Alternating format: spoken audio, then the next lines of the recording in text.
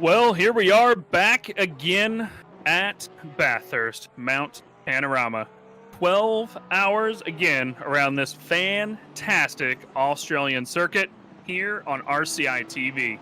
We were just here not too long ago, about 4 or 5 months ago, for an epic battle that went all the way down to the end with a few different cars. Orion Race Team, car 126, dominated the victory for that race, though. Can they repeat it today will be the question. Hello, everybody. My name is Mike Jones. Welcome to RCI TV, and I will be bringing you the commentary for the first hour or so of the Bathurst, and here for the back half of the race, of course, joined by an absolute roster of the best commentators here at RCI. We will have Jesse Lee, we will have Ryan Mawson, we will have Nate, we will have Jake Coombs, Stewie, and Nick Setnick behind the cameras. And of course, joining me right now is Mr. Ryan Gill, who will be racing in this race in a little while. Won't you, Ryan? Yes, I will, Mike. I am not keen to mention my car at all, so going to get those warnings out of the way, but I will be racing later on today. In fact, I'll be doing a stint in between my commentary sessions. Good morning, good evening, good afternoon, good night, wherever you are in the world joining us, because I know that we have quite a few international viewers here at RCI, and of course we have drivers from all over the world competing as well. It's very early in the morning for Mike, I believe, at this point in time. Is it not long past midnight? 12:30 a.m. 12:30 a.m. Yep, I had to be up at, I think it was about 5:30, 6 o'clock. And, of course, daylight saving times hasn't helped that any, but we are here, and we are here for 12 hours of racing multi-class action on the mountain as well. If you didn't catch it, we have GT3s and GT4s here for this race today. 3 classes total, 2 GT3 classes, Pro and Silver, and of course the 1 GT4 class. And well, Mike, you said it was only about 5 months ago. I mean, it feels like it was just yesterday that we were doing the 12-hour from last year. It does. I remember it vividly because obviously me, Jesse, Josh, and I believe Nick was here with us as well.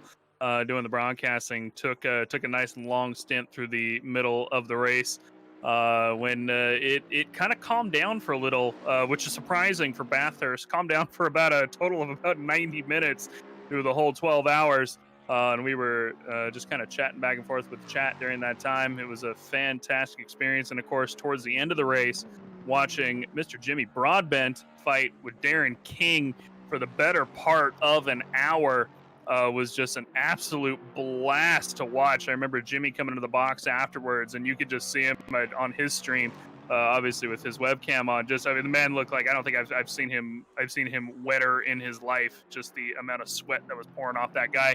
And speaking of Jimmy, he is going to be back today. Of course, this event brought to you by RCI, but asked for by Mr. Jardier, Jaroslav Honzik, and the shed-dwelling sim racer himself, or not even sim racer anymore, real life racer, Brit Carr this year, Jimmy Broadbent, bringing home the Nissan, currently in P9 in this practice session. He is sitting in the pit lane at the moment, Jardier is, but the Minty Boy, Godzilla, will return to the mountain. You can kind of see him just a little bit there. That's that kind of green and black one there towards the middle of your screen.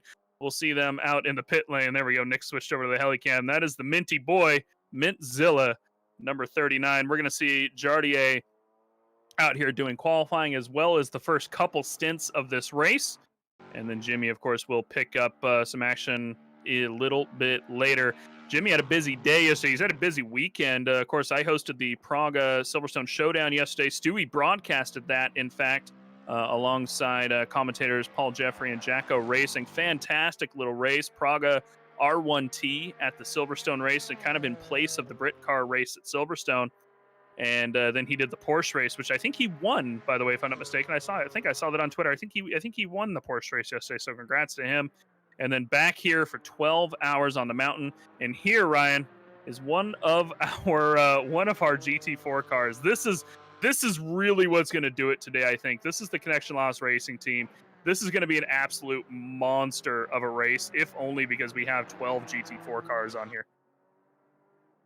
Yeah, we do. We struggled to get the numbers up. We're not gonna lie, but you know what? It's great to have the GT4s on the field. I've been enjoying them so much myself in the GT4 championships that we host here on Thursdays at RCI.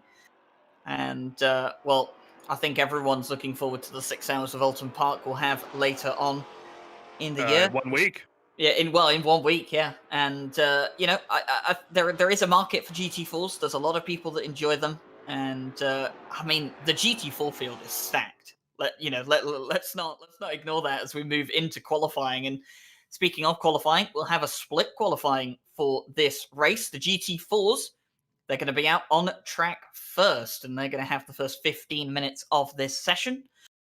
And well, once they're done, they'll have a 1 minute overlap period, finish up any laps that they are doing. The GT3s will start to line up at the end of pit lane, and then the final 15 minutes of the race will be reserved for the qualifying session, will be reserved for the GT3s to go out and set their lap times. But 15 minutes for the GT4s to go out there and show us what they can do in the dark at just past 5 in the morning here at Mount Panorama. Yeah, and of course, those of you who pay attention to the 12 Hours of Bathurst, the actual 12 Hours of Bathurst Look of Molly, will know that race starts just before sunrise, around 5:30 in the morning green time. So that is what we have done today. Guys out here qualifying in a little bit of the dark at 5 a.m. so that we can push that race time to start just before dawn. And so dark qualifying is an interesting one. It is only fast grip out on track. That means for the first few laps here, these cars will not have optimum grip being so early in the morning. Going to see how quickly that grip builds up. Will the GT4s have a chance with optimum grip down towards the back end of their first or their qualifying run? But hey, we don't know yet. This car right here, this is a return. Actually, first time this team has raced since our last 12 Hours of Bathurst. You can see Mr. Eris himself, Kunos Eris, along with Gergo Panker, Kevin Stuck, and I believe on who's their fourth member? Is on Andrea, is it, Brian? The final member of the Kunos team. Yeah, let me pull it up on It's Santa.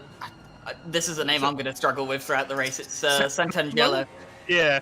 So this is Kunos race team, guys. 4 Kunos members here driving in the BMW GT4. They're joining us for this race. Eris is going to take us on our first flying lap of the Bathurst 12-hour qualifying. Here he comes down into the first corner. This is hell corner that he's going to brake hard into. Try to brake as close to that corner as you can. You got to get a good exit out of hell corner. This mountain straight will be so slow. You will lose so much time if you don't. And you can see behind him somebody trying to grab that slipstream all the way down the mountain straight. He's going to come up to Quarry Bend and try to brake as late as he can to get a good run in. If you get a good run in to Quarry Bend, you can really accelerate and get the run out. And then, of course, one of the most famous corners at Bathurst, the cutting here, as he makes that long sweeping left-hander and tags the wall on the back end of the circuit. You can see the lights flashing a little bit. This is Bathurst at its finest, the very first flying lap, and we're already seeing people tagging the wall. Eris now coming through the park section, Reed Park, Solomon Park, and then out through McPhillamy Park here before he comes into Skyline, which is probably the most famous corner on this circuit. Watch this from the splitter cam. You are all the way downhill, tight right, tight left, tight right, and then down into the dipper, trying to keep a hold of the car the entire time while you're trying to carry the speed. In a GT3 car, you're doing near 120 miles an hour through that section, which is just insane to think about. Hard on the brakes down into the elbow, but you got to get the run. Again, it's the same thing as turn 1 hell corner. Got to get the run out of the corner. You have to get the speed down Conrad straight. The Audi flashing him behind. He wants out of the way, and Eris already knows he screwed up this lap, got the wall tag and validated it, decided, you know what, I'm going to go ahead, get some fuel back in the car, maybe repair that little bit of damage, Ryan, that he got from tagging the wall. and get back out on a hot lap. About 11.5 minutes remaining for them. Here's Mikael Sundstrom, nearly on pace KTM, one of our 2 KTMs on the grid, if I'm not mistaken. That is correct. We do have 2 KTMs today. We have the Team Zero Bad Luck KTM and the nearly on pace KTM. But there we go then. The first official lap of the qualifying session. Mike Noble, 2:12.9 in the Audi R8 LMS GT4. And Leo Hirvonen in one of the 2 KTMs continues in his wake, and he's going to be just 0.2 down on that lap time. Milton Stilvassen, 1.3 seconds down. Not a great lap for the Aston Martin. You can see the Kunos Racing Team BMW, I believe that is, coming back out of the pit lane. And Aris is going to move over, I think, to let Milton Stilvassen past. I think this is going to be a team to watch here in GT4 today, by the way, Ryan. I think this MSV Racing team is going to be one of the top teams. Milton Stilvassen has really had a strong showing recently in a lot of our races. I'm excited to watch this. Definitely has, in contention to win the British GT Championship, happening tomorrow evening, the finale of that 190-minute race at Silverstone. And whilst he's not really in contention for the Friday Championship, has had some good results as well in that one, and is, well, very quickly solidifying himself as a top split driver around here at RCI. And he's going to be driving alongside Simon Keeble for this race. Quite a few drivers two-manning this race, as we saw last year, and Milton Stilvassen just going a bit wide there onto the curb on the outside of McPhillamy Park's exit.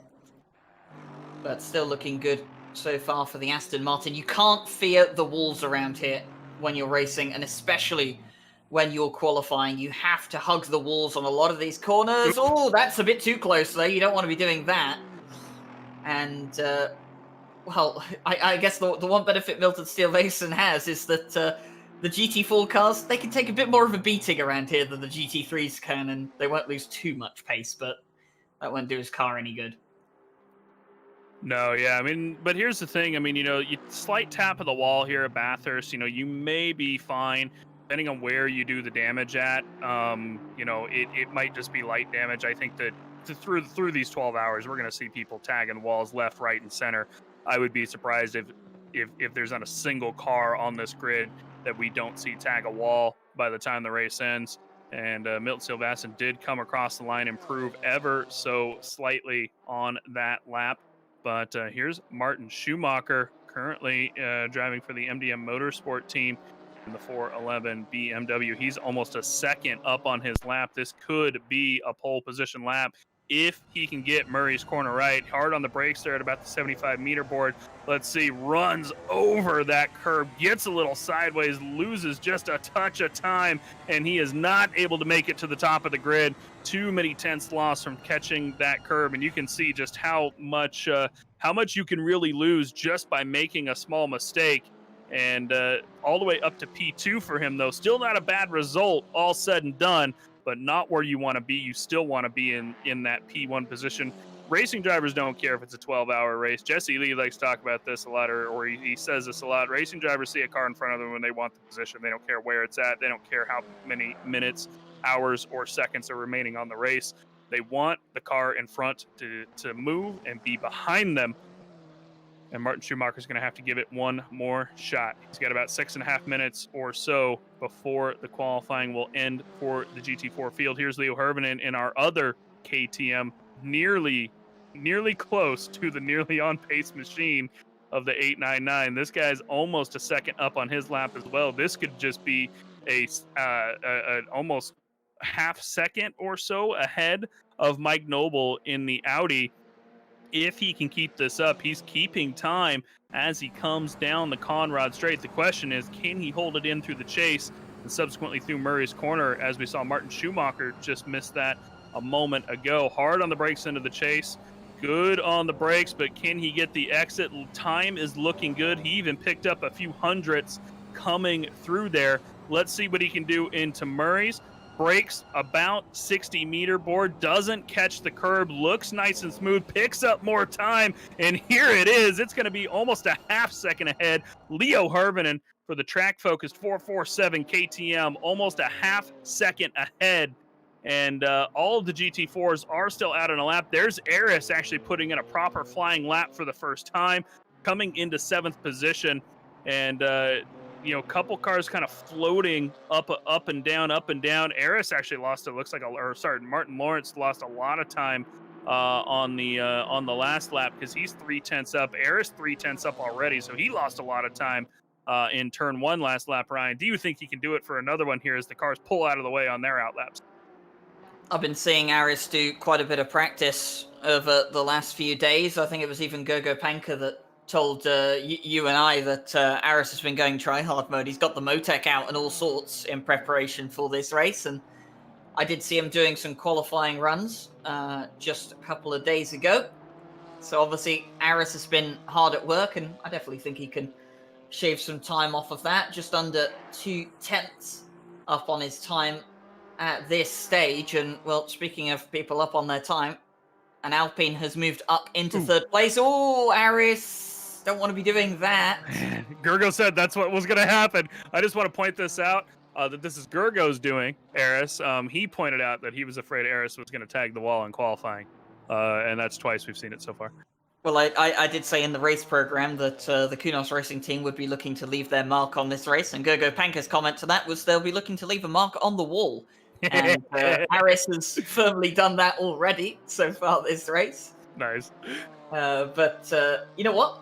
He's still up on his lap time, Mike. Despite that, you know, despite the fact that he's clipped the wall, on my timings at least, he's half a second up on his lap time. So it hasn't affected the BMW M4 too much. The question is, did he invalidate by tapping the wall? As we know, you don't have to necessarily get all 4 wheels off the track here at Bathurst. You can invalidate the lap by tapping the wall at certain points, but we're going to see. Here he comes through the chase. Good run through there, picking up a little bit of time. He's almost 6/10 up on this lap. How hard can he brake going into Murray's corner? There it is, a little bit earlier than we were seeing the other cars, about a 75-meter mark compared to the 60 mark of that KTM. Good run coming out of the corner. Did he invalidate? He did not. He's going to go all the way up to P3. Eris for the Kunos racing team up, still 7/10 behind Leo Hervinen, who just set an absolute blazing lap. But everybody else in the GT4 field is all about right here. We're seeing a couple of the Maseratis on the grid, by the way. Joe McCauley and George Boothby are driving the Maseratis for their team here in qualifying, and they're struggling a little bit down towards the bottom of the grid so far. Of course, these teams did not have a whole ton of time to practice. They made a pact that both of these Maseratis would not spend a ton of time practicing just for a bit of fun, as that's realistically what we're all here for. Joe McCauley for the No Ghosting race team.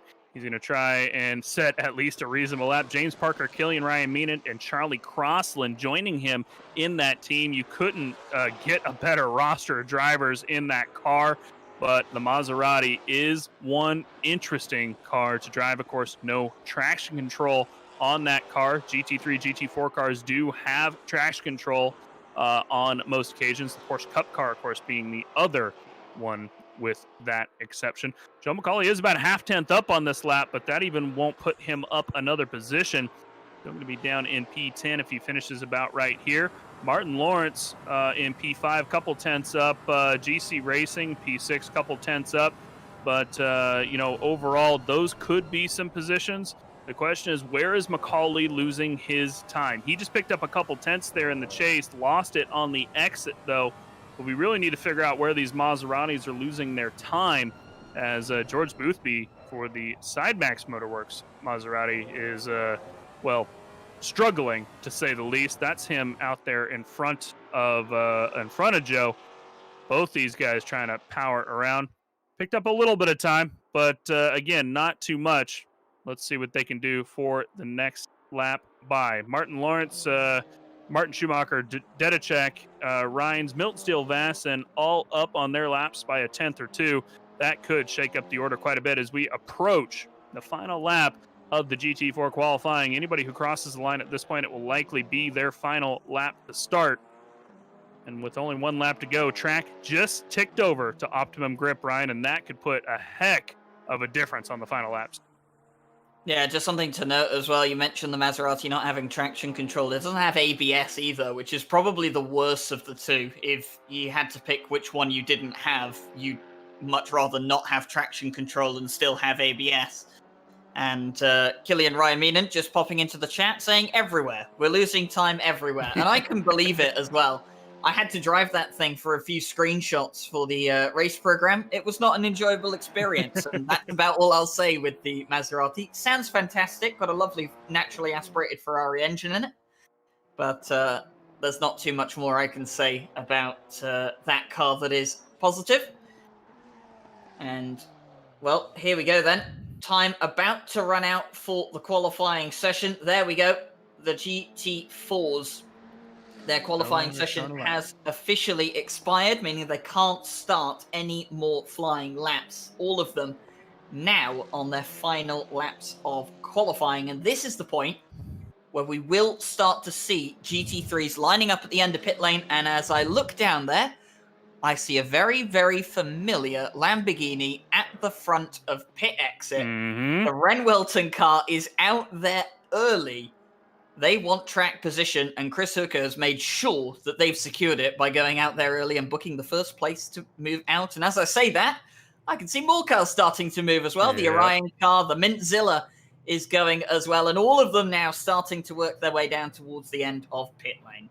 10 seconds until that release. We've got a couple GT4s kind of finishing up a lap. Of course, they will have to return to the grid as soon as they pass the start-finish line. But here goes Chris Hooke out of the pit lane. He's going to start his out lap as we're going to watch Andre Felix finish his very last lap. Andre Felix is a little bit up. He has not had a good qualifying so far. I don't think he's going to be able to make up a position here, but let's find out. And he will not, in fact, make up a position. So Andre Felix for Phoenix Racing Portugal is going to qualify all the way down in P11 of the GT4 field. Let's flash that timetable up on the screen for just a second here, Nick, as the GT3s come out for their out laps. We have Team Zero Bad Luck, Leo Hervinen out in P1 for the GT4 field. GC Racing 411, Martin Schumacher in P2. Hazardous Overlap, Mike Noble, which is the rebranded FFS Racing team for this race, out on that final podium position here in qualifying.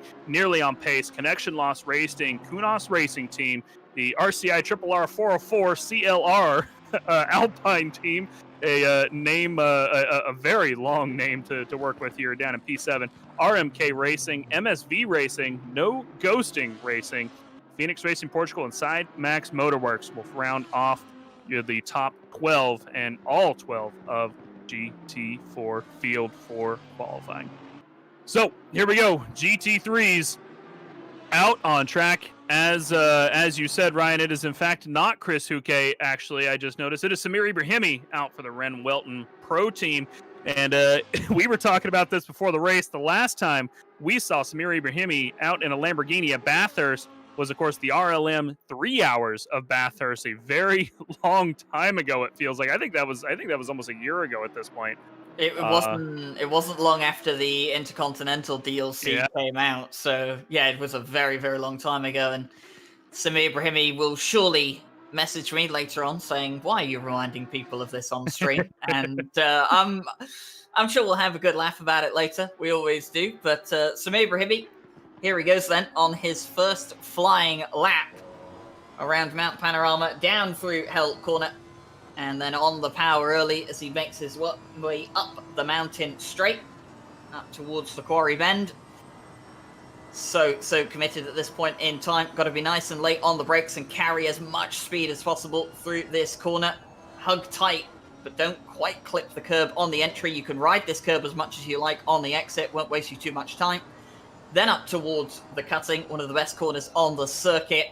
Fantastic camera angles that you can see through here, and Samir Ibrahimi carrying plenty of speed up in this point. And this is where the mountain begins, Griffin's Mount, and then through Reed Park. You've got to be so careful, but so committed. You can't fear the walls at this point in the circuit, and Samir Ibrahimi not fearing the walls at this point in time. Tight onto the inside. Is he going to run wide? Nope, just clips the curb. Very well done. Into Skyline we go, and will now make his way down towards the Dipper as he goes through the S's. There is the Dipper.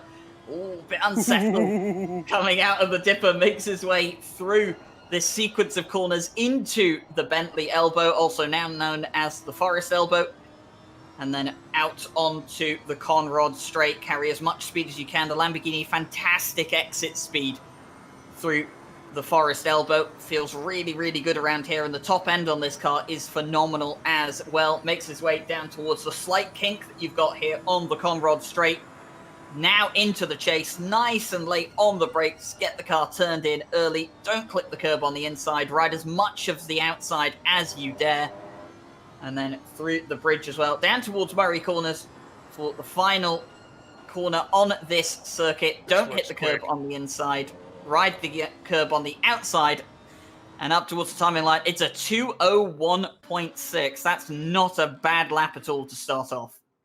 No, not a bad lap at all, especially considering we just ticked over to optimum grip, which means, we are in optimum grip, but it is not absolutely at its max grip level quite yet. Samir Ibrahimi does get demoted down to P2 by our previous 12 Hours of Bathurst winners, Fulvio Berrezzini for the Orion race team, driving the Bentley in this particular race.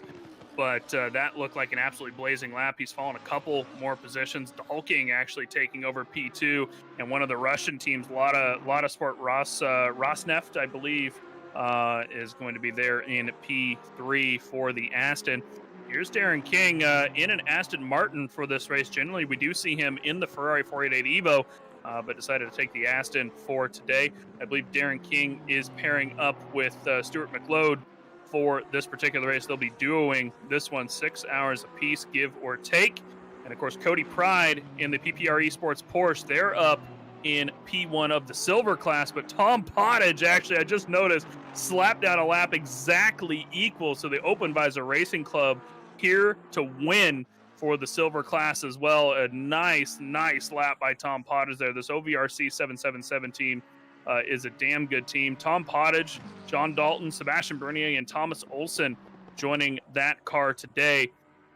And I'm expecting great things from them. However, what I'm noticing here, Ryan, is looking up and down the grid, there's many people, of course, up on a lap. However, the person who is up most on their lap is still the man in P1. Fulvio Berrezzini is coming down the back straight at the moment, coming into the chase. He's a half second up on his lap still. That's going to dip him down to a high ought, if not a little bit more, if he can pick up a little bit more time, which he actually did coming into the chase. The question is, can he carry it into Murray's corner? How hard can it be on the brakes? Samir Ibrahimi did take the lead back for a quick second, but here comes Berrezzini. He's going to come across the line and take it right back. A 2-minute 7:47 across the line for that Bentley, first person in that 2-minute range, and he is not done yet. 8.5 minutes left on this qualifying session, and we are going to see these guys fight tooth and nail. Triple R takes the pole provisionally for the silver class. Harry Conway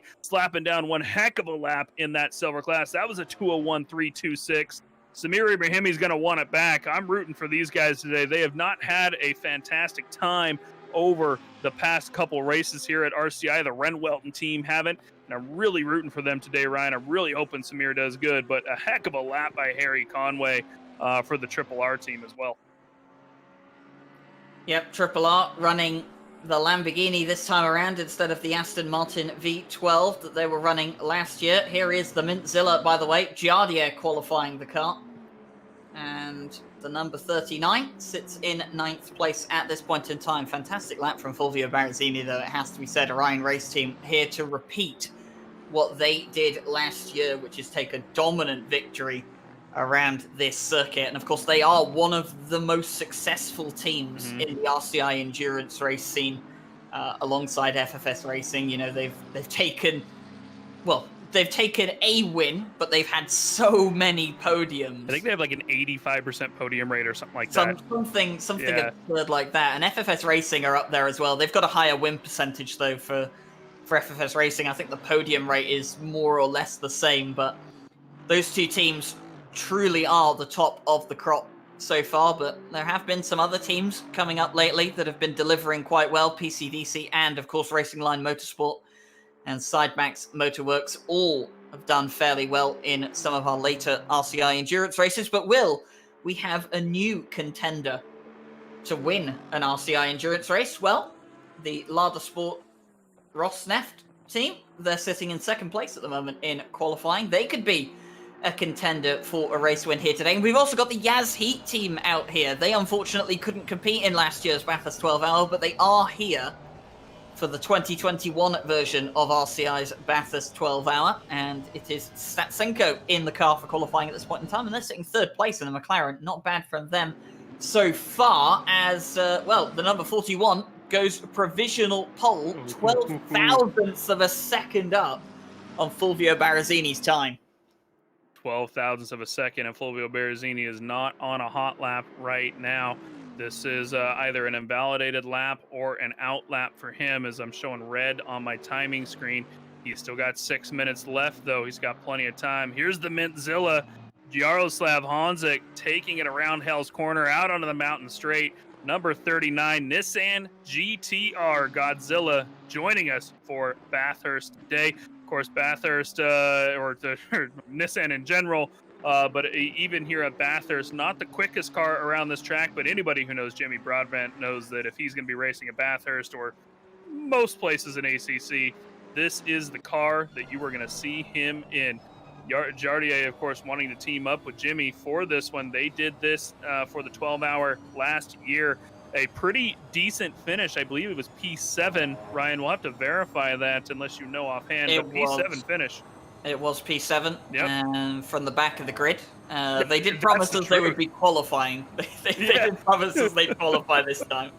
I mean, shoot, if they make up as many, even half as many positions as they did last time, they're going to be like above P1 at this point. So, yeah, it's going to be really interesting to see what happens with them, now not qualifying all the way at the back of the grid, especially with 4 cars here, as they could not participate in qualifying last time. But Jardier is not quite up on his time. He might gain a slight amount of time down Conrad here, but he's currently sitting about 7/10ths back, and that's about what Jardier thinks this Nissan should be anyway, give or take between a half second to a second and a half or so slow, depending on how quick he can get it over the mountain. I will say, though, no matter how slow it is, man, does that car just sound fantastic. It does sound fantastic. We do have some great cars for those audio files out there. Of course, we have P19, a Jag out anybody? here. Yeah, we have a Jag out here. Mia Rose and Anna Rose are both in the Jag for this race, down in 19th place at this point in time. Of course, the Maseratis, as much as they have struggled in qualifying, they sound absolutely fantastic. The Ferrari engine in that car is definitely one to behold. The GTR sounds amazing as well. We don't have any V12s out here on the mountain, which is kind of unfortunate. But we're looking at Mirrors at this point in time, and Fulvio Barrazzini has just crossed the line. He's going to start another lap here in an attempt to retake provisional pole, but we do have a new provisional pole sitter. The Yaz Heat car that I was talking about earlier, the 149, has thrown itself onto provisional pole by almost 0.2 of a second. We have a McLaren on pole at the mountain so far. Yeah, so far, but currently watching Mia Rose in the Jag for Genelesi Esports Academy. Mia here not up on her lap at the moment. She's about equal, but can she get a good run coming off the elbow on to Conrad Straight will be the question. I'm sure that's where she's going to gain a lot of time here. Actually, gained a lot of time after the elbow, almost 0.4 gain there. So this might be a position or two for the John Alessi Esports Academy 956 Jaguar G3. Going to see how good that she can get this car into the chase. Currently looking pretty reasonable. 0.2 up on the lap, lost just a touch of time, didn't get quite as good of a run out the elbow as she did on her fast lap, but such a good run out of the dipper that she was able to pick up time. Now lost gained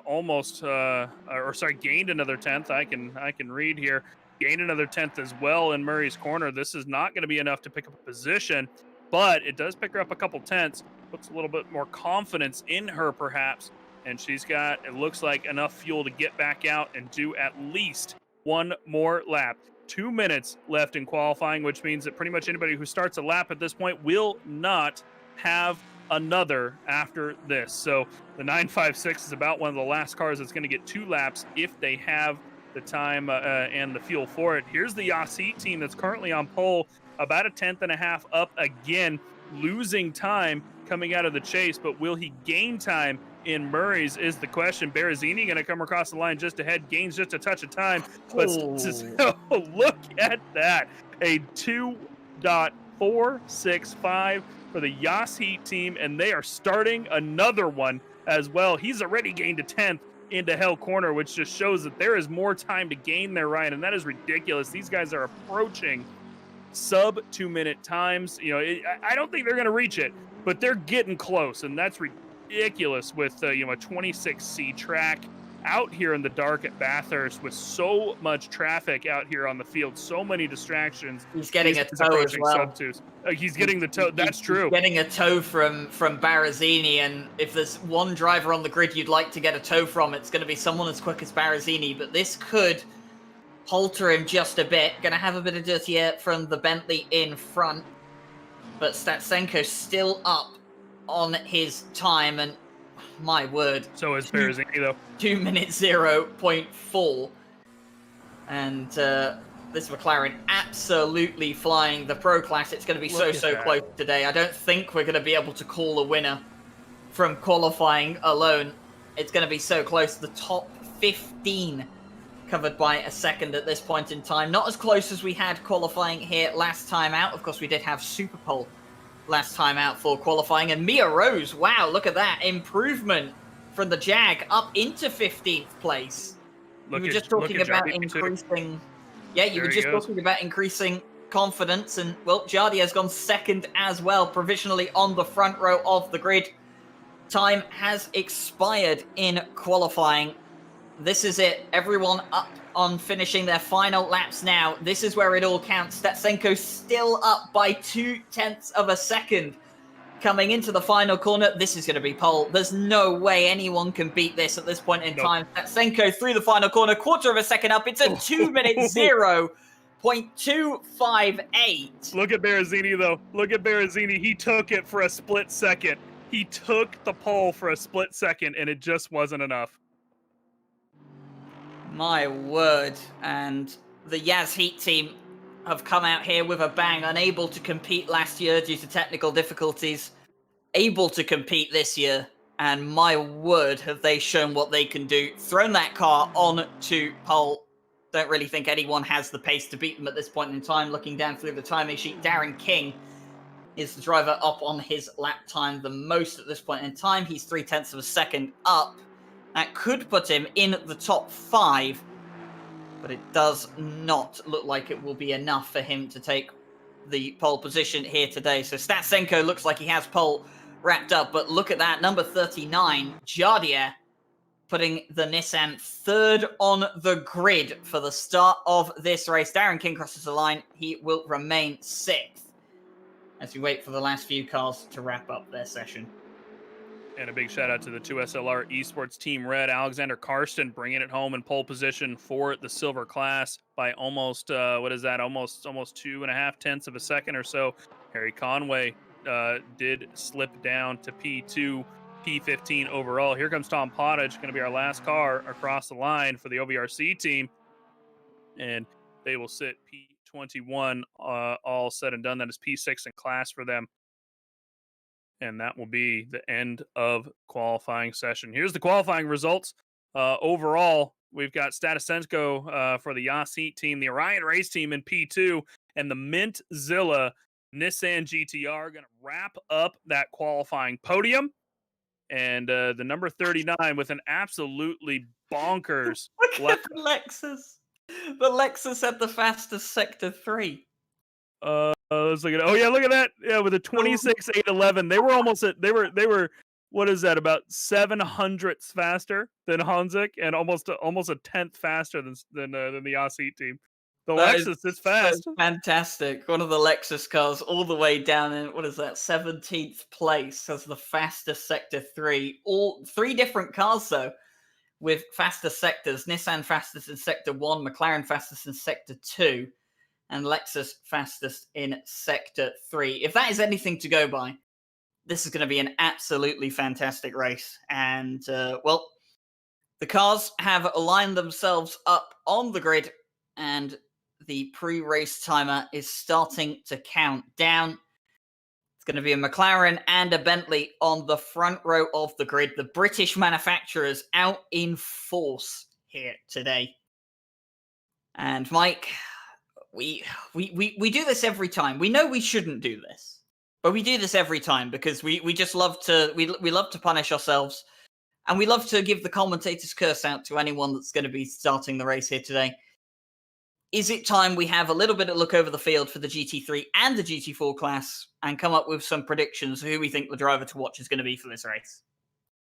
I mean, what else are we going to do, Ryan? this is what we do, right? As we're looking at the final GT4 qualifying standings as well. Leo Herman, Matt Kennedy, David Alvarez in the KTM Crossbow GT4 taking home the pole for Zero Bad Luck team there. So we got 3 different classes here to talk about, right? We've got our pro class, our silver class, and our GT4 class. Now, I already know who I'm going to be, who I would like to see have a good result today in the pro class, and also who I think may be feasible for a victory, which is the Ren Welton team, and of course the Orion Race team, because I think the Orion Race team is the easy pick here. You know, they dominated the last 12 hours of Bathurst. They have such good luck here. They were really showing their strength in the race, or in the qualifying, how fast they can be, and we know that Egger and Berrezzini are just absolutely just ridiculously quick and consistent during the race. The question is, can the Yas Heat team be as consistent and quick as they can? I don't know. What do you think? I mean, the Yas Heat team, I've seen them around in a few different races, and you know they're very, very quick, and they've got a stacked lineup as well.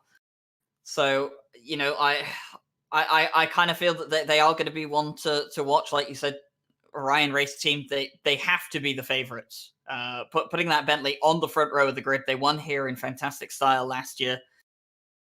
But you know what, I'm gonna go with what the people want to hear. The people want to hear that Mintzilla's gonna win today. And you know what, I dread to call Jardier and Jimmy an underdog story, but in this field, with this pace, I kind of get the feeling that it is a bit of an underdog story. But I'm sure Jimmy would agree with you. Third on the grid, Mintzilla. Can the Nissan reclaim its crown that it once held around this circuit? I think that Jardier and Jimmy, they might be able to do it here today. They need luck to go their way. And as for the GT4 class, well, I don't want to say too much. But if I'm being honest, you know, if I'm being honest, I mean, look, does Team Zero Bad Luck look good today? That KTM, I mean, the KTM is not an easy car to drive around here, but that team look planted. But another team you got to watch out for is the GC Racing 411. The BMW is quick around here. It's unrivaled on the straights. Nothing is overtaking that thing over the straights. And, well, it's going to be interesting to see which of those two lead at the end of the first lap. And I kind of get the feeling that if Martin Schumacher in the BMW can get in front, 30 seconds. It may be fairly straightforward for the BMW, but it's a long, long race to go. So for the GT4 class, I won't say too much, but I'll say watch the two on the front row of the grid. They're definitely going to be the favorites here. So, you know, Ryan, I'm going to dip farther down the field in the GT4s. Oh, dear. MSVR 962, Milton Steele Vasson and Simon Keeble. I think that that 962 car has a really good chance at a good finish here today. And that's who I'm going to be rooting for in the GT4 field. However, what we didn't talk about, third class here, we've got the silver class as well, which is really full of pro drivers that aren't proper alien esports drivers. So you know, we call them silver drivers, but these are still proper pro drivers. I think that I would really like to see Cody Cried and the PPR team take a good finish here, because they have been very consistent in the World Tour so far. But if I'm not mistaken, they haven't actually taken a victory. And I would let you know they're such good drivers, and I would like to see them have a good finish and take a victory here. But if I'm going to be honest, I think the Daniel Jose Jorge team in the 64 is going to be the one to watch here in the Silverfield. Well, for the Silverfield, I'm gonna stay true to my heart, true to my teammates, and I'm gonna say Triple R team to watch. They're in a Lamborghini this time, and the Lamborghini is quick around here. Harry Conway, third on the grid for the silver class, and you know what? I think they've got the ability to pull off a good result today. It sounds rather obvious, but everything entirely depends on luck around here. You need to not get involved in any accidents that aren't your fault, and you just need to keep it out of the wall. Don't have any self-inflicted incidents. It sounds a lot easier, to do than it actually is. Just watching the onboard cam across the mountain. I mean, look at when we were watching that McLaren come through Skyline. It's narrow. It's terrifying. It's narrow around here, and it is terrifying. And the speeds that these cars do around here, I mean, GT3s are nowhere near the quickest class of cars in the world, but even around this circuit, it's absolutely terrifying. Even in the GT4s, this circuit, a bit unnerving as you go through some of these sections. I mean, my car feels like it takes off as it goes through Skyline. The Alpine's got no weight to it. Just feels like you're levitating off the ground slightly, but you know what? These guys know what they have to do. They're plenty experienced around here. This won't be the first race for any of them at this circuit. And a lot of these guys were here last year for the 12-hour. So, here we go then. Coming on to the Conrod Straight. And they're going to start to line up 2 by 2 as they get towards the end of this straight. And we are just about a minute away from the start of this race. The GT3s will go when the lights go green. The GT4s have been told to hold back 15 seconds from the time the lights go green. And that means that they will be going green at 11:59:45. Or just around where the pole position start time is, and that's just in case there is an accident in the GT3 field. The GT4s have enough time to slow down and make sure they don't get caught up in the accident. Of course, safety car will be in place here if needed for the first couple laps. The 12 Hours of Bathurst last year was actually the race that kind of made us think, hey, probably should need a safety car because of incidents here. For the first couple laps, it can be a bit of a mess. Here goes the cars stacking up to 2 by 2. Statsenko going to go ahead and lead the field down on to the start-finish straight. Out of the chase now, going to come into Murray's corner. You can see the Bentley there behind and the Orion race team, Mintzilla there as well. And the McLaren slightly up ahead off screen. Approaching the final corner on the formation lap. We are going to go green here just shortly. There they are there. 149 McLaren 720S for the Yassit Racing Team. Matthias Egger, Orion Race Team out beside. The lights are up. They are approaching that start line. And we are going to go green right now for 12 Hours of Bathurst here on RCI TV. Egger trying to get as close as he can to the 720S and push him as far as possible. The 720S gets a great run coming out of the first corner. Single file pretty much all the way down here. You can see Jardier and that Mintzilla lining up in P3, P4. Egger going to actually try to go around the outside. We're going to look back from Egger here as they stack up 2 by 2. Will he get enough of the run? Hard on the brakes, but it looks like that 720S is going to get the grip. The Bentley runs a bit wide, and Jardier, Jimmy Broadbent, Mintzilla team actually up to P2 from the second corner, and Orion Race Team dropping back to P4. Not what they wanted to see at the start, but hey, you know what? Not a lot of issues as well. I'm not seeing any incidents yet, at least. These guys keeping it clean. The GT4 field has launched as well. The start clean so far. Here is the GT4s coming through the cutting for the first time. Leo Herbinen leading the field in his KTM. Mike Noble chasing. Schumacher behind. Guiglia behind him. Macha rounding off the top 5 for the GT4 field. Back at the top of the GT3 field, Yassi team coming through the cutting, through the dipper, and gonna approach the elbow for the first time. Look at the gap there, Ryan. 0.4 of a second that 720S has gotten over Jaroslav Hanzik in P2, and he is checking out. This Yassi team showing strength early. However, what we know is that 720S is fantastic early in the stint. Hopefully don't burn off the tires. It is set to be an absolute scorcher here today. 5:44 p.m. or a.m. sim time, 26C already. And here's Milton Steele Vasson. I've cursed them, Ryan. Oh dear. Well, we're gonna get a replay here as well, and oh, that's the connection lost racing Porsche. Oh, and collision there. Oh dear, the connection lost racing team. I think they had to RTP. They had to tow back. Oh no, and that's not good for Milton Steele Vasson's car either.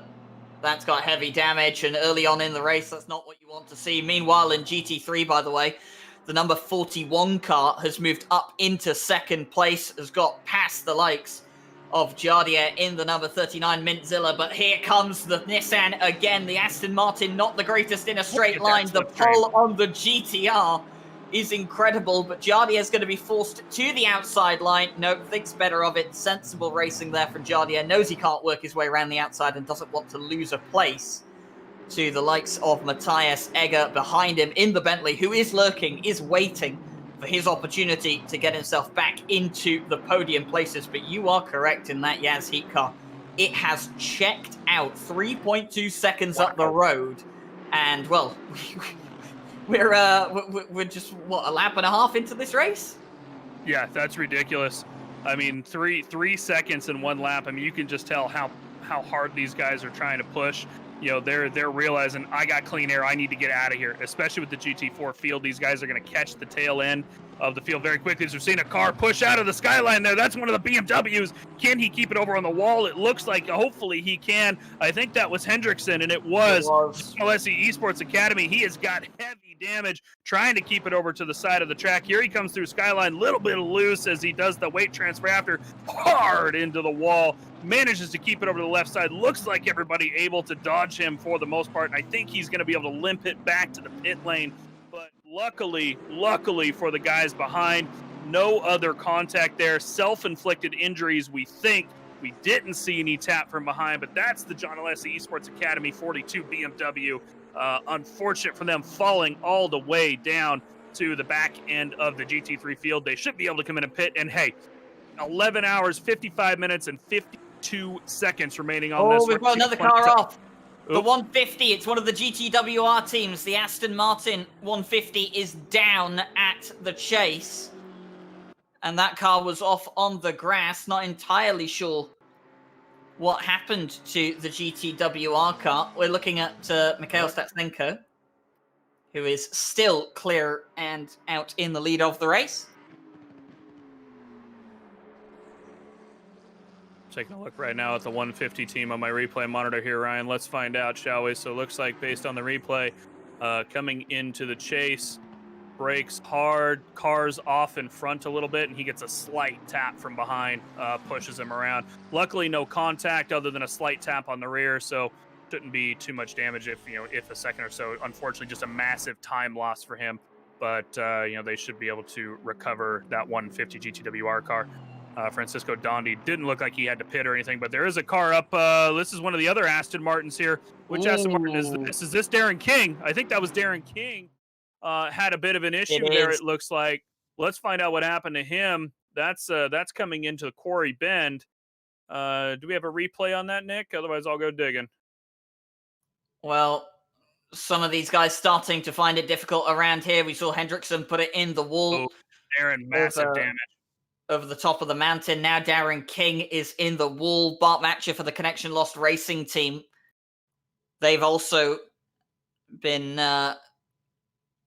in the wall as well. So a few guys struggling around here at the early point in this race. The good thing is there hasn't been any pile-ups. It was very, very clean on the start. And we hope that we'll have some pictures back for you shortly. Just some small technical difficulties on our end. And we'll enter some RCI radio mode, won't we, Mike Jones? We will, yes. I went and took a look at Darren's accent. By the way, looks like he broke into Quarry Bend with a GT4 in front of him, and perhaps the GT4 going a little bit slower than he was expecting, and tagged the back of him and spun himself around. Massive damage into the wall. Got tangled up with the 191 a little bit, so there will be some damage there as well. So Darren has had to return to the pit lane and repair that car, not able to drive it back to the pit. He's going to have to tow back around and have a recovery drive for this race.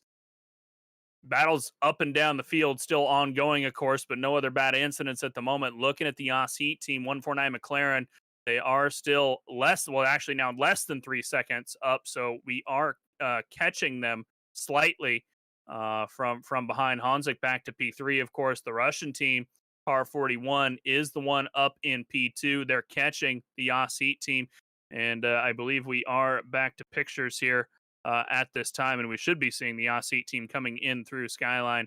So the Russian team trying to chase them down a bit. Honzik has fallen back a little bit, and Orion Race Team all over the back of that Mint Zilla 39 Nissan GTR. And this is going to be the battle I think that we're gonna see not see the end of for a while, because Jardier, he is not known to let people by him at any given time, and Matthias Egger isn't known to let somebody get away from him at any given time. So these two are going to fight all the way, and I've been told by my producer we are not back to live pictures yet. He's trying to get that set back up. A little bit of an issue with the simulator, unfortunately, but hey, that's what happens occasionally. Technical issues here and there, so we should be back to pictures here shortly, Ryan. But GT4 field has definitely sorted itself out a bit. GT3 starting to get itself sorted out, but still stacks of cars. As I'm looking at my map here, stacks of cars coming through Conrad, 5 or 6 at a time, it looks like. Yeah, it definitely does. The GT4 field, a bit spread out at this point in time, but the main train at the front of the field still going strong, and it's Mike Noble that leads the GT4 field from Martin Schumacher and Leo Hervenant. So the Team Zero Bad Luck car has lost the lead that it had from pole position, but both KTMs still running well. You can see Matthias Egger on screen at this point in time, chasing down Jaroslav Honzik. Jardier at this point in time, the Bentley looking to make its way back past and up into 3rd place. But of course, Jardier not going to be too keen to move over for the Bentley. If he wants that 3rd place back, it's going to have to work for it. And Matthias Egger, well, he'll definitely enjoy working for it. You can guarantee that. Work our way over the mountain. Not really any overtaking spots possible here unless someone is willing to let you pass. We have an advised no pass zone across this area of the circuit. If you can make a pass stick, I guess you can make it stick, but if there are any incidents, they will be judged more harshly by the stewards. We do have some investigations going on at this point in time from our live stewarding team, and we'll give you any updates on any penalties that come out later on in the race. Yeah, of course, massive team of stewards over there in the stewards box. I think there's about 7 or 8 of them, including our race controller. So they're gonna keep busy, of course. Here, 12 hours of Bathurst, always an interesting one. As we're gonna see the Bentley actually trying to go to the inside here. We have catches the curb a little bit, and there's Jardier out in the mirror. He's actually just gonna get that done. Look at him go. Egger in that Bentley gets a fantastic run coming out of the elbow and puts Jardier behind him back up into that podium spot. And that's going to be him all the way back up to P3. Egger now needs to go chase down the Russian and the Oss Heat team up ahead, as they are taking off, and he cannot afford to lose this much time this early. That said, Jardier is not going to let him go, of course, but this Nissan GTR in the slipstream should be hopefully fast enough to keep with him. And of course, Jordan Grant Smith, 199 hashtag ban Jordy, back about 4 seconds in P5. If these guys keep fighting, Jordy might catch up with him as well. But sorry guys, looks like we're going to lose live pictures very briefly again. The fantastic ACC broadcasting tool giving us just a couple issues early this morning. our broadcaster Nicholas is got to just head out and reset his game one more time. So apologies for that. But me and Ryan will keep talking. We are here. I'm currently watching this Jaguar go through the top of the mountain. Ryan, Mia Rose has made herself all the way up to P11, chasing down Cody Pride at the back of the silver field at this point. She's made up quite a bit of position. Yeah, it's a fantastic job so far from Mia Rose in the Jag, the 956. Of course, Mia Rose, we haven't even mentioned this on stream. Australian. This is home turf for Mia Rose. So this should probably know this circuit like the back of a hand. But you know what? Sitting in P11 at the moment in the Jag, it's no small feat, and doing a fantastic job at this point in time. Closing in fact, on Cody Pride just in front. Of course, running P11 overall, but running, what is that? Something class at this point in time, and she is close on the back of Cody Pride for 10th overall, but running 9th in class. Very, very good at the moment. A team that hasn't really had the start they probably would have wanted, though, is the 249 Renwelton car. You spoke about them earlier. They haven't had a great start to endurance races in RCI in 2021, and that kind of continues here today. They're sitting down in 16th place overall, P11 in the pro class, and the 249 car not had a great time. And meanwhile, one of the cars that I said might have a good race today as well, Harry Conway in the 369, they've not had a good race either. I think they might have been caught up in one of the accidents, and they're all the way down in 34th. They're behind some of the GT4 cars. So that just shows you how poor their race has been so far. Some of the GT4 cars that were involved in that incident with the 404 of the Connection Loss Racing Cayman are back out on track. I believe we do still have the entirety of the GT4 field here on the circuit. And Bart Matcher and the number 80 BMW are a few laps down, of course, after they had to, unfortunately, pit for damage. Yeah, unfortunately, they did have to pit, and I believe our broadcaster is about ready to push live pictures again, guys. Sorry for that again. Just some technical gremlins out in the ACC field today, and we should hopefully be back live here shortly with pictures. If not, we'll give a shot at switching broadcasters if we need to. But the Aussie team currently 3 seconds ahead of the Russians. A lot of sport back in P2. Matthias Egger has gapped Jardier by almost 2 seconds. As we go back to live pictures, you can see that across the left screen. Egger now 2 seconds ahead of Jardier, who is falling down to Jordan Grant Smith. That was about a 5-second gap a couple laps ago. So Jardier, it's not that Egger is going too much faster, it's that Jardier is going that much slower, unfortunately, at the moment. And then Kevin Siclari for the Racing Line team, a couple seconds back from them. So all these guys still just a couple seconds away from each other. And now that we've gotten into the light, like the sunrise, sun's coming up, we're no longer in the dark. We're really going to see everybody's tires are warmed up, really going to see how the pace can actually work out here. Now that everybody's mostly got slightly more breathing room than being in a stack of 30 cars, we'll see how good these guys can really get on the pace. 38 car Donking, of course, struggled with that incident here through Quarry Bend about 5 laps ago. Back out on the field, he is trying to do a bit of a recovery drive for this race as we're looking back for the battle for the silver lead at the moment. This is Alexander Carson for the 2SLR Esports Team Red. Looking back at the PPR Esports Porsche, currently driven by Cody Pride. This is your battle for the lead or the silver class, and these guys have been stacked up nose to tail since the start of the race. Mia Rose is there behind them, still trying to bring them back down. And of course, looks like Jimmy has sent over quite a few viewers over from his stream. So hello to everybody in chat. Welcome to RCI TV. If you've never been here before, my name is Mike Jones. I'm doing some commentary for the first hour or so, and then I'll be back for the back half of the race, joined today by Ryan Gill, who will be here for a couple hours. Jesse Lee will be in the box later. Nate and Ryan Mawson as well later in the booth. We have a roster of commentators here to bring you 12 hours and change of action. And so far, it has been plenty of it. 16 and a half minutes into this race. And here is the Mintzilla currently in P4. And of course, Ryan, we talked about this back in qualifying, started from dead last the last 12 hours of Bathurst, and now up in P4 already because they had a chance at qualifying with a fantastic qualifying lap. Jardier in P4. Can he hold it for the next 11 hours and 43 minutes?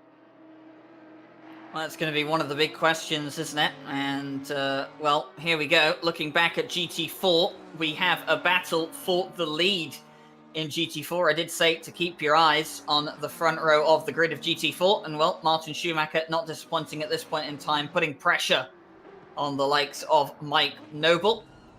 Of course, still very, very early stages of this race, but I'm sure that the BMW would love to put itself in front of the Audi at this point in time. But if we can stay with these guys, you can see the gap at this point in time between the Audi and between the BMW. And we'll just see how the BMW catches on the straight. This thing is incredible in a straight line. It doesn't even reach 6th gear at the end of the straight, Mike, would you believe it? And Martin Schumacher, plenty experienced in the BMW as well. Going to be catching up to the Audi of Mike Noble. The Audi not great on its brakes, and that Audi must be running some very, very low wing as well because it's going very, very quick in a straight line. The rest of the GT4 field, Leo Hervinen and Alexander Guglia, the two KTMs in the top 5, and Gergo Panka rounding out the top 5 as well for the Kunos Racing Team KRT. That is Harry Conway making his way through. He's had to pit for damage, I would think, judging by the fact that he's having to overtake the GT4's full position. And the 369 goes through, and now he'll be on his way. And a few GT4s a bit further up the road, but the 369 has a long way to go in this race. Yeah, can confirm, by the way, they did make a pit on lap 2. So they did definitely get caught up in an incident. Pits so far was, of course, the Triple R 369, William Hendrickson and John Alessi Esports Academy number 2. That was that Aston Martin we saw get caught up earlier. And the OVRC team, actually, I didn't catch them. They apparently got caught up in an incident. They also had to pit on lap 2. That could have been tangled up with the 369, perhaps. I don't think I haven't gotten handed any papers from Tom Roberts yet, Ryan, and I don't think I've seen him come in and hand you any. So Zoomer's inquiry is still ongoing. But here is Alexander Carson. We're back to the lead for the silver class. Battles for the lead going on in 2 of the 3 classes, up and down the field. And that said, we might have a third one here shortly. Let's very, very quickly here, Nick, jump over to the lead. I am seeing this 720S Statusensko, and if you look behind him, just coming into view is P2, that Lada Sport Rosnets team. They're going to be up there here just in a couple minutes as Bentley's they make their way through the GT4 field. Yep, there's Egger. P1, 2, and 3 stacking up. This is going to cost them some time, though. The 720S got past in Skyline. The Maserati is going to be in the way. Can they make the pass cleanly? It looks like at least the Russian team, I think, is going to make it through, but the Bentley's going to have to wait till they get down to the bottom. So there they go. They're carving their way through, and this is going to be a battle for the lead for all 3 classes. Carson and Pride still battling, and they're battling not only for class lead, but for overall position as well. Carson, that is Barrier out ahead, and of course Mia Rose back behind as they carve their way through some of that GT4 field. We're going to see a lot of that this race, having to carve through traffic. And of course, as Ryan mentioned earlier, we will have heightened penalties in the danger zone up on the mountain between Skyline and the Elbow. Everybody is advised that should be a very risky zone to pass in. And if they cause incidents up there, no matter who it is, that will be a heightened penalty from our stewards. So, Bathurst, not the easiest track to pass on. All these guys wanted this multi-class racing, and it's going to be a fantastic one. 12 GT4 cars started on the field, and 2 Maseratis out here in the race as well, which is one of the interesting parts. Mike Noble, Martin Schumacher are back in the lead for that, still fighting back there for the GT4 lead. And of course, Carson and Pride that we just left battling for the silver class lead. And then up in front, that lead will heat up here shortly. The Yassi, the Lotta Sport Rosneft, and Ryan Race team all stacking up at the top of the pro field 20 minutes into this race. And we are seeing battle for the lead all the way up and down the field, and battles throughout. Of course, if you take a look at that track map, you can see everybody's pretty much, what is that, anywhere between Quarries Bend and Skyline, about 80% of the field there. Yeah, definitely. Oh, I've just seen on my end, the leader, Statsenko, had to take some avoiding action to get around an Alpine going through Skyline. It seems that the number 41 Aston Martin has made its way past the Alpine, and now the Bentley of the Ryan Race team will make their way through. Some of these guys starting to get caught up with traffic already here. And I did talk to some of my teammates, and I said, you guys realize that the first 20 minutes of this race is going to be the only respite you have, from the GT3 cars. You're going to have to be dealing with them for the entirety of the race, pretty much. It's only going to be the first sequence of the race in which you won't really have to deal with them, and you can kind of see that now. And the GT3s will start to spread out the GT4 pack. It's just the nature of the multi-class racing. So the GT4s, it's going to be much more about consistency. We've got a car in the pit lane. I just saw the number 84, I think that is, of the Jardier community team. Aston Martin is in the pit lane. We haven't had any DNFs at this point in time, by the way. I just had a little look. No one has DNF'd at this point in time, which is fantastic to see, considering some of the accidents that a couple of people have been involved in at this point in time. And I do have the report on a couple of incidents coming through. So lap 1, turn 11, incident between car 404, 962, 80, and 211. We saw that was the Connection Lost Racing team. That's been judged as a racing incident. The 404 clipped the grass and spun sideways, blocks the track, and then got hit by the number 80 car and the 962. Both of those cars couldn't really take avoiding action. There just wasn't enough time to react. And then on lap 2, turn 21, car 249, the Renwelton car, and car 1, which is the PPR Esports entry. No further action. 249 brakes a little late, tries to avoid the number 1. No contact. The 249 loses out and loses some places. So nothing doing there. So a few incidents already been assessed by the stewards, but no penalties yet, which is good to see. And no penalties yet, but I'm sure that they will be judging the rest of these. There was definitely a few contacts that happened through those first few laps. I'm sure we're not done being handed papers by Mr. Schmidberger as he comes across. And here is the man of the moment, Jaroslav Honzik in the Mintzilla Nissan GTR number 39. Currently back in P4. He's lost back out of P2 position, originally qualified in P2, dropped back to P4, so he's held his position, made his way up to P2 on lap 1, and subsequently lost back out. That said, it looks like that gap has more or less stabilized, Ryan. He's only about 4 seconds back and about 2.5 ahead of Jordan Grant Smith. So we can see that Jardier has probably either gotten himself some pace or has been the beneficiary of the lap traffic. And I was just thinking, by the way, there is probably one car in this field that has an absolute ton of experience. As we're watching, this is the battle for P8 overall. This is Barrier, Karsten, Mia Rose, and Muscat that we were watching earlier, of course. But that's Nufriev being overtaken. Ooh, was going to get overtaken. There's the Alpine that's gone through, and Karsten's lost out there. Yeah, and I actually just noticed Muscat apparently dropped out. We saw Cody Pride was the one battling earlier, and you can see he dropped quite a ways. He's back in P13 as we see the dive there from coming down from the GT4 through the cutting. GT4 doing a good job sticking to the right of the cutting there and trying to let the field by as best they can. This is slowing the GT3 and the GT4 up all the way. So right, what I was just thinking is, there's probably one car in this field that has probably some of the most multi-class racing experience. Oh my word, Mike, we need to look at the leaders. There's going to be a change for the lead here coming out of the elbow. Statsenko got held up by one of the BMWs coming into the elbow, and that's allowed the Aston Martin to get through.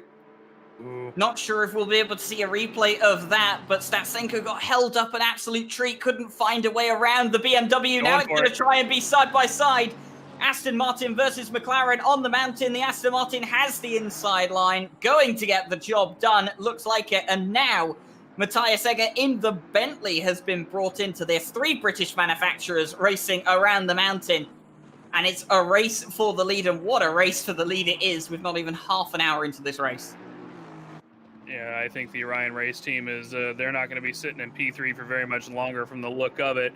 Matthias Egger is not going to sit there and wait for those mistakes. He's going to make the mistakes happen.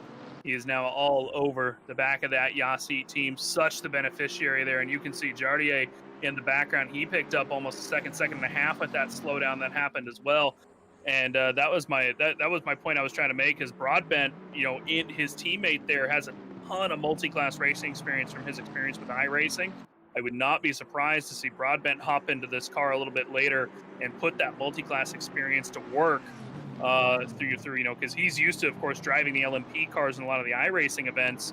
And so this is his wheelhouse right here, is cutting his way through traffic. Oh, there it is. The Aussie team gets very, very loose, catches themselves just barely, and they're able to even hold off the Orion race team, who had to slow just in case he threw a little bit of a sideways action there. That is what it is at Bathurst here. You got to be careful. They're going to try and make it happen coming into Skyline. Very dangerous place. 720S has got to take to the escape road. He might get a penalty for that if he doesn't slow way, way down. And that was one heck of a cut there. And we're going to see if he slows down on the back straight, because otherwise the stewards might not look at that quite too favorably. But here is Jardier. He has caught up, and he is ready to go. Egger not happy, I'm sure, with the 720S cutting the cutting like that and getting past that GT4 so easily. He made up so much time, and I'm not sure the stewards are going to look at that one quite favorably. No, there's a bit of damage on that McLaren as well. I can just see, obviously that's from the slight contact it had with the wall. It's definitely going to be a track violation warning from ACC. Of course, it hands those out automatically to drivers cutting the circuit. But like we said, the stewards are going to be looking at that, because they're not going to be too happy about the fact that Statsenko just did not slow down after cutting through completely there. We have a recommended no pass zone over that section of the mountain. Tried to make the pass work, couldn't pull it off against the Aston Martin, and that's not an excuse to use that escape road. So the stewards are going to be looking at that. Meanwhile, a bit further back, Mia Rose, look at this. The Jag up into 8th at this point in time overall, and now potentially going to threaten Valentin Barrier for 7th place. Look at the pull on that Jag as we come up the mountain straight. Aston Martin of Racing Line Motorsport just in front, and Mia Rose was going to have a look on the Aston Martin as well, going to keep it around the outside of Valentin Barrier in the Virtual Drivers TX3 car. The McLaren will retake 7th place, but that Jag and Mia Rose, she's going incredibly quick around this circuit right now. Yeah, and that's not too surprising, Ryan. Of course, the Roses, Mia and Anor, very, very quick esports drivers. This is their debut endurance race here with RCI. But Anor actually won, of course, the GT4 SRO America series, I believe it was last year. So Anor very quick, and of course Mia. I mean, I'm sure that her and Anor could have a bit of an argument about it, but Mia just as quick as Anor between the two of them, and of course taking the Jag here for this race is a bit of an interesting choice. Of course, the Jag not quite the best bopped car, but when you put such a good driver in it, that doesn't matter as much. I mean, look at that GTR. You know, Jardier up in P4, not quite the best spot, but where is it? It's up in P4 because Jardier's driving it. There's the McLaren looking on the outside, going into the chase hard onto the brakes. Who's going to go? It's going to be nobody. The McLaren catches a bit of the grass, and now that's going to leave. Look at the Jag! And look at the Aston behind as well. The Jag takes off in that corner, and there it is. They're going to go 3 wide into Murray's corner. A little bit of a bump there. A little bit of a contact in the back, and that is the 3 wide action going on into Murray's corner. The Jag does make up the position in the end. That 720S of Barrier shuffled back a little bit there. Bit of an aggressive dive, but hey, when you touch the grass and you've got a fast driver behind you, you got to expect that they're going to try and take advantage of it, and that is exactly what Mia Rose just did.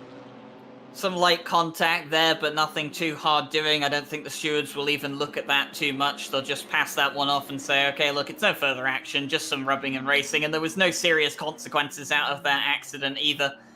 Meanwhile, Mike Noble still leads in the 996, one of the cars to watch, and as much as the very creative livery on that Audi, you could call it, is leading the way. Schumacher just a bit further behind, and this is the phase of the race where we expect the GT4s to just start managing themselves a bit better with pace. They're just going to be working their way through and letting the GT3 cars pass where they can. You mentioned about the Jag. You don't really see it out here too often, and of course its BOP isn't the most accurate. That was the wall. Oh, okay. I thought maybe she spun. I think Mia tagged the wall ever so slightly there. But the one thing to remember about that Jag, it's incredibly quick in a straight line, but around here, it will kill its tires with the temperatures we're going to have later on in the race. And, well, Matthias Egger's not waiting around until later on the race to take second place. The Bentley 126 makes his way through from Mikhail Statsenko and the McLaren, which looks so strong. In the first phase of the race, the first 15 minutes looked dominant for the McLaren, now losing pace. The 41 got past, the 126 is past, and Jardier is just behind in the Nissan, and that GTR looks hungry. It really does. That GTR, he's waiting. He's consistent with his laps. He's just waiting for those mistakes up ahead. He's been catching ever so slightly for the most part. Jardier running a 2:02.9 last lap, and with the battle up ahead, Egger ran a lap that was 3 tenths slower, and Yas Heat Team ran a lap that was almost 1.3 tenths slower than that. So that allowed Jardier to catch right back up, get into slipstream range, and that's going to be probably a lot of what's going to happen here as well. You know, this GTR really is going to need the slipstream down the straights to stay with these guys. You know, if you're catching a Bentley and a McLaren down a straight, drafting off of each other, and the Nissan doesn't have that, he's going to struggle. He's going to struggle up and down the straights. Coming in through Skyline here is the Mintzilla car. It's just the question of, can he get a good run out of the elbow, pick up a couple more tenths as they come down through Conrad and into Chase. You know, Egger's not going to give any quarter to any of these guys. Looks like he just got slightly loose coming out of the elbow as well. Jardier does look like he got a pretty decent run. You can see that gap has fallen down just ever so slightly. Again, he is going hunting. He's not gonna let it down, or he's not gonna give it up until he has got at least that podium position. 720S, as Ryan said, has struggled a little bit towards the back half of the stint, and got about 30 minutes or so left until you really need to be pitting, Ryan. So this Yas Heat Team, they've got to be careful. They've got to take care of their tires for the next 30 minutes or so before they start falling even farther down. Cody Pride has made up a little bit of time as well. He's trying to catch back up to Karsten, back for the silver class lead after falling down a little bit earlier. Here he is going through Chase. Karsten is up in P8 overall, but Cody Pride, of course, did fall back. Like I said, this is the team I'm rooting for here in silver today. PPR Esports, very consistent, but unfortunately just have some bad luck at times and have just not been able to get a win in any of the endurance races I've seen, I think. And overall, I'm hoping that they can keep it good. 11 hours, 24 minutes, and 20 seconds to go, Ryan. What are you looking forward to most once you head out on the track yourself? I mean, what am I looking forward to? I'm looking forward to hopefully not being put in the wall by myself or anyone else. But it's going to be exciting out there on track. Obviously, my teammate, one of my teammates, experiencing it at this point in time. Billy Octane starting my car at this stage in the race, and I'm not going to comment on how our little Alpine is performing at this point in time. I've promised that I won't do that. But I think, for any of the drivers jumping into the race at this point in time, I think if you're a GT4 driver, you've watched your driver start the race, you're just going to be... Oh, there's a Lexus. Ooh. That's the Lexus of Mulholland. Mulholland. Yep, there it is right there. Lexus of Mulholland for the front left tire Scarborough Esports team. Looks like he broke just a little too late coming into the cutting and catching that wall. Doesn't look like he's got too much damage. But we're going to have to see if that forces him into the pit lane early. Here is on the side. Definitely some damage on the side. But to the point, if you're a GT4, you just want to get in the car. You want to be told by your teammate, look, it's okay. It's not too bad out there. There are a few, hairy moments, should we say, when people trying to overtake over the mountain. But the one important thing is you just need to keep yourself composed and you need to keep yourself calm. If you're a GT3 driver, well, kind of depends. I mean, if you're up towards the front of the field, you need to get your head down, get yourself focused, and not make any silly mistakes. And silly mistakes includes, don't really try any silly moves on overtaking the GT4s. I mean, obviously, they are going to be the slower cars, but they're instructed to stay on their line. You have to work your way around them. And sometimes you're just going to get held up. You're just going to have to wait behind them and use the straights to get past them. We saw that with Statsenko. Couldn't find his way past a BMW. It ended up to his downfall. He lost the lead of the race, but sometimes that's just how it is. Traffic management, it's an important skill, but luck plays a massive part in it. Yeah, if you catch somebody coming into Skyline, like we saw the 149 do, he kind of cut through that corner a little bit there at the cutting earlier that we were talking about. A lot of the times if you're catching somebody at the cutting who's a lot slower than you, you're sitting there waiting for a solid 10 seconds or so before you're able to pass them. And you're, especially with the GT4 car, you're probably losing about a second or so, give or take, through that section, just through the dipper and into the elbow before you can really get past them. And it's just unfortunate for them. But that's what it is. That's luck. That's multi-class racing. And hey, you've got 11 hours and 20 minutes. At some point during this race, I can almost guarantee that every single GT3 car in this field will lose some time due to a GT4 and vice versa. A GT4 is going to lose a little time to a GT3 because they have to let off a little early into a corner. They have to break a touch. They have to let somebody by, and perhaps not at the most ideal situation and spot, but that's what multi-class racing is. And multi-class racing is, of course, maybe not the most popular of the racing series in the world. Obviously, that going to F1, but WEC is obviously huge. They've got 4 classes that they run. As we're seeing Alexander Karsten try to go past the 191. This is a silver class driver passing Kevin Siclari. I just want to point that out real quick. Kevin Siclari, for Racing Line Motorsport, one of the quickest drivers in ACC. Maybe struggling a bit here, Ryan. I wonder if they're having some tire pressure issues, perhaps. I don't think I don't think we've seen them in the Aston. They're almost always in a Ferrari. Ferrari or Lexus has been the 2 cars we've seen them in more recently. It could just be that Kevin Siclari isn't quite hooked up with that car. Could be tire pressure issues. But again, Alexander Karsten is no slouch. He's a very, very quick driver. Races in Split 1 for our Friday championship and has had quite a few good results as well. Sits in the top 10 of the championship. I believe he is the pro driver for that team. I think the other drivers that they have in that team, not quite at the same speed. Of course, they have Samuel Chumley and Antoine Olive.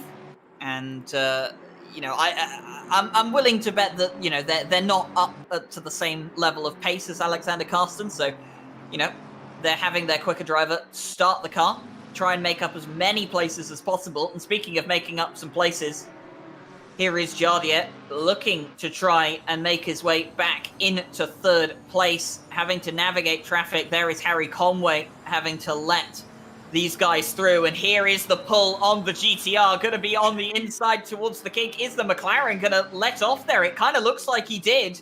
I don't think he did. McLaren is going to have to tuck in off. behind. I don't think he let off. That's just the GTR hitting the top of its rev range down Conrad. It's a rocket. Well, either way, Jardier into P3. Mintzilla up into the podium places. Can see Matthias Egger just up the road.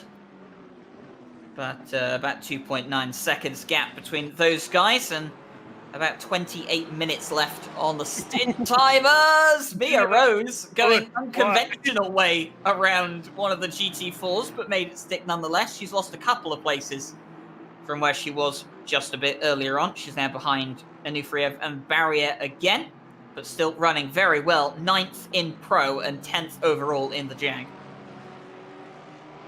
Yeah, very good drive by Mia Rose so far, and I'm excited to see Anor get out into the car here in a few. But Ryan Gill, I think it's about time to introduce our current pit lane reporter for the day. He'll be joining us in the commentary box a little while later. But Jesse Lee, I believe, has been down to the Mintzilla garage to speak with the shed-dwelling sim racer, Jimmy Broadbent, about his partner in crime, Yaroslav Honzik here.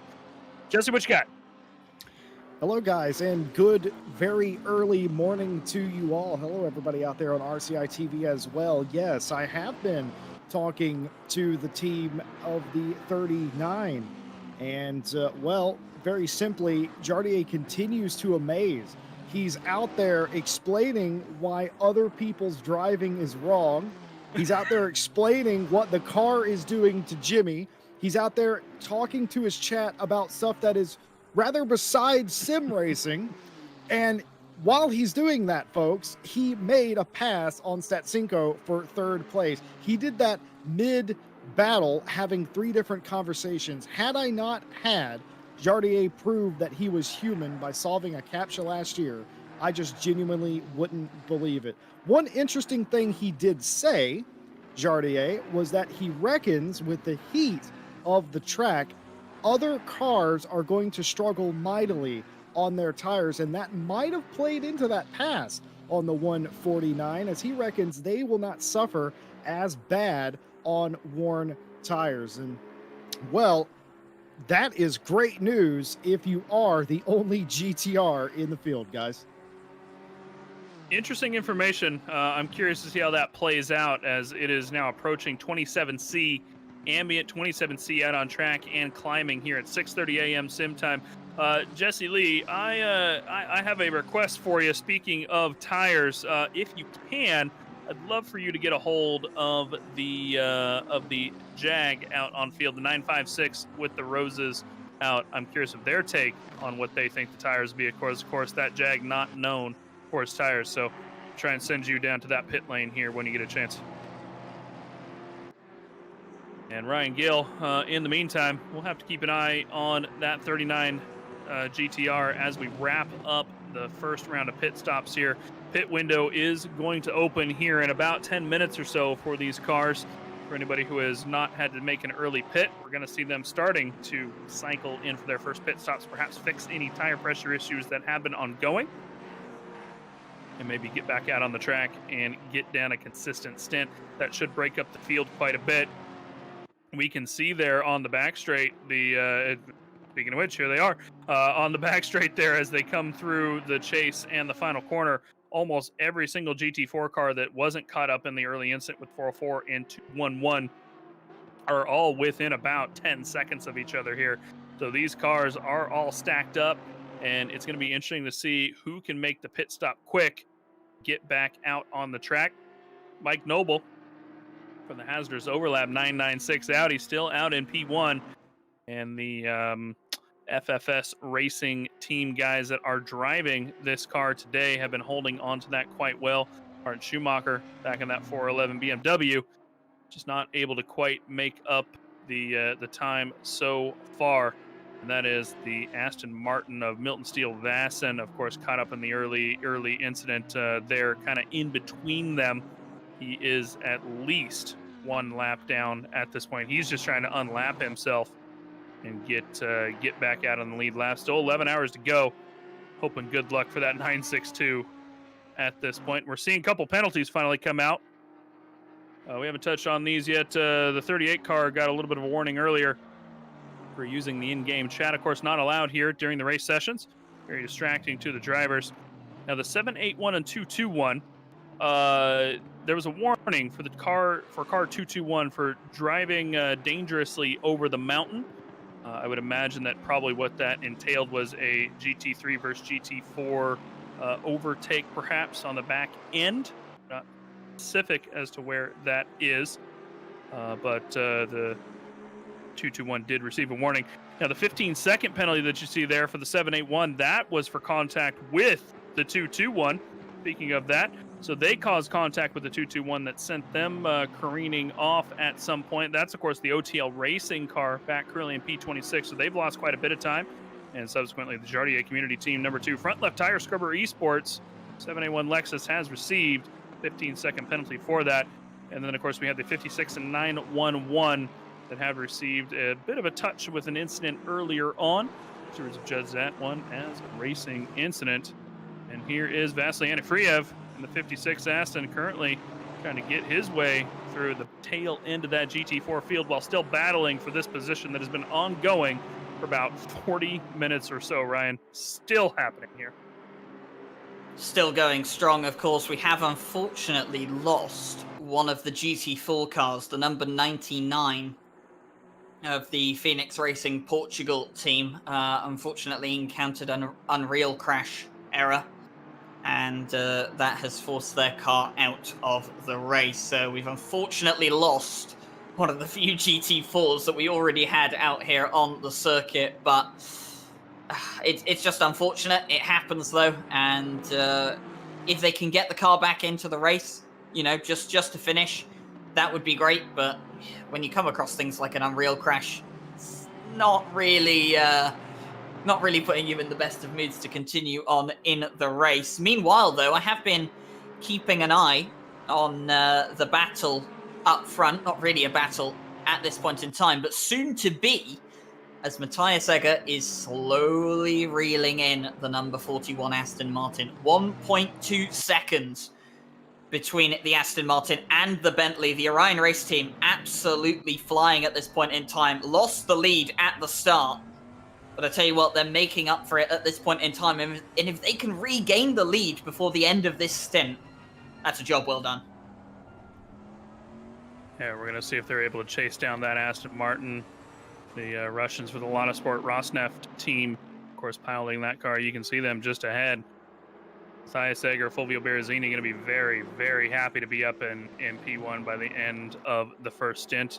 Of course, this is exactly what we saw them do for the last 12 hours of Bathurst. They just were very consistent the entire race and subsequently ended up about 50 seconds up, if I'm not mistaken, by the end of the race, if not a little bit more than 50 seconds. It wasn't a full lap on P2, I do know that, but it was at least half lap or so. He's carving his way through the GT4 field. This is the front end of the GT4 field at this point. There's Martin Schumacher. He's going to come across now, who has made his way past Milton Steele Basson, which is that blue Aston out behind. And as they even catch the tail end of the GT3 field at this point, I believe that is I think that's the turn 1 Bentley, if I'm not mistaken. Isn't that P23? Yes, that is the turn 1 Bentley there. So the turn 1 team not having the best race as well. Currently down in P23 overall, getting lapped over here about the end of the first stint. But, you know, realistically, that is what happens here at Bathurst. You get a slow car in front, you got to slow down. You lose a lot of time, whether it is your decision or not at times. Flash of the lights there, trying to get past as these guys are trying to chase it down. The Bentley now stuck behind the GT4 traffic, and this is going to put a little bit of a gap, allow that Russian team to get just that tenth or two worth of free air as Egger is stuck behind that GT4 as he came out of the U-turn there at first part of Mountain. Here they come down through Skyline, down through the Dipper, watching the back end of this car. You can really just see how steep this mountain is. You are literally on a mountain here. You are just coming all the way down. all the way down the mountain, and it looks like the Bentley has caught up quite a bit. It looks like the Bentley's just quick compared to this Aston across that section of the track, right? Did very, very well in the Bathurst 12-hour 2020, the real-world race, taking victory on the mountain, or at least one of the cars did. The other car DNF'd, unfortunately. And no 12 hours of Bathurst early in the year this year because of an unfortunate global pandemic that is still going on. But that just means that we have even more of a reason to run this race, because we can kind of call this the unofficial 12 hours of Bathurst for the start of the year, if you want to call it that. The official racing season is now underway as this race is going, but yeah, it's the Bentley is a very, very quick car around here, and Bentley have a fantastic reputation at Bathurst, by the way. If you've never seen the Bathurst 12 hour, the support that brand gets at this circuit is incredible, and Bentley have a massive production section of their company dedicated to Australia. Really, really are popular around there, and of course, it's great to see this car out on the mountain, even if it's no longer officially going to be supported by Bentley going forwards, as they've unfortunately pulled out of the GT3 racing program. But it's forever preserved here in ACC, and we'll always love that for it. Also preserved in ACC is this KTM, and here comes Alexander Guglia. He's lapping one of the BMW M4 GT4s. Crozen. Yeah, just making his way past Crozen. That's RMK Racing, by the way. And there's Gogo Panker and Billy Octane just in the background as well. They're going to be looking to make their way past. And yeah, the BMW's moved out of the way. Doesn't really want to get in the way of any of these battles. And nice to see that. People respecting some blue flags, because they don't have to pull over and move out of the way as such. But allowing people through, not wanting to get caught up in their battles. Good sportsmanship there. Yeah, speaking of sportsmanship, this battle still ongoing. These cars have been stacked up for a while, pushing one of the GT4s wide there a little bit. Luckily, good to hold on. GT4 very good over the bumps, so was able to hold on. I believe that's the Alpine there, in fact. And we're watching the Helicam, and look at these guys just stack up all the way through here. This is going to be a little interesting. They're on the back end of a GT4 as they come into the elbow. Will there be any contact here? Look at them, so close, hard on the brakes, but absolutely fantastic driving by all of them, making sure that they don't run into the back of each other. Speaking of running into the back of each other at the elbow, we did have a bit of that back on lap 20. 29 and the 107 did come together in the elbow, and that results in a 107 5-second penalty. That's Stephenson gonna get that one. They're currently back in P16, right ahead of Mullahan, as that 15-second penalty. So the Green Loftus engineering team, not a massive penalty all said and done, is 5 seconds across a 12-hour race, but either way, you know, when the racing is still this close in the first hour, that can mean a lot during your pit stop, and that's really what's going to matter. The pit window is pretty much open at this point. We're just about cresting that hour mark. Stint timer here for this race is 70 minutes. The drivers can do up to 70 minutes before they have to pit, but a lot of these cars, I'm sure, will come in around the 60 to 65 minute mark, maybe to you know, based on their fuel stints that they're planning for the race. Here is your leader. Matthias Egger is now caught up and is ready to make that pounce happen. Again, as we approach these pit windows, we were talking about how Egger might make it up into that P1 position before we finish the first stint, and he's looking like he wants to. Based on the lap times that have been having, he's not gaining a ton. He's just a little bit faster, but either way, faster is faster. I'm sure within another 2 laps here, especially as he's going to gain some slipstream the next lap or two, that he's going to start gaining more. Matthias Egger actually on his fastest lap of the race so far, almost a 10th up based on my timing screen. His best lap so far has been a 201.9, and this should be even just slightly faster. That Russian team, by the way, almost the same exact lap time. Their fast lap, thousandths of a second faster than the Orion team during the first stint. But there's that little bit of slipstream that he was getting. You saw that coming off the mountain at 0.9 seconds. It is now 0.561 and closing. Ryan, I'm going to say by the cutting here, this Bentley is going to be right up his backside. I don't think that's out of the question. As we're starting to get a lovely sunrise start to appear. It should just be a few minutes away until the sun truly does make its presence known. Of course, some fantastic scenes around here. The light well and truly coming out here. In fact, in the mirror there, you can just see the sunrise. And this is going to be a new phase of the race for these guys to deal with. And it's not going to be easy as well because, well, yeah, the phase heat. the heat's going to be coming up, but this next hour of the race is going to be awful because guess where the sun is? It's right at Skyline. Mia Rhodes has been given a 5-second penalty. Yeah, we'll I was give just you looking more at on that in a second, but here we go. This camera angle should give you... Oh, no, it doesn't really give you that great of an idea. An onboard would give you a much better idea that this is one of the worst places to have the sunrise because it's right on Skyline. As you're coming towards it, it will obstruct your viewing. And, you know, you've just got to be that bit more careful. Of course, it will get better over the course of the race, but as the sun rises, like you said, Mike, the heat starts to rise as well. 28 degrees ambient and track at this point in time, but we're expecting that to get closer to 40 degrees ambient and around about 45-ish track temperature I've seen so far on the practice server. So it's fair to say it's going to get hot.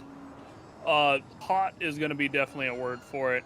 By the way, I was looking back at that penalty as Tom Roberts came in and handed me a bit of a paper for that one. Looks like on lap, it was lap 23.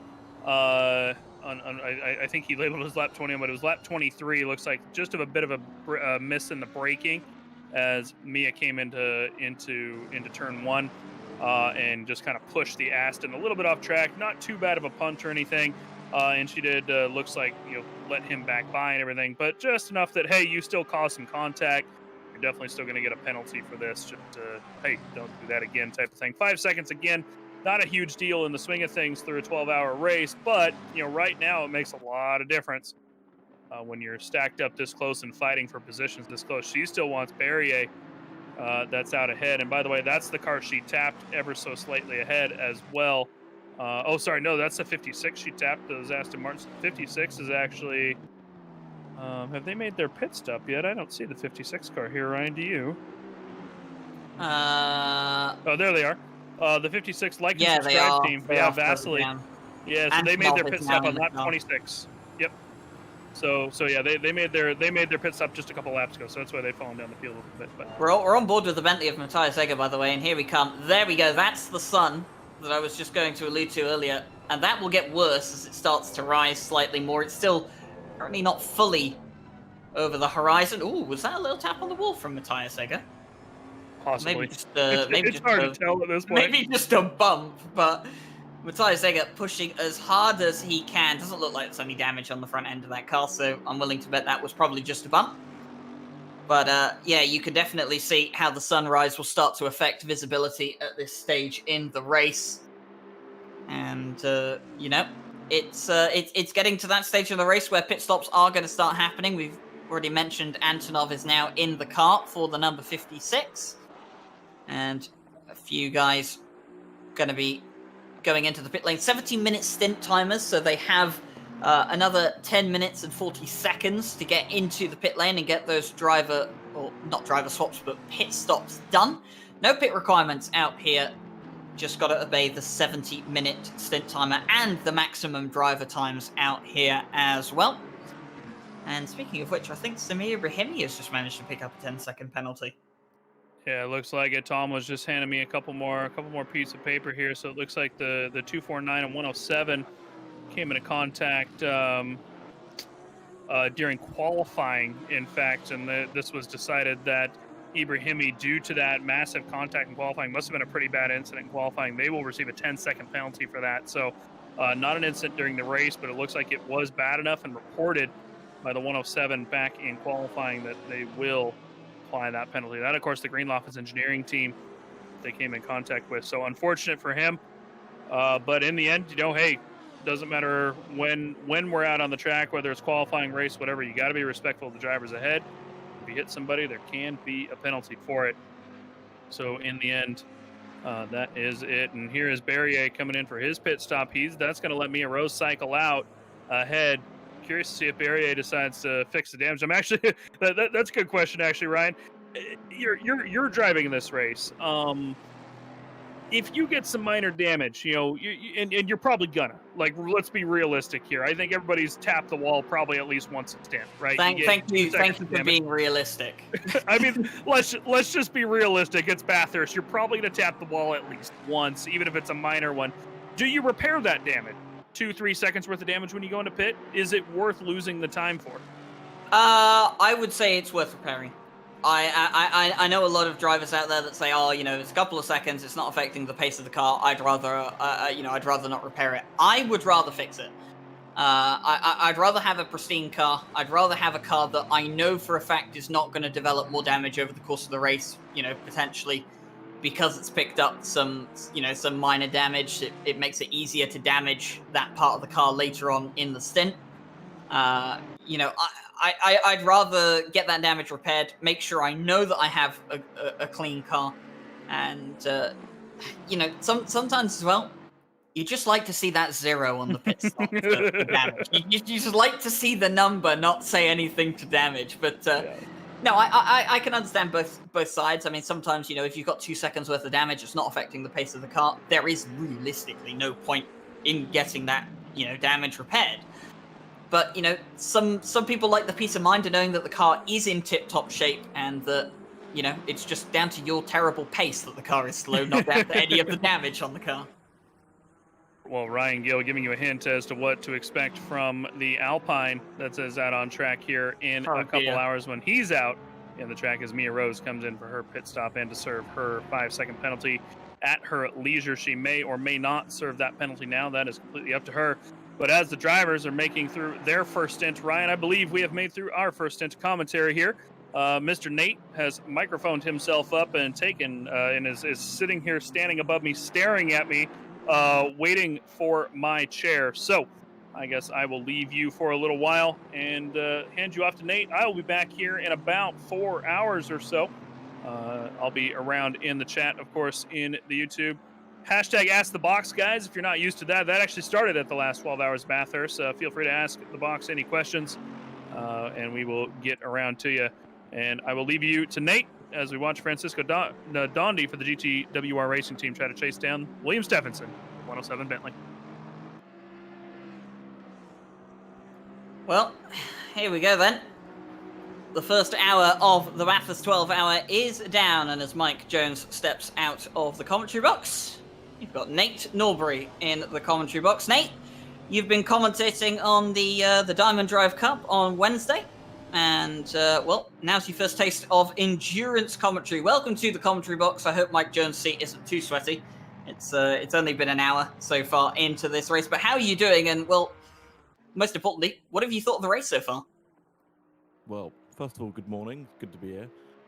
Second of all, the seat is very warm. I'm concerned if it's just sweat that's here. We'll have to do the sniff test.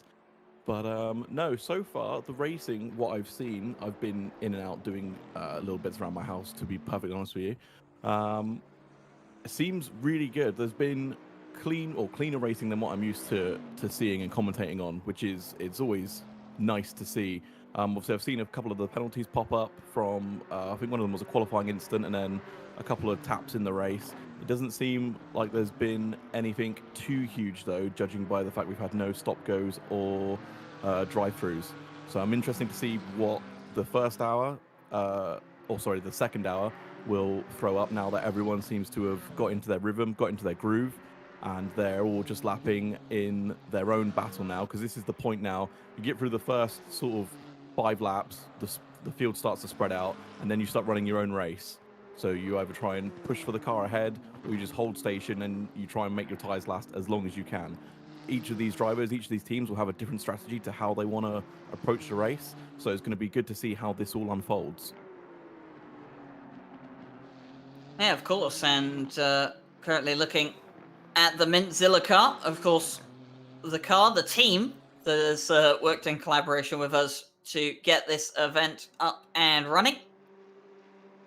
And like you said, Nate, you've had a look at some maybe cleaner racing than what you usually see on Wednesday. But from what I understand, the Wednesday Championship, the Diamond Drive Cup, has been quite entertaining for a lot of the guys and that watching the series, and we have quite a few female drivers out in that series as well, and non-binary, of course. It's great to get those guys more involved in the racing scene, and in fact, we have Mia Rose and Ainor Rose from that series out here today for the 12 Hours of Bathurst in the Jag, and Mia has handed off to Ainor at this point in time. The Jag down to 19th place, but of course we'll see that car cycle back up once all of the pit stops have done. Matthias Egger leads the way at this point in time.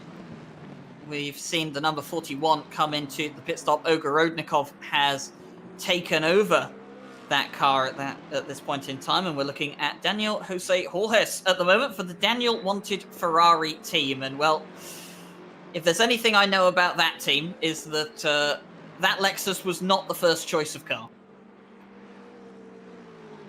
No, it's surprising to see, well, not the Lexus per se, but definitely the Jaguar. I wouldn't have expected to see that here. Bentleys, Astons, pretty common to see around here. A couple of masochists in Porsches, because apparently they really enjoy going backwards. But yeah, the Lexus, I've never driven it, but I've heard it's really heavy on its tires. So again, going back to the strategies, it'll be interesting to see how they play their strategy. Are they going to fight very hard? Are they going to defend hard for positions, or are they going to maybe defend a little bit, see if the car behind backs off, and then run their own race? Again, tires will be the key factor here. As you and Mike alluded to a little bit earlier, with the temperatures coming up, these cars are going to start to struggle. Yeah, they definitely will start to struggle, and some of the lighter cars, the cars that we expect to do much better on their tires. I know the Bentley is very good on its tires, and so is the Aston Martin as well. We heard Jardier talking earlier when Jesse brought us a bit of an update from the pit lane, that he expects the Mintzilla to be better on its tires than some of the cars around them. And we did see, of course, Statsenko in the Yaz Heat 149 car. They were, well, losing pace further into the stint, and maybe that was down to tyre management. Just pushed a bit too hard, a bit too early on. We have Matthias Egger in the pit lane. We have Jaroslav Honzik in the pit lane, and we have Statsenko and Grant Smith in the pit lane as well. A lot of these guys getting their pit stops done. It'll be another minute and 45 seconds before the first maximum stint will have been run. 70 minutes is the max stint time for these guys out here today. You see Kevin Saklari and Cody Pride coming into the pit lane as well. Got to be really, really careful on this pit entry with the double chicanes that they've got in here and the curbs. I've put my car in the wall on pit entry here before. No, well, definitely shameful, but I don't mind admitting it, because it is one of the more tricky pit entries that we have around here in ACC. I feel like whoever designed it got a bit tipsy as they were coming down to do that, and just sort of went whoop, whoop, whoop, and was done with it. But it's easy to put it in the wall, easy to overshoot, actually. If you just carry a little bit too much speed and touch the grass, it will shoot you straight back onto the racetrack. And then, obviously, if you cut it as fine as these drivers have to the stint timer, you'll receive penalties for that. Let's see some action back on the track. It seems like Barrier is trying to get past Zero once again.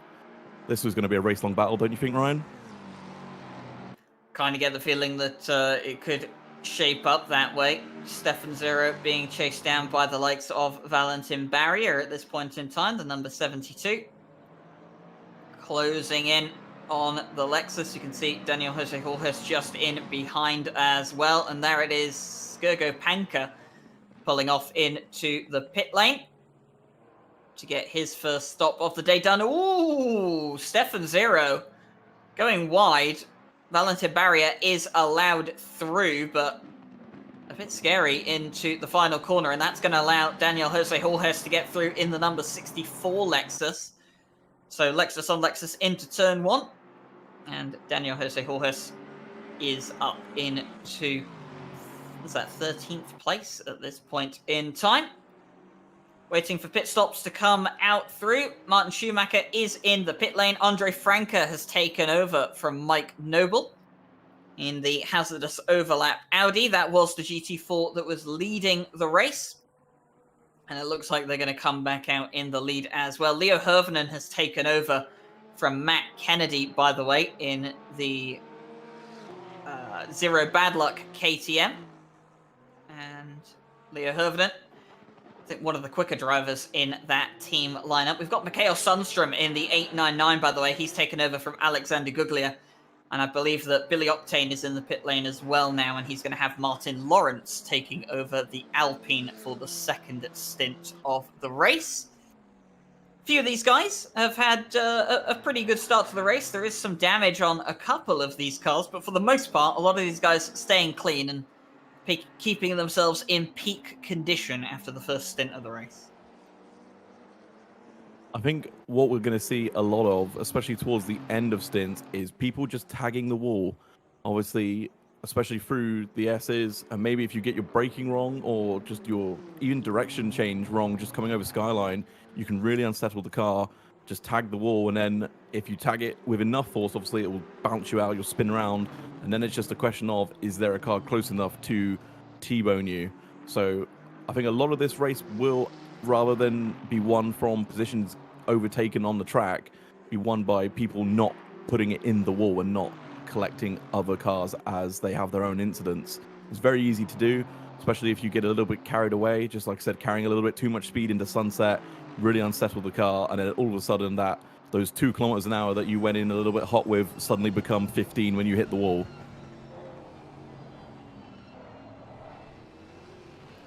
Looking on board here with Igor Ogorodnikov, trying to make up places. Got jumped in the pit lane by Jaroslav Honzik in the number 39. And Jardier doing a double stint to start this race, so Jimmy Broadbent won't be in the car for the second stint of the race. Not entirely sure if he'll be in for the third stint either. It could be that Jardier does a triple stint to start the race. I mean, he is a bit of a monster. Jesse Lee proved he is human by making him do a capture last year.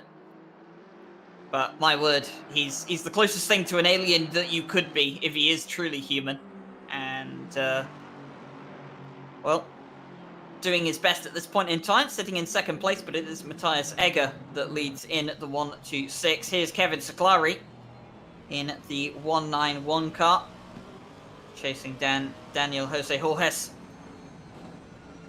trying to see if he can make his way up into 11th place at this point in time. Plenty of the silver cars in the mix with some of the pros here at this point in time. Some of the pros haven't had a great first stint of this race, but some of the silver cars doing very, very well, and even the 2SRL Esports car finding itself up in 6th place overall at this point in time. Yeah, you always get a bit of a shock when you have a glance just to see where you are, because you're dead focused on not putting it in the wall. You just have a glance to see where you are. You ask a teammate, what position am I in? And they go, oh, top 10 somewhere. And you're like, well, that can't be right, surely. Like, who hasn't pitted? And like, no, everyone's pitted around you. And you're just like, oh, whoa, that's really good. So the surprise results often come when you least expect them, because it's just a wonderful thing to discover that you've kept your race clean. And like you said, a lot of the pros, or a few of the pros, sorry, not having the best first hour. And so you could say they're out of position. You could say they're where they should be, given the instance. But yeah, especially as a silver, when you come into this, you think, okay, I'm going to be behind the pros. They're pros for a reason. And then you find yourself ahead of a fair few of them. And it's that little bit of euphoria, and it spurs you on to push a little bit harder, but also to be a lot safer. Fez Fox in the chat just saying that their car might have accidentally started on pads 1 for this race, and that's definitely not something you want to be doing around here. So brake change going to be required for that car at some point during the race. And it was mentioned a bit early on, that there was a drive-through penalty that came in the way of the 734 car. That's unfortunately my car. And Billy Octane, I think, picked that one up for missing his pit box, coming in to serve the driver swap over to Martin Lawrence. So I'm sure Martin will be chuffed about that, having to serve a drive-through at the start of his stint, but not looking too bad for the 734 car at this point in time. We're on board with Kevin Saklari in the 191, still chasing down Daniel Jose Jorges. see if he can get past. The Racing Line Motorsport Aston has struggled in the first stint of this race, picked up some damage early on.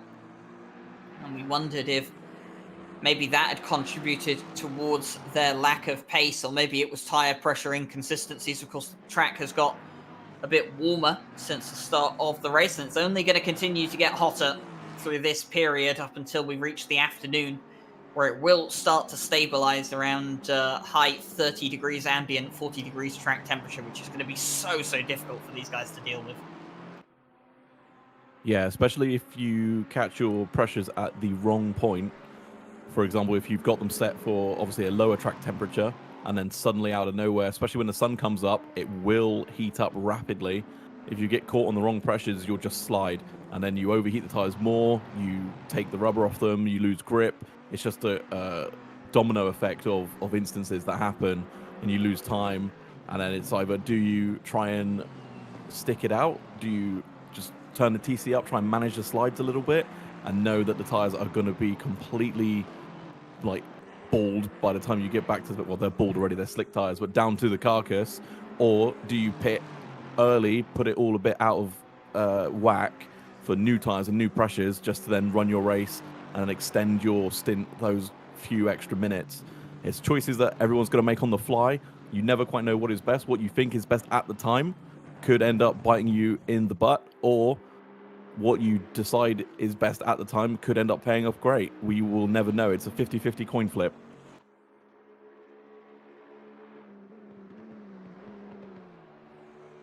So Matthias Egger continues onwards, retaken the lead of the race after they took, well, they didn't quite take pole position, but they were on the front row of the grid and now find themselves leading the way. Done a fantastic job. And here is Ryan Mawson, who's going to be one of the commentators in the box later on. Like myself, he is racing out here today, as well as doing a stint in commentary. And, well, it's only about an hour and 20 minutes roughly into this race, but we have our very first guest for interviews here across, I was going to say this evening, but it's across the entire day. And, well, it's one of the most exciting cars on the grid. It's one of our Jag drivers. It's Mia Rose. How are you doing, Mia? I'm doing very well. Not after being collected by someone who decided to not brake for Skyline, but other than that, pretty well. Well, I mean, it's been a bit of a hectic start, but I mean, your car has made some phenomenal moves. You know, over the course of the first stint, it was definitely a delight to watch. You know, some of the moves taken off, and I mean, the Jag is so quick in a straight line around here.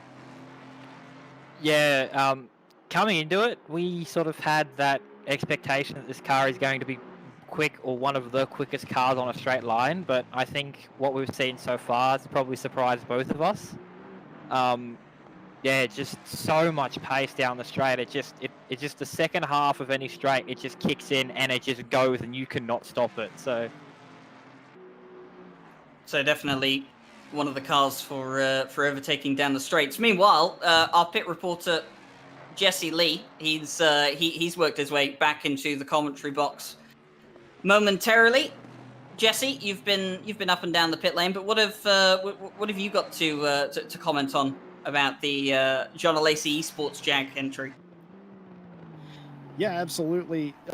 Mia, I have to say, I talked to you previously before coming up here about how everybody cheering on the Jag. It's very much in the same tier as the GTR. Everybody loves those cars, and to see it do so well, to have a stint like you had to go into the grass at one point to make a pass. How is that thing to drive? It's an interesting car. It's basically, if you think that like the Porsche is difficult to drive here, the Jag is on another level. Because this car's TC is basically non-existent. Like, even if you turn it off, you still have some TC in terms of the limiter of the car. It's a very weird car in terms of when you put the power down. But to stop it is a very hard thing to stop.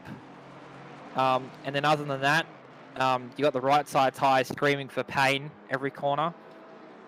cannot keep a consistent temp in the right side tires. And then other than that, it's a absolute rocket down the straights. But other than that, it's just a typical GT3 car. You just stamp on the brakes to stop the car, put the throttle down when you need to, and steer it, and that's it.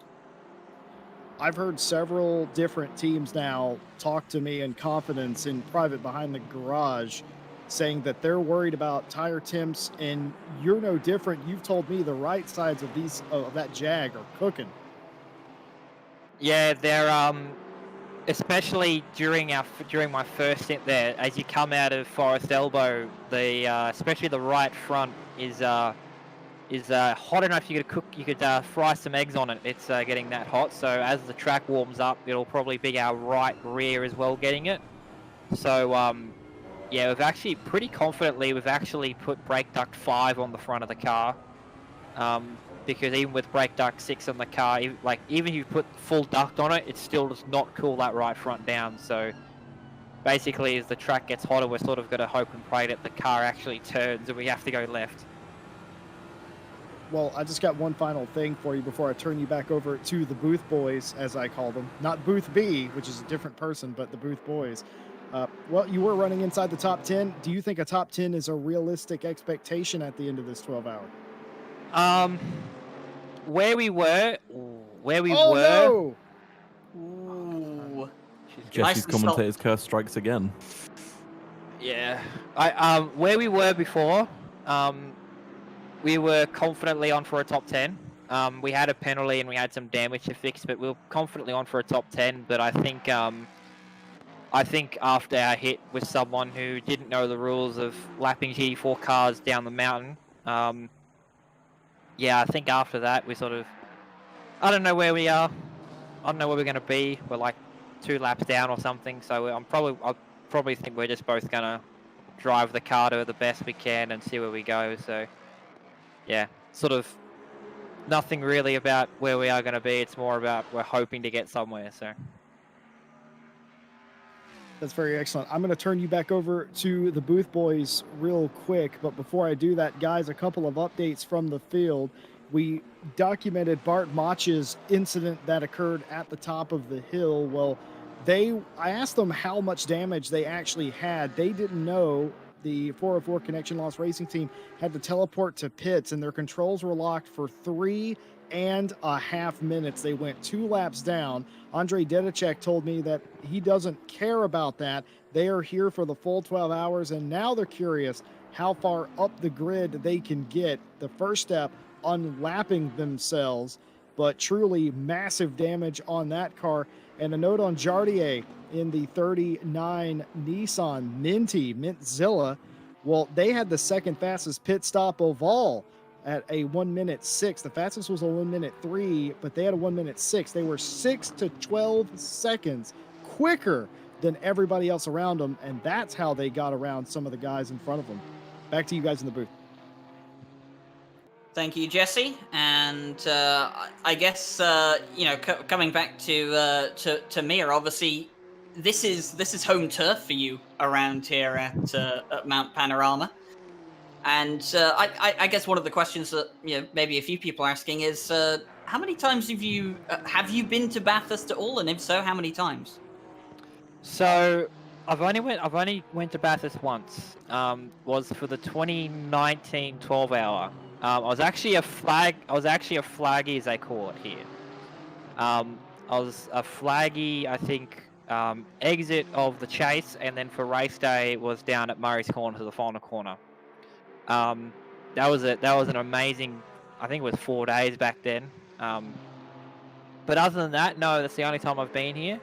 I have turned, I would possibly guess, nearly 1 million virtual laps around here. I've done so many laps around here, it's ridiculous. So it's definitely, I mean, I think a lot of us here think it's one of the best tracks in the world, and the Bathurst 12 Hour is one of the most exciting races in the world. It's definitely on my bucket list for tracks to visit in the future. And I mean, you guys took the Jag for this race. There were plenty of jokes, before the race about tire wear and all sorts of stuff, and it's going to get really, really hot later on in the race. And I mean, you guys at this point, you're just trying to recover what you can from the race, unfortunately. But what have you thought about the multi-class element of the race so far, having to work through, you know, the GT4 cars that are running in their own race? You kind of just have to find a way around them. It's actually really fun. I haven't done a lot of multi-class races in terms of endurance style races yet. This is probably one of the first ones I've done. And going into it, I knew it was going to be sort of struggle street in terms of passing them, because you can't really, you know, there's 2 or 3 places on the mountain, and you can't pass them from Skyline to Forestella, which is fair enough. But yeah, it was in terms of how much fun it is, it's probably really fun having GT4s out there. A couple of them are a bit iffy to pass, but other than that, it's typical multi-class stuff. You know, you have to be patient. You can't aggressively overtake them because you'll probably take each other out. But other than that, it's really fun. Awesome. Well, I mean, Nate, do you have any questions for Mia?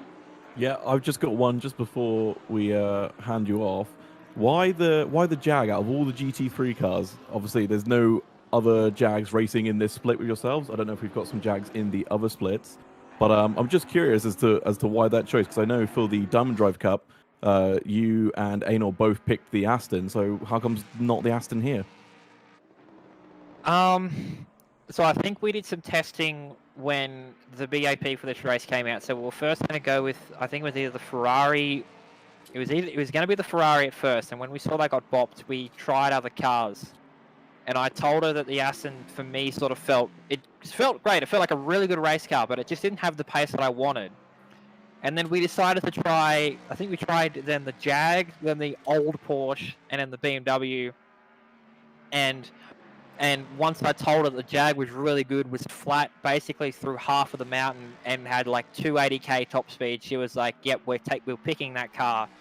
And from then on out, we just treated this race like a fun race, really, because we both haven't done a Bathurst 12-hour yet in ACC, so we thought might as well do it together and might as well do it in the Jag and just absolutely flog everyone down the straights.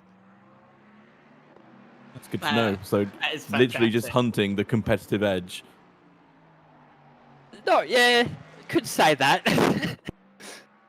Well, thank you very much, Mia, for joining us here for an interview. Good luck to yourself and Anor for the rest of the race. We'll hope to see the Jag work its way back up through the field. I mean, we know that you're quick enough in a straight line to get past pretty much any car around this circuit so far today. And I think Antonov there just having a bit of a moment with the Lexus in front. But yeah, thank you very much for joining us, Mia, and good luck for the rest of the race. We'll hope to see how far you can make your way up the grid.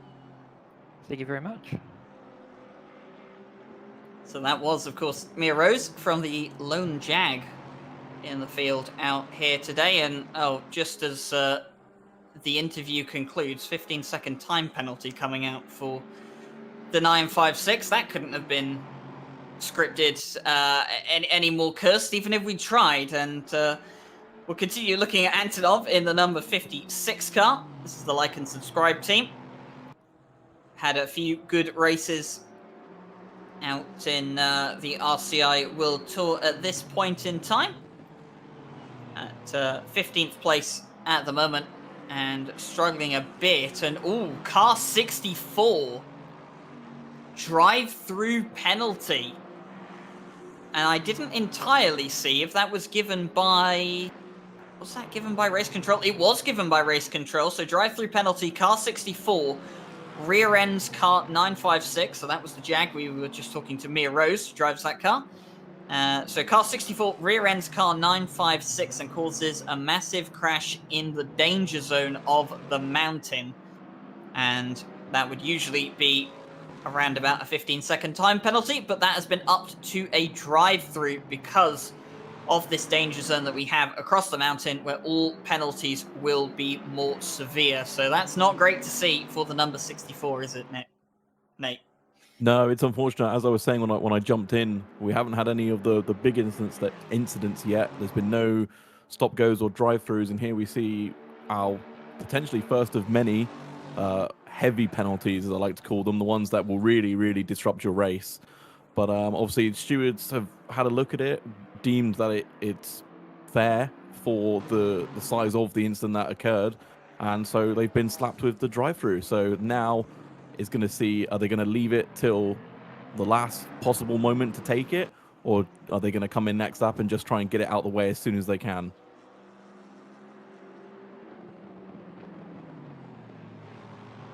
Well, Daniel Jose Jorge not coming in this time around, going to continue onwards against Thomas Ahrensman in the number 29.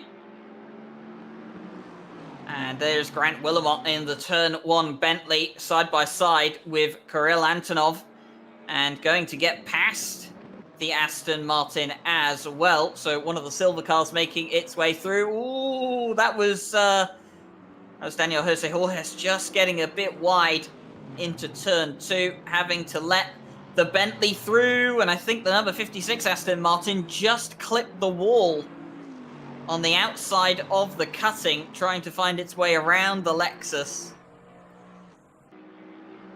And a few of these guys getting a bit impatient across the mountain here, Nate.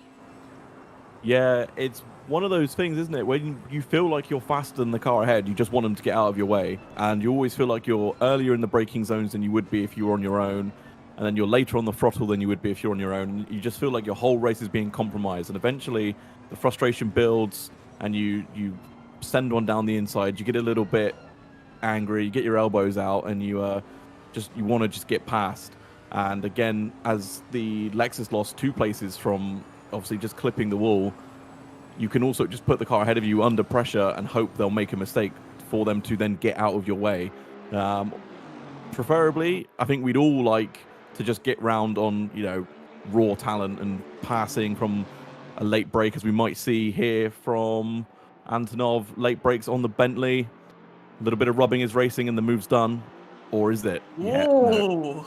Ooh, that was nearly had the Aston pointing backwards. As it looks like he's getting him a little bit of a squeeze coming down into the final corner. Bentley slightly later on the brakes, but has to get around the outside, and Antonov seems to hold the place. But now they're side by side going into turn 1. Who will dare brake latest? It would seem that Antonov. Yeah, it's going to be Antonov. And I've seen so many incidents of just little taps like that have just ended in disaster, but not this time. Nope, lots of fair, clean racing. Oh, but here it's not comes over the yet. Bentley again, though, and GT4 in the way. It's one of the Maseratis on the grid. That's the Side Max Motorworks Maserati, and ooh, Grant Willamot was having another look, but couldn't quite find a way through. And meanwhile, Daniel Jose Jorge has gone in to serve his drive-through penalty. Things heating up on the mountain. Racing.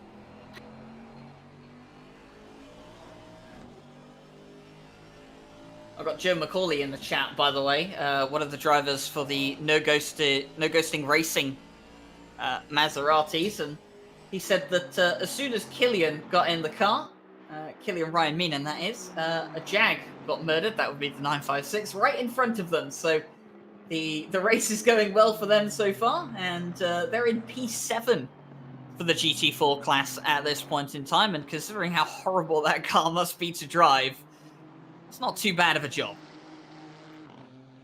No, I think GT4 cars definitely, obviously they're slower, they have less downforce, less power, but they feel more fun because you're not permanently worried about sticking it in the wall or carrying it too much speed into a corner, because you can never quite go fast enough to carry too much speed into any of the corners. So GT4s are fun, but I think the more competitive racing is definitely in the high aero GT3s.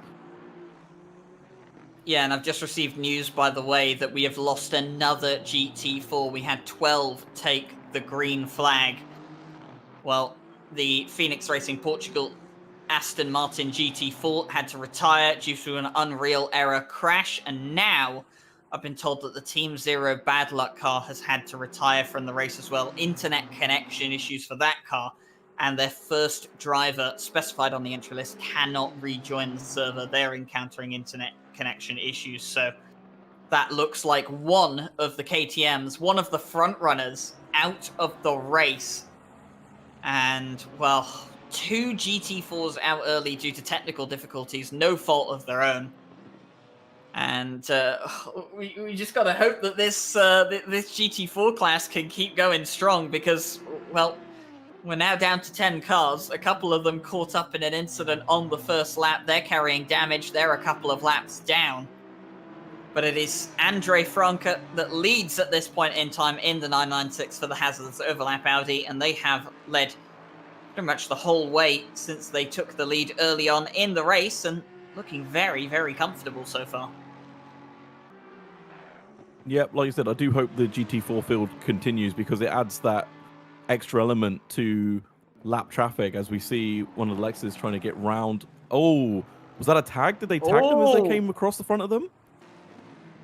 Well, commentators curse out in style. I was just saying how well that car was doing, leading the race out of trouble. We'll get a replay here, courtesy of Nick Setnik. This is the Lexus behind. Is this going to be a little bit of a tap? Oh, it's hard to see from that camera angle.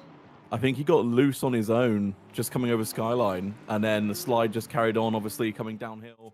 The weight transfer froze it round, and then I think it's just, once you lose it, that's it, it's gone. So really unfortunate incident. It was just lap traffic being caught at the wrong time, obviously trying to do your best to get out of the way. Nobody wants to be the one who gets complained about for blue flag infringements. But again, no F1 style blue flag rules here. You do not have to jump out of the way. It's recommended that you hold your line and allow the faster car to navigate their way around you. So that does cause some issues sometimes because some people don't always recognize they're being blue flagged and will just stay in the way regardless, and they'll make their car wider than needs be. That was pretty close, wasn't it? Just seeing Maximilian Wolmuth trying to get past the recovering 404 connection loss racing car, and here goes Kevin Siclari on the inside at McPhillamy Park as well. And the connection loss car had to take to the gravel, I think, there. And they won't be too happy about that. Ondrej Dedicek in that car at this point in time. Had Bart Matcher in the chat just earlier saying that this race is cursed for them, the Bathurst 12 Hour. They had a terrible time earlier, well, last year, should we say, with their Bentley. In fact, it was the first race they had to retire from, but I've been told that they're going to stick it out. Their lap's down. The car isn't going the best at the moment, but they're going to stick it out. They're going to try and finish this race, and that's fantastic dedication. I mean, when you're about 2 laps down from your class position, it's never great, is it? But to see that dedication, to carry on, to know that you're going to be 2 laps down and still have that motivation to keep going, just because you want to enjoy the race, you've put so much preparation into it. It's fantastic to see. And of course, we have a new leader of the race now. New leader of the GT4 class, should I say, as Christian Bock in the 411. Oh, you did it! You did it again! It's the commentator's word. curse. It is true. Beware. Do not anger the commentators. It seems my commentator's curse antics from Redline Motorsport, which have been absent for a long time, have started to reawaken, should I say, from their slumber. And that's Christian Bock in the wall. It's Gergo Panker, and it's 3 wide, and there's an Aston Martin got around as well. That was 3 wide. I don't think that was... Again, patience. This is what I say. I say this in the other championships I commentate. It's the lapped cars that will decide who wins when the flag drops. Because if you catch lap traffic at the wrong time, as we see Darren King there getting 3 wide and unfortunately taking the short straw into the wall, it's all about where you find the lap traffic. If you find them, as we've seen at the top of Skyline or Sunset, as we see, so the one GT4 trying to overtake the other GT4. 3-1 doesn't go there, though. It's unfortunate, isn't it? It's very unfortunate. But obviously not too much damage as Kings continued. But I'm quite surprised about that, to be honest. That car does look... I mean, that doesn't look good at all. The front bonnet just coming off of where it would be attached. You can see the little gap there. I'm quite surprised Darren King hasn't decided to pit that car. Of course, he's in the midst of the GT4 field. He's behind some of the GT4 leaders for on-track position. Here is Jardier, by the way, in second place. He's had a rather quiet race since the end of the first stint. And he'll be enjoying this at this point in time. 15.6 seconds behind the likes of Matthias Egger, but 8.9 seconds clear of Igor Ogorodnikov. I'll try and not curse this car, because if I curse this car, people will come for me wanting blood, and the Mintzilla car not doing too bad at this point in time, and I've been told that Jimmy Broadbent will be taking over the car on the next time that this car comes into the pit lane. So very good to see that Jimmer will be getting out in the car, and of course, thanks to him and Jardier that we can put this event on. They came to us and they said, hey, we want to host a 12-hour Bathurst race because the real world Bathurst race has been cancelled and we missed the iRacing one. We were like, okay, when do you want to do it? And they were like, we want to do it before the end of March. We were like, okay, it's going to have to be this weekend then. But we couldn't have it on the Saturday because of the Porsche Esports Cup race. So we had to host it on Sunday, but here we are, and 12 hours of racing out here on the mountain. We're almost 2 hours down, and it won't be too long before I leave you in the capable hands of Jesse Lee, because I'll have to start preparing for my stint in the 734 Alpine in probably about 10, 11 minutes' time. We'll do our best not to curse you, but I make no promises on that. It. If you suddenly feel like everything's going perfectly well, and then it's suddenly not, you know why.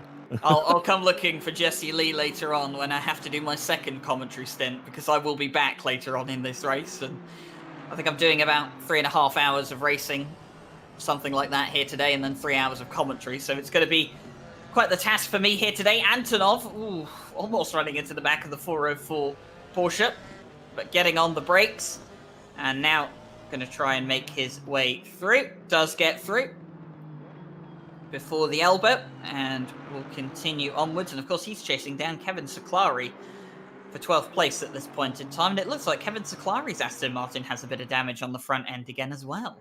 Yeah, I just noticed that as some of the camera angles we saw were flicking through. But obviously, it's not enough to slow him down, as he seems to be holding that gap and, you know, sending it round at a rapid pace. So it can't be too damaged. Hopefully, it's just cosmetic.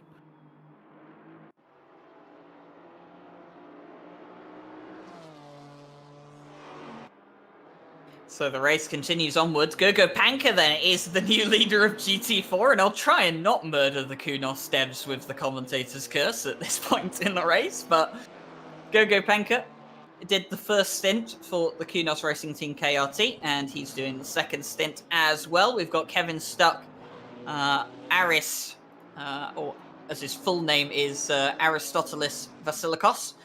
And then we've also got Santar Cangello taking over later on in this race. So 4 Kunos devs out in the Kunos Racing Team KRT 778. And I'm not entirely sure if they were expecting to be leading the race at this point in time. But things have gone their way so far, and they are the leaders of the GT4 class. Meanwhile, Antonov has found his way through on Kevin Siclari, the 56. Like and subscribe team is past the 191, and I think, Nate, that probably confirms our theory that there is a bit of damage on that 191 car. Yep, so it would appear me saying that it doesn't seem too bad was completely wrong. So do not listen to anything I say in the future. But yeah, the gap's actually pulled out quite significantly from the small time they've been passed. So maybe that, like you said, the damage is more than what I thought it was, at least anyway. So be interesting to see. This is one of those conundrums though. Do you stop early and then have the stint timers go out of whack, or do you just try and slug it out, deal with the damage that you've got? And, you know, especially now coming to the end of the stint, the tires are going to start feeling rubbish. They're going to start sliding more. And then the compound effect of the damaged car and the bad tires means it's just not a fun place to sit, not a fun car to drive.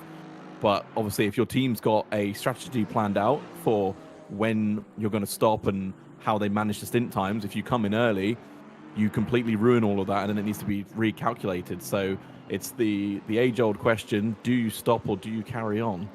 So it looks like that they've carried on going by the track map So obviously they are sticking to whatever. No, they're in the pits. See, I lied. I'm wrong again. So obviously, yeah, they've obviously decided as a team that they're gonna take the pit stop, fix the damage, and get new tires, and then rework whatever strategy that they had around the new times that they'll be given. Unscheduled stop then for the Racing Line Motorsport entry. Not ideal for them at this point in time. And, well, the silver class is still going strong here at Mount Panorama. Lucas Rommel leads the way in the number 1 PPR Esports Porsche.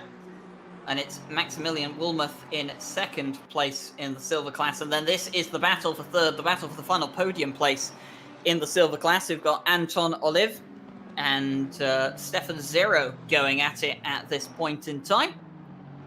Aston Martin versus Lexus on the mountain. And, I have a bit of unfortunate news that I believe car 956, that is the Jag, is unfortunately having to retire from the race. We spoke to Mia Rose earlier on, and after an incident that they had, they were kind of just going to continue onwards, see what they could get out of this race, and, you know, hopefully just enjoy the race as a whole, but it seems like something has come the way of the 956 car, and they've been forced to retire that, and that's a massive shame. As we see a penalty come through for the 64, a whopping 20 seconds. It seems it's for 2 separate incidents. It is a 20-second penalty there. So there was a 15-second penalty applied to the number 64. That was for collision with car 514. That was the Aston Martin of Stefan Zero. And then another incident with car 42, and car 42 on the list, as I have a little bit of a look down, is Ivan Shermatinsky's BMW, so that's the other Jean Alesi esports car, and got bumped in the danger zone of the mountain, and usually would have been a warning, but up to a 5-second penalty because of the rules concerning incidents in that section of the circuit. And also, I did just see Mike Noble hop into race control to speak to Mr. Tom Roberts, who is the race controller for today. And, well, we saw Andre Franke, in an incident just after Skyline involved with a car making their way through. And we couldn't quite tell if there was contact between 2 cars there, but considering the fact that Mike Noble's wandered into race control, I'm willing to bet that he thinks a penalty could come the way of that car.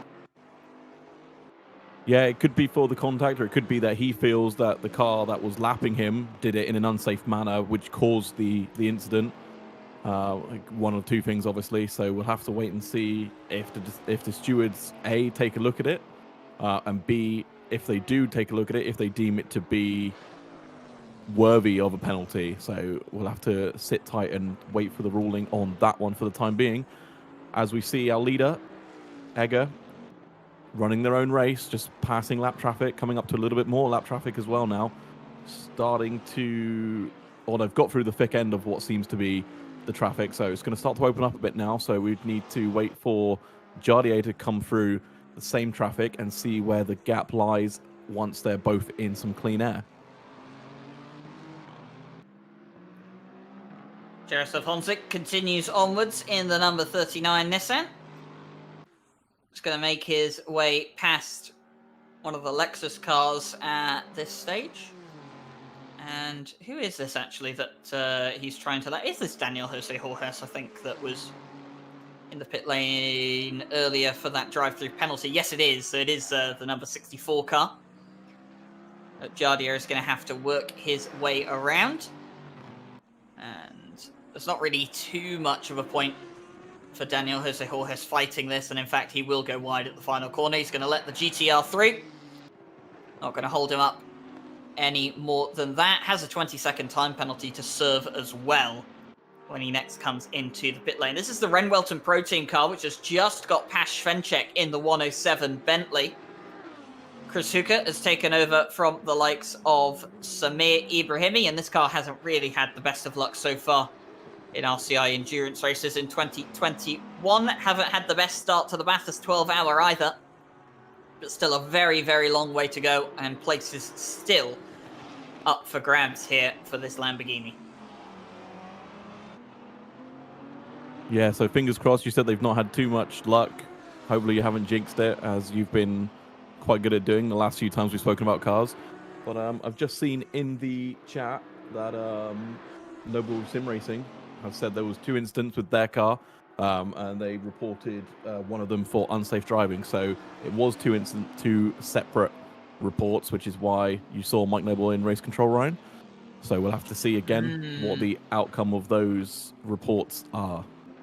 Well, I mean, GT3 and GT4 incidents are treated very, very harshly because they are 2 separate classes. They shouldn't be getting involved in incidents with each other, and it's one of the big complaints that a lot of the GT4 drivers have is that the GT3 drivers can be quite reckless at times, and we have seen that in today's race, and penalties being handed out as such. So Mike Noble, he'll be hoping that the stewards have a look at those incidents and judge that their GT4 didn't do anything wrong and they just got compromised and caught up in some incidents with some reckless GT3 driving. Can only hope that it will get better later on in the race. I'm getting a bit nervous now as we get closer to the end of my stint, knowing that I'm going to be in the car in probably about 20 minutes time.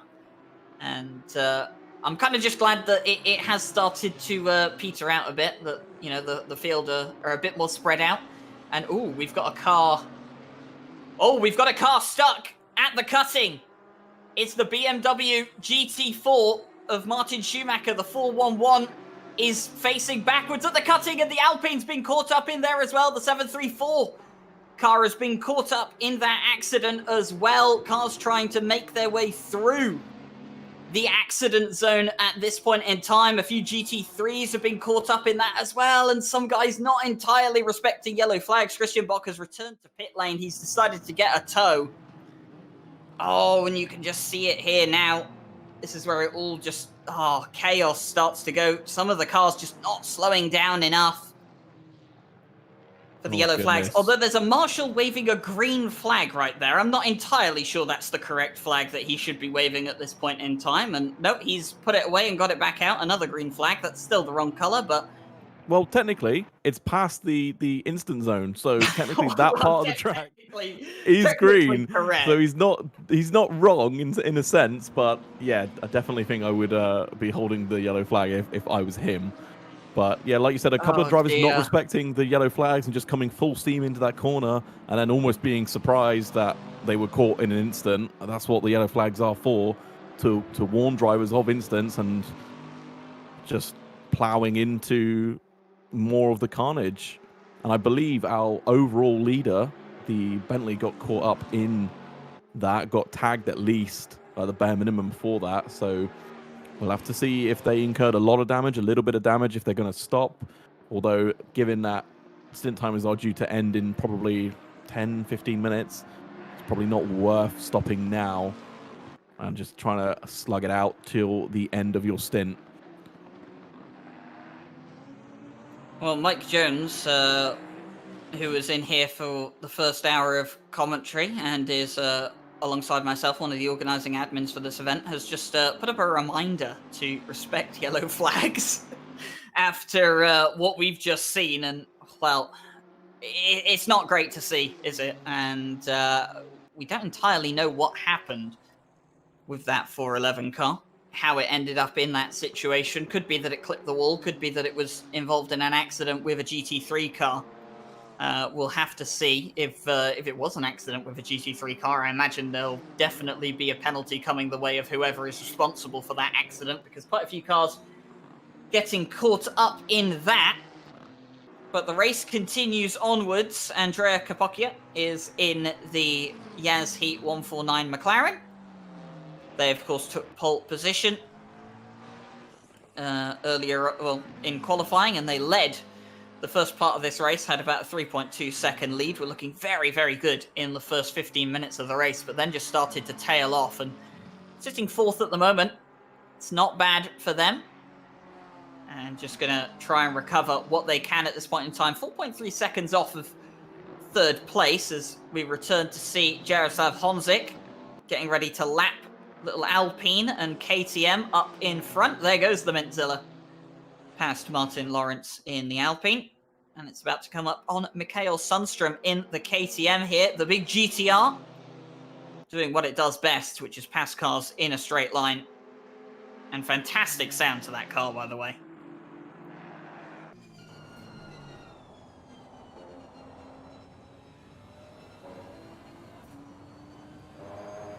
Well, almost 2 hours into the race.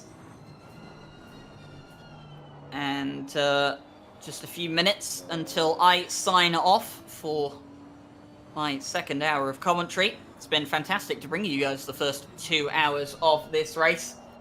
And of course, we still have 10 more hours of action to come. The GT4 class, still anyone's game, I guess, at this point. Gogo Panka leading the way from Mikael Sundstrom and Martin Lawrence in the top three. The GT3 class, it is Matthias Egger in the GT3 Pros leading the way from Jaroslav Honzik and Igor Ogorodnikov. And then in the GT3 Silver class, it is Lucas Rommel leading the way from Maximilian Wilmoth and Stefan Zero now into the top three as well.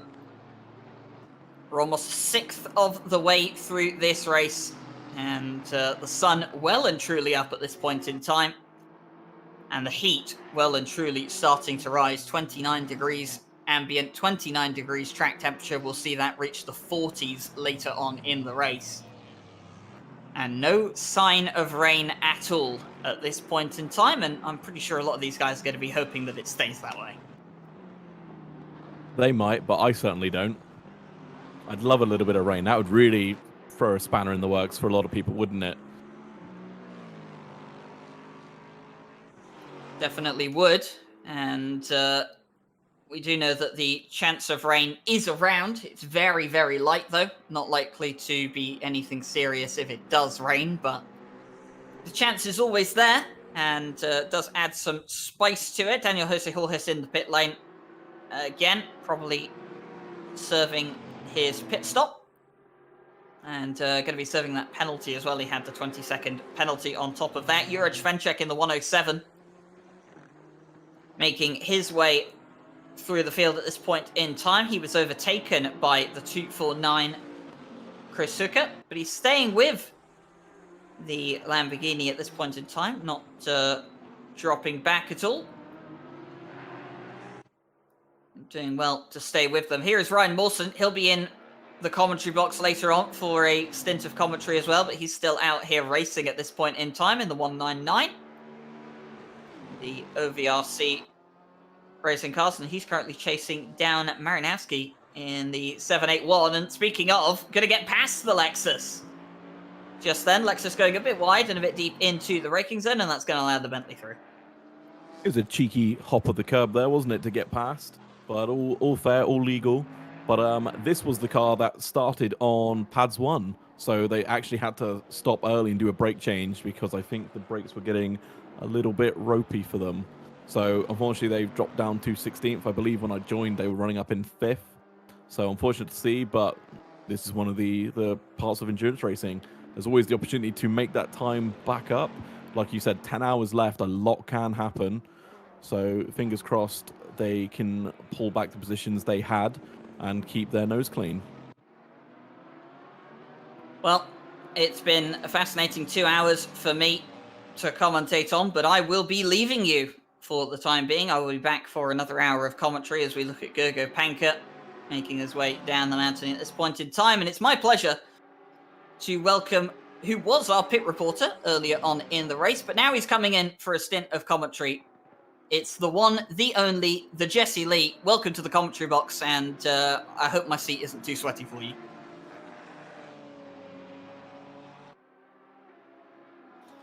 Well, nothing can be as sweaty as Mike Jones' seat, Nate. I am very happy that you ended up drawing that seat. He told me that he was very warm, is what he said. And good luck to Mr. Ryan Gill, who is leaving to prepare for his stint in the race and be very interesting. I get to talk to him later in the day in about 4 hours time about how his stint went and what he saw out there on the track. Get a very different perspective of the race indeed. Well, hello everybody. I am Jesse Lee, and for the next 4 hours, for better or for worse, you are stuck with me. I got Nate with me here for the moment, and it has been a fast-paced 2 hours thus far. We've had two or three different leaders, mind you, and oh, by the way, it is very possible that in another 15 minutes time, Mintzilla might be your leader of the race, as Gergo Panker being overtaken by a lap car, or by a faster car, I should say, and very dangerous indeed. But very much so right now, it looks like Mintzilla might be in the driver's seat, Nate. It's potentially looking that way, but again, we won't really know until we get to the end of the second round of stops. I just said they did have the second fastest pit stop, so obviously that's stopping on your marks, getting the car straight up and the tires on and off.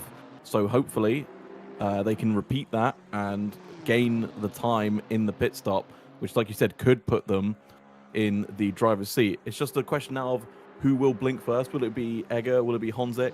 We will have to wait and see. It's going to be interesting. Well, I do have additional information about Jardier. I overheard him, not that I was specifically talking to him about this, but I overheard him talking to teammate Jimmy Broadbent and his chat as this is going to be very dangerous around the outside. Gergo either did not see him there. I think that's Gergo. I'm unsure, but he either didn't see him there or didn't expect him to make that outside move. But there you have it. Very dangerous stuff indeed. Shows you just how difficult it is if you are a GT3 car working on slower traffic. Everything is unpredictable, and I don't feel it's a derogatory term to call the lower category moving chicanes, because quite frankly, that's what they are. And it's all about, in my opinion, for the faster driver, it's about them to work their way around the slower traffic. But anyway, I digress. Back to what Jardier was saying. Not only did he reckon that they had a tire advantage in the end of a run, and considering they've made considerable inroads at the end as Matthias Egger very nearly comes together with the barrier, not only has the 39 Mintzilla car made incredible inroads near the end of their stints both times, I would say that he's absolutely correct that they may have an advantage, and he expects, based on what he said an hour ago, that advantage to continue to multiply. Well, he's knocked 11 seconds out of the lead this stint, and of course we know Jardier will be getting out of the car in favor of one Mr. Jimmy Broadbent for this next sector, or this next stint. And what I'm quite curious about, Jardier also said that he, no joke, spent about as much time on the setup of this car as he has for any race he's ever done. What does that tell you, Nate? Tells me that he really wants to win and that he's extremely prepared to go the distance. I remember briefly seeing Broadbent streaming. They were testing the setup. They had a little bit of rear instability, but it seems they've got that dialed out now. No one likes an unstable rear end. So it's good to see that they can... Speak for yourself, Nate. It's good to see that they can, obviously... they did fix that, and now they're pushing hard. As you said, closing down the leader. They've taken a couple attempts out of them just on that last lap alone. So it will be interesting to see. I wouldn't assume that the GTR would be any better on its tires than the Bentley. So it might be, as you said, in all the setup time that they've put into that car to make it really easy on its tires, really easy to drive, and just to help them make inroads into that lead. Oh, as we see a car getting a bit wide there, into the leader. So like you said, they could be in the driving seat, but we have to see how it will play out after the stops. And with the temperatures only going up, the tires are only going to start degrading faster. Well, you can dance by yourself and you can safety dance, but it takes two to tango, and that is the state of the Mintzilla team. There are two drivers, and Jimmy Broadbent, one of those. I did catch him, I think it was Friday, perhaps it was Thursday. My days run together, but he was practicing very hard, like you said. I caught a bit of that myself, and he looked pretty good. And he is going to get into a car that has largely escaped any sort of calamities here. As Gergo Panker again having to give way in the tight section of the track. Does so without incident. Mike Jones, I'm trading messages back with Mike Jones. He half expects, Mike does, that maybe Gergo raced him like that simply because it was Jardier. I don't know about that, but quite humorous, but also could be a Code Brown moment indeed whenever a GT car comes over on you like that. But either way, Vanda Kokelt will have a 5-second penalty. I'm sure you documented that early. They'll probably serve that on their next pit stop. Misconception about those penalties. They don't have to serve those. That can be added on to the end of the race time. They don't have to actually serve them. As Antonov in pit road, 56, one of the first to blink here. You're going to end the second stint and start the third stint for the Don't Worry Aston Martin group. Agorodikov in third place in the 41 Aston. About 10 and a half, go ahead and call it nearly 11 seconds adrift, but on the final step of the podium. We have, of course, lost a few cars in the race today, but still have about 40 circulate. That's pretty good. You can lose a few cars and you still have 40 in the race.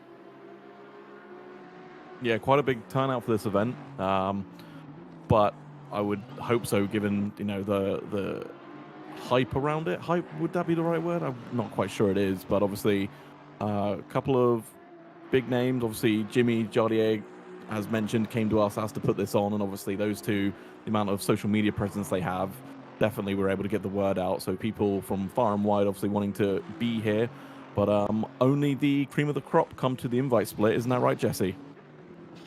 Yeah, that's pretty much it. When we have a invite split like this, and of course this race, not something that RCI made.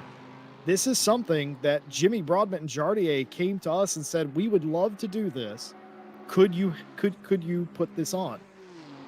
And like usual, when people ask us, could we do a race? The answer is usually, well, of course we can.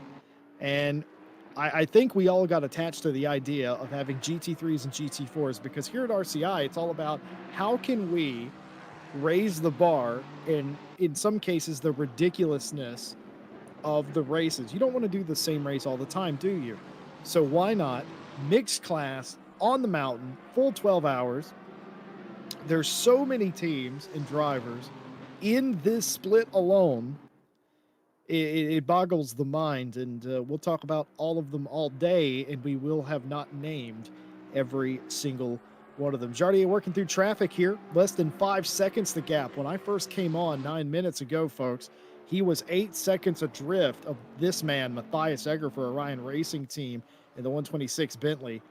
Well, he is less than 5 seconds. In fact, you'll probably see him. There he is, Mintzilla in the background now. Very much Jardier can see him, but he will have to pit sooner or later and give way to teammate Jimmy Broadbent, and we will very much pay attention to that. For Orion Racing, they're going for 2 in a row here on the mountain.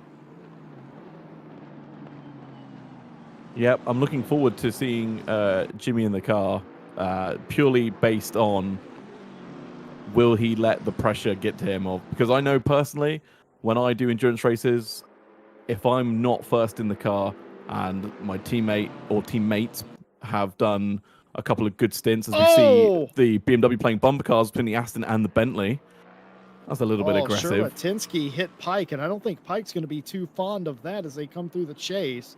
And he's going to shade him over there. Oh, it's going to be a little touch again. So that is going to do nothing but heat up the temperatures. The track hot enough, but now the temper's coming out a little bit as Pike gets shuffled out of the way and disposed of a little bit.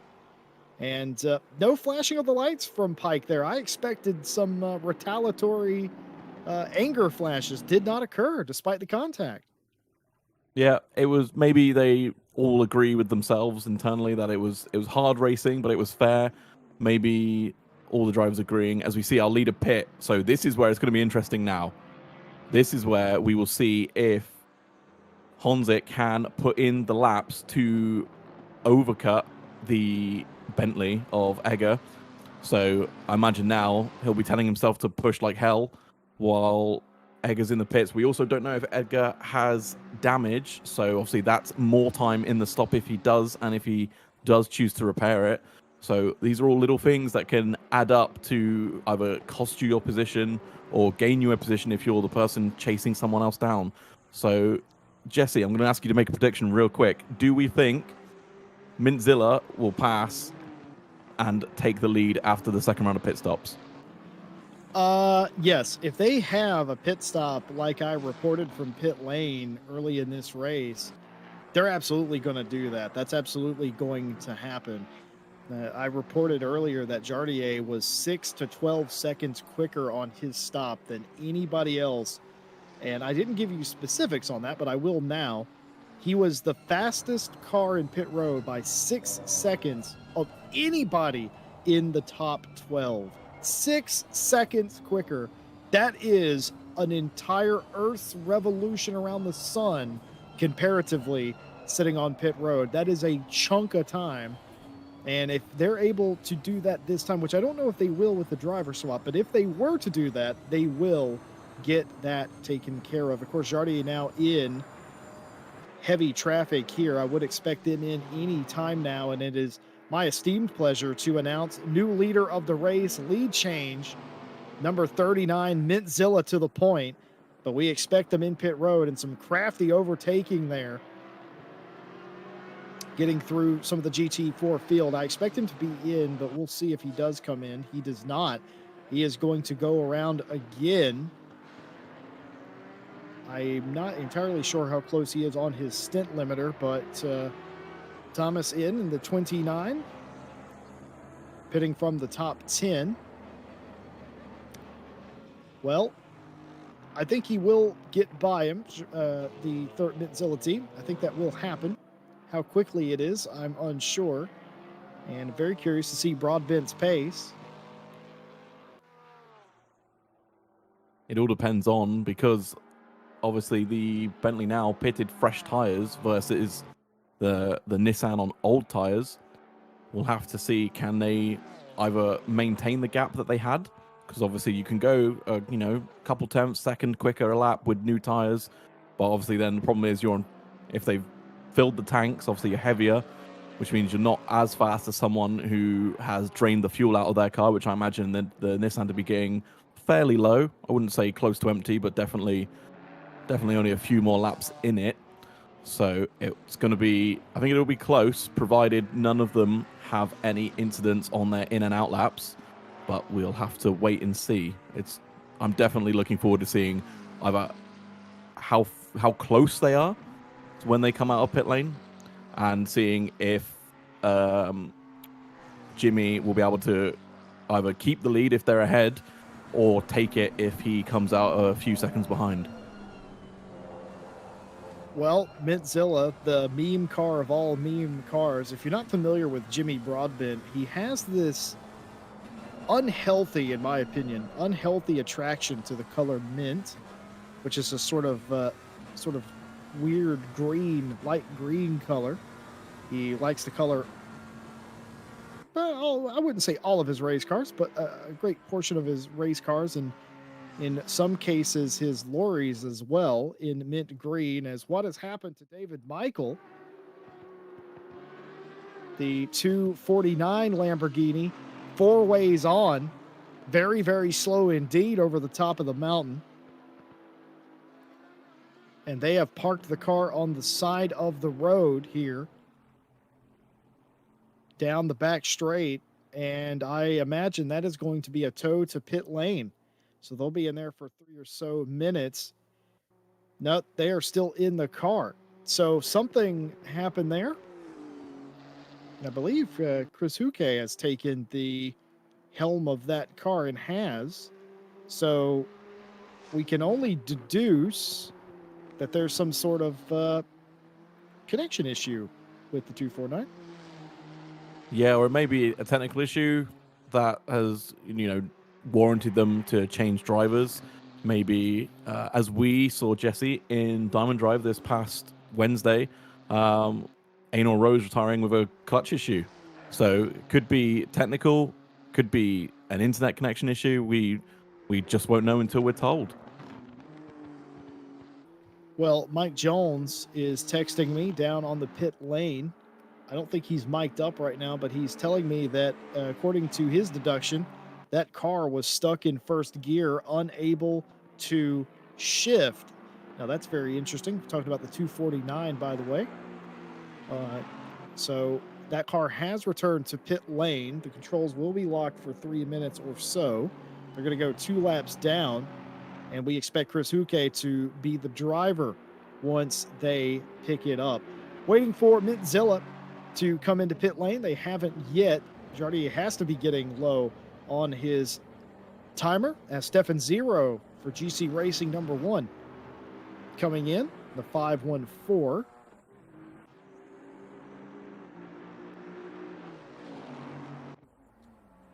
And here is Jardier in pit road. They're going to come in for normal service. We'll have to pay attention. Their last pit stop time was 1 minute 6. This one will include a driver change. We'll have to see what the difference is and what the comparative data is. Fulvio Berrezzini now behind the wheel of the Orion Race Team 126. Remember, this team won this race last year here at RCI, looking to double up and be the only team to have ever won the 12 Hours of Bathurst here. But they find themselves in a battle now going down the back straight that is not straight.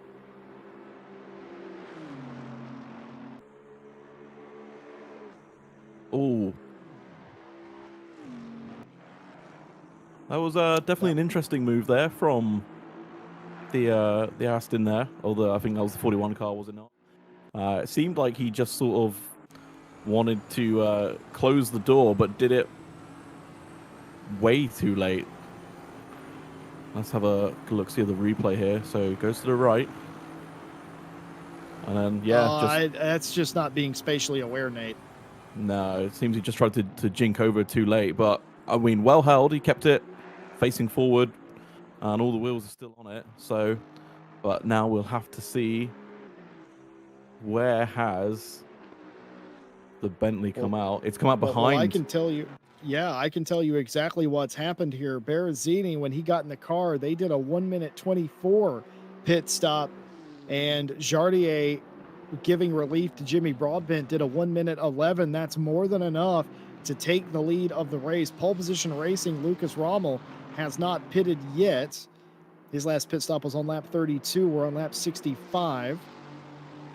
So he is yet to pit. But for now, pole position racing at the point. The aptly numbered number 1 car is number 1. But for how long? Do. Well, not very long indeed, because that man, Jimmy Broadbent, is in the car. Here is Lucas Rommel for PPR Esports. Their pit stop still forthcoming. Again, last pitted on lap 32. So we expect them in this lap or the next lap, but for the time being, new leader around the mountain. Yep, it's always nice when you're leading the race, even if it's just for a moment, especially as a silver against all the pros. You sort of enjoy it. You sort of sit there and go, stop, the race has to end now. Red flag, do checkered flag, give me something. I want to finish here. Obviously, we'd all love that to happen the moment we got into the lead, but that is never quite the way. As we see Jimmy struggling with the lap traffic at the moment. You got to get the tires up to temp. I think that's what he's struggling with. He's out there for the first time. The track is very hot. He's got to get used to the car, and the tires are cold in comparison to the track. So he's got to get into a groove. And just like Jardier before him, the car was not immediately quick. It took it a little bit to come in, but boy, howdy, when it did, it turned into a rocket ship. So Jimmy just trying to manage the traffic, like you said, at this point. So I'm just reading in the chat. Apparently, Jimmy had no force feedback, and now it's at 100% force feedback. So there's definitely a couple of technical issues going on there. We'll have to see if it's something he can fix on the fly. I'm not entirely sure. He can't. Nope. Chat says he's fixed it. There we go. All fixed. So now we might see. Carry on. Oh, I was just sorry. I was thinking out loud. See, what I would have done is I would have kept it on 100%, and I would have done. Remember, it was all the rage a few years ago, the 100% force feedback challenge. I know Jimmy has a direct drive set up. He could have had extra videos out of this race. Jimmy, what are you thinking? You should have just left it on, right? Oh, imagine Probably trying not. to drive 100% force feedback around Bathurst. Absolutely not. I would not. It's not worth the views, Jimmy. And I think he agrees because he's fixed it. Oh, so hopefully now we might see his pace pick up. Now he's no longer trying to fight with issues, as we see the 199 Bentley trying to make their way up the field.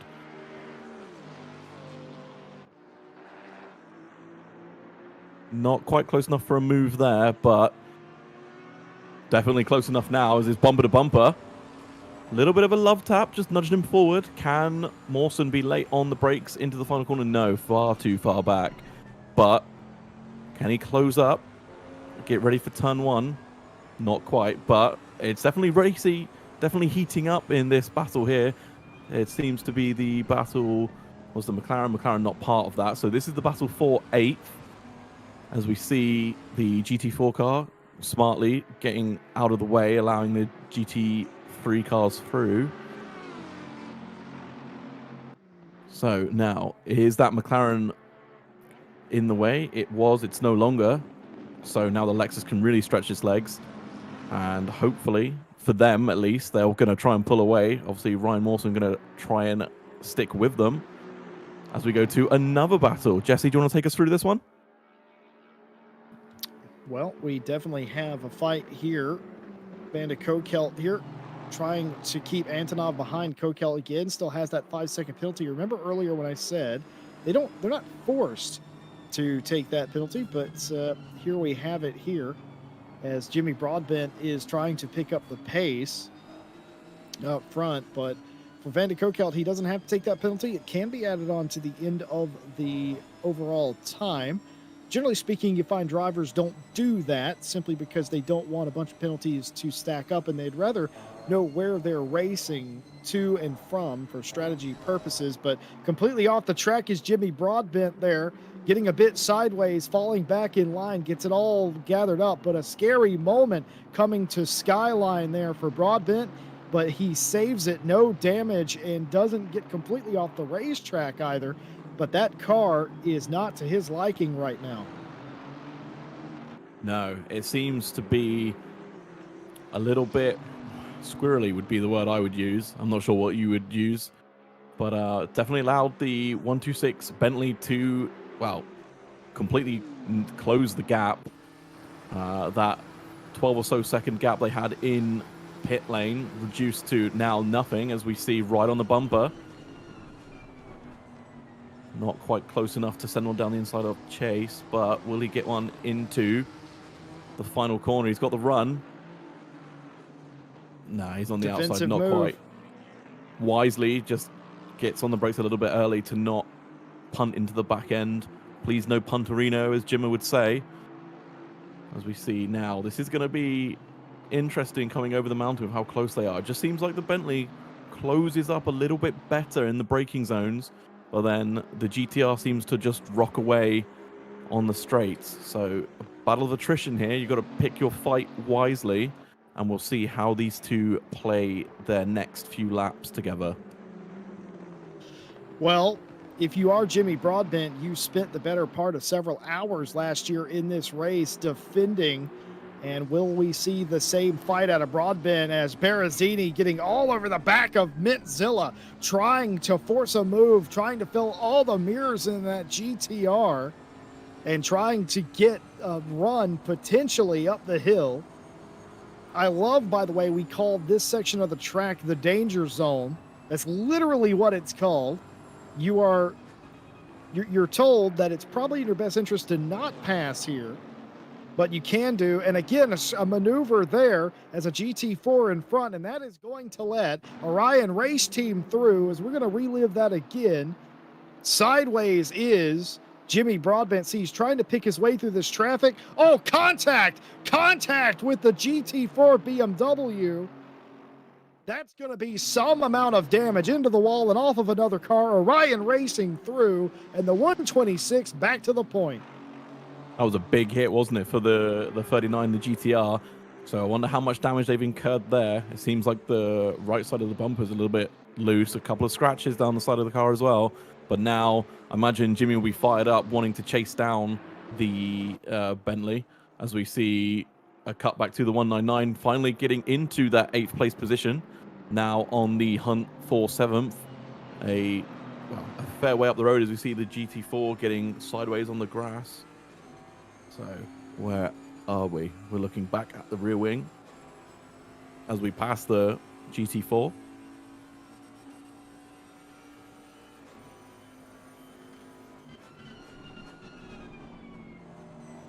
Well, very, very interesting action happening in the third hour of this race. 9 hours, 33 minutes to go. And as I said in chat earlier, this race is far from over. And there you have it. Jimmy Broadbent struggling with the handling of the car, struggling with lap traffic a little bit, an accident, and then all of a sudden, Fulvio Berrezzini back to the point.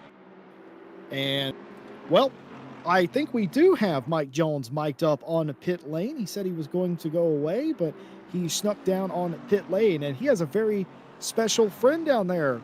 Mike Jones, you're down there with Gergo. Yeah, guys, I am down here with Gergo, though before that, I did just want to mention I did stop by the 126 pit lane before I headed down to talk to the Kunos racing team. And I do just want to mention, apparently, the 126, as we watched them, they fell down all the way behind Broadbent there for a little while before the end of the stint. Apparently, there was a bit of a mashup that they got caught up in at the cutting, that incident at the cutting.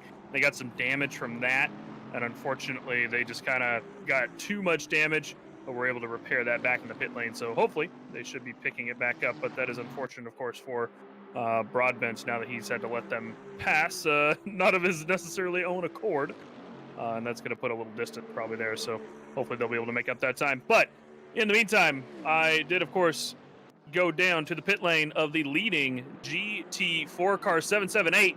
Gergo Panker just got out of that car, and he's looking like he needs a shower, but Gergo, hell of a stint from you, buddy. Hey everyone, thanks. It was good fun. It was intense. It's everything you hoped a multi-class Bathurst to be. Yeah. So tell me, you're the GT4 in this situation. You're the slower class in this situation. So we've definitely seen some rough moves going on from GT3s here and there, as is pretty consistent. Seen some rough moves from some GT4s. To be fair, how are you feeling from an overall perspective, though, dealing with that? Bit of the two extremes, really. I mean, when someone is really aggressive in the GT3 and goes for a move, maybe even if it's in a terrible place, at least you can expect that it's gonna happen. So it's less bad than when someone just half intentionally puts the nose in, like on the top of Skyline, and then just expect the GT4 to disappear. That's probably the worst thing that can happen, and they tend to just commit suicide there. Because then they don't have, even if I brake or if I lift, bit of a wall tap there. they don't necessarily have the space to have the corner, so they eat through the grass and then they lose the cars. That I saw that happen 2 or 3 times. It's a journey. It's a real journey in GT4. So we don't catch a lot of GT4 action here from an overall perspective. Obviously, they're a little less popular than the GT3s, though. Obviously, we have our GT4 Alton Park Enduro, GT4 only Enduro next week, which should be pretty exciting. Here at Bathurst, I mean, is this GT4 car easy to drive around Bathurst comparative to the GT3s? Do you think it's easier? Do you think it's harder? Or is it just kind of a little different? I mean, the walls are still close and the cars are not that much smaller, so it's still on their own, it's fine. But a lot of GT3 that I think don't realize that if you force a GT4 off the line, it's not gonna make the corner. It's just gonna dive into the wall because you lose the grip on the outside line, and then there's no aero to save you. It's just gonna end badly. So it's a bit different. You have to indicate your intentions very clearly if you don't want the GT3 to be let go in a place where you can't possibly go offline or compromise your line. But it's the GT4s alone are a lot of fun at Bathurst. The straight is, you can rest on the straight. It's a long one. Yeah, it's a long one. The BMW is a bit. It's very strong in the straights, obviously, but the uphill section, the uphill and the downhill section, especially, are a bit. Well, you got to hold on to your life a bit. So obviously, we were talking a little bit before we came on air about how you being up in the lead, you feel that's a little bit of luck. Obviously, we have had a couple mechanical difficulties from some of the GT4s today with disconnects and everything. But that said, I mean, how do you think your BMW is performing from an overall perspective versus, say, the Audi of the 996 or even the KTM that's back in P3 in the GT4 class? I mean, do you think you have the pace to keep it up there over the next 9.5 hours, or are you guys concerned about that? I think the KTM is very strong on its own, and it's going to get even stronger when the temps go up, because the main issue the car has normally is that in average temperatures it just cannot put the heat in the tires. So the heat we have today is really beneficial for the small cars, for the KTM and for the Alpine. But the BMW, I would say it's a stronger car overall for these sort of races because it has the straights going for them, and if you compromise the corners with traffic of a car that it makes its time from the corners, then it's going to lose a lot more effectively than the BMW, for example, which is strong in the straights. And in the straights, obviously, you're less compromised if you're being overtaken. So I would say we're in the strong car. We're in the strong car today. I wouldn't blame the car choice for this because it's a very good car to be in for this particular race especially. But yeah, I'm expecting the small cars to have a pace advantage when they can get clean laps, at least in the heat, because that's very good for the KTM and the Alpine. It's really bad for the Audi and the BMW. Interesting. Well, obviously, 30C out on the track at the moment, and only getting hotter. I mean, it's only 8:15 here up at the top of the mountain at Mount Panorama today, and it's just going to keep climbing. I think we've estimated temperatures around the mid-40s, so it'd be interesting to see how that works out. So the last question I have for you in particular before I turn you over to see if Jesse and Nate have anything for you, Gergo. The last time the Kunos race team got together to drive was for the 12 Hours of Bathurst, maybe about 5 or 6 months ago. Was there anything planned in that where you guys were like, hey, yeah, I think I'll come back around for this, or was it just as simple as it just kind of lined up that this was your return race? Because you've obviously been racing with the FFS team, who's currently flying under the hazardous overlap flag. Like, is it good to be back with the original guys? Yeah, I mean, like this specific race wasn't part of the plan. It was essentially I was going to skip this race and let the rest of FFS take it because they filled the car with 4 of them. And then Kevin out of nowhere took interest in doing another team race, and he asked like what's the next one we could join. And then we asked Aris, and then Alfredo joined us, so it sort of happened. It was mostly, I would say the catalyst was Kevin, because he woke up from his slumber and fancied some team racing, and that sort of made the whole team get together again. It's a lot of fun. Aris did most of the preparation. He did the physics. Well, he did the physics as well, but he made the setup. He did a lot of driving. I just sort of drove, said it was fine. It drove fine, and then tried to do my best in the first stint. And I'll have one more probably in the later down, like in 5 or 6 hours or something like that. But I would say yes, it was definitely a good thing to get the team back together, because Aris was also doing races with another team, and it's just good to take all the experience we gathered elsewhere and just put it in this one. And it's nice. Well, that's fantastic to hear. And Jesse, as I turn over to you to ask a couple questions, Gergo, I did just notice, if you didn't, I saw Tom Roberts through the window down at the comms box come in and hand you guys a piece of paper that looked like with the length of if I couldn't quite catch it, but I think it had a 126 number on it. Yeah, you're very right, Mike Jones. 5-second penalty for the 126 Orion Racing Team. That is the leader of the race.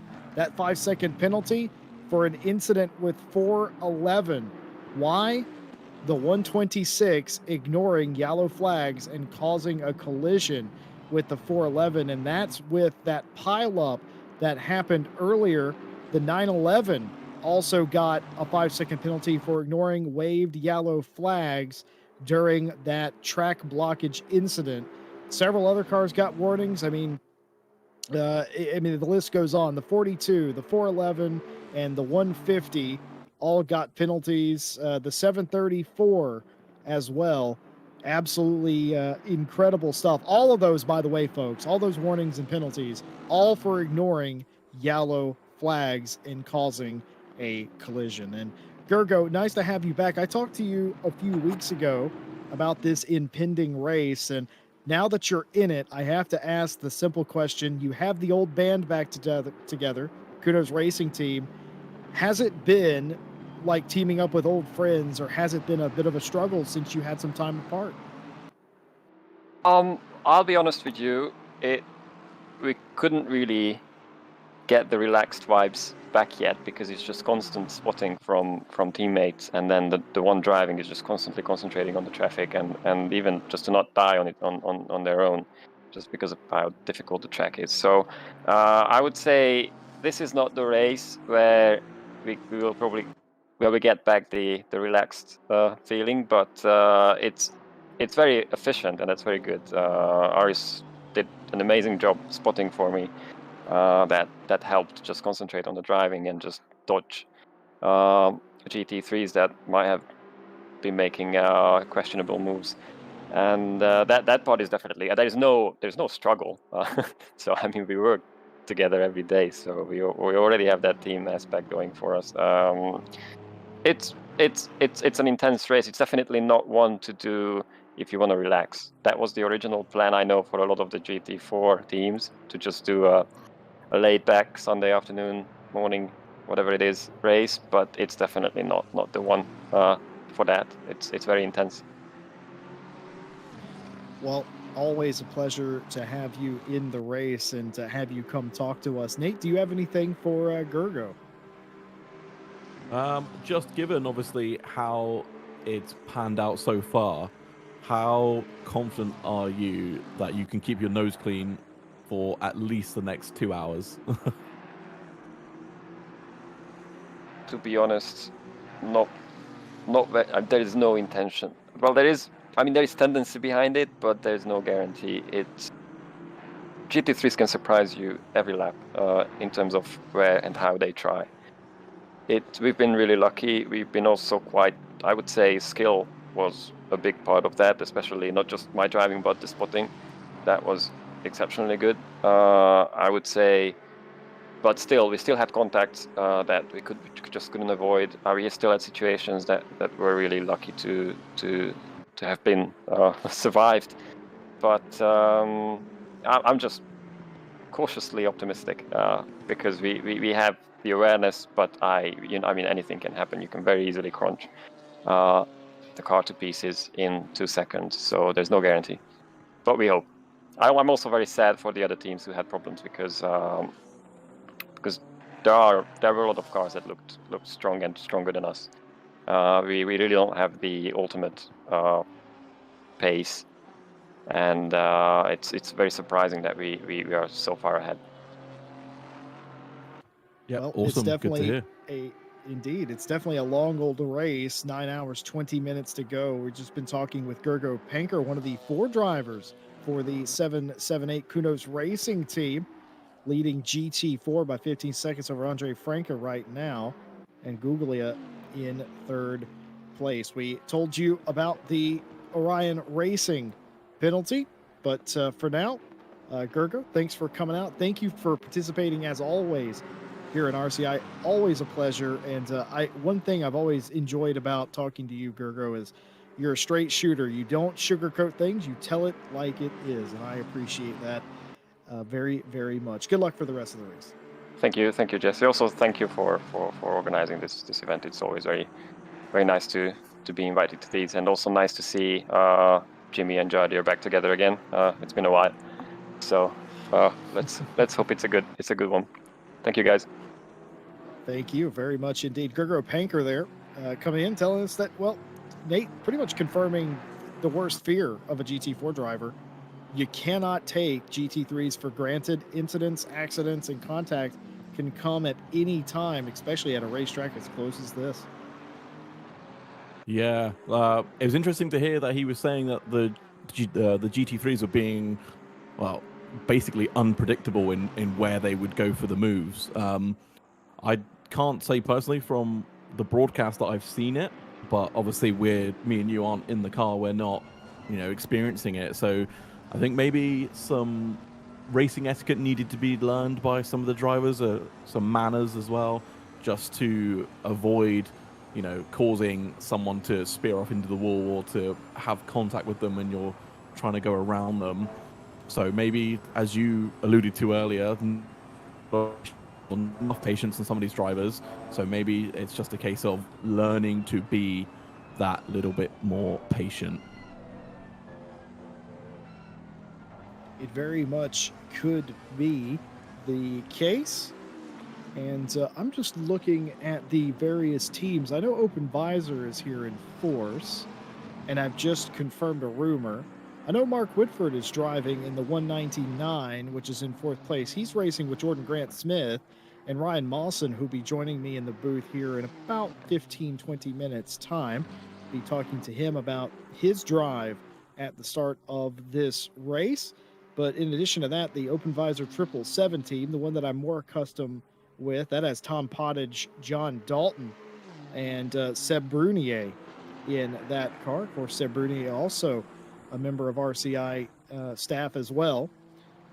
So I was very confused about that at first, Nate, but I have unconfused myself. I've re-looked at the timing board. We have several Open Visor teams here today, and I'm a bit silly because I already knew that because I talked to Ryan Mawson last week about this two different teams and him not being on the team with Seb. So there you have it. And just an update there on the Orion race team, the 126. Well, they're 6 seconds ahead of Jimmy Broadbent right now, meaning that that penalty will be completely negated at this stage. And also being told that perhaps, and this is just a rumor at this point, but perhaps Jimmy still has mechanical issues. Perhaps his pedals are not calibrated correctly. Yeah, I've been scanning any information that we get. I've checked the chat, and nobody's mentioned anything about Jimmy having more problems. So fingers crossed he's managed to sort that, unless you know something that I don't. As we see a couple of cars going slowly as the incidents unfold around them. That's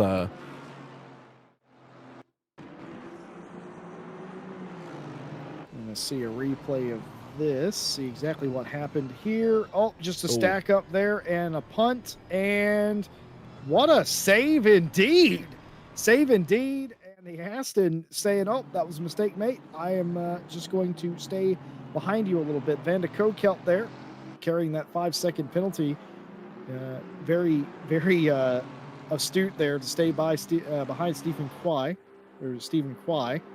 And meanwhile, of course, Jimmy Broadbent in second place, trying to put all of these guys a lap down. Got some folks asking in chat who is commentating. I'm Jesse Lee. I'm here with Nate. And for the moment, Nick Setnick, the man bringing you the pictures. But Stephen Kwai does go for one. Jimmy gets through. And was that another touch by Van de Kokelt, perhaps? may have been. It's definitely seeming the fact that he's backed the off. very guilty slow driver. Yeah. So, yeah, that definitely was. There's no questions about that, is there? Oh, Nate, I gotta ask. He did it once and he did it again. I mean, even though he stopped, that's you got to lay off, don't you?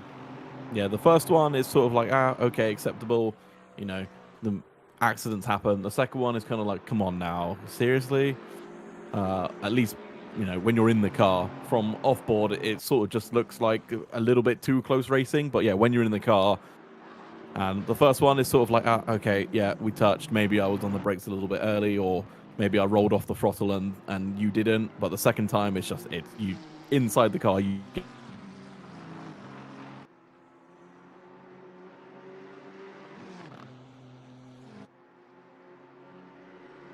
Well, Jimmy Broadbent continuing to fall back a bit, nearly 9 seconds off of the lead after having it earlier in the stint. It hasn't gone to plan for Mintzilla's co-driver, but they maintain the second place position.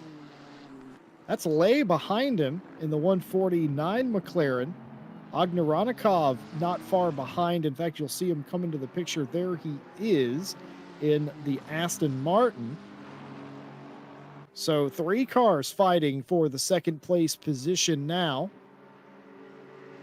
Broadbent has been able to hold on to second. That battle was closer at one point, and a successful defensive battle has kept Mintzilla in the second place position. Well, this battle hasn't gone away, and at some point, Stephen Kwai probably wondering how many more times he's going to get tapped by Van de Koekeldt. But Van de Koekeldt, of course, nothing malicious there at all. He stopped both times. It's just a misjudgment of braking distance, I would assume.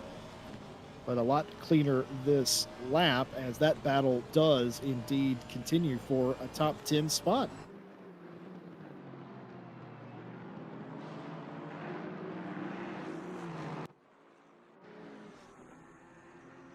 So we're seeing the lead Bentley pull out, well, just under a 10-second gap now, with the 5-second penalty to serve at their next pit stop, which would still, if everything sits as it is, would leave them a net 4 seconds ahead of the number 39 GTR.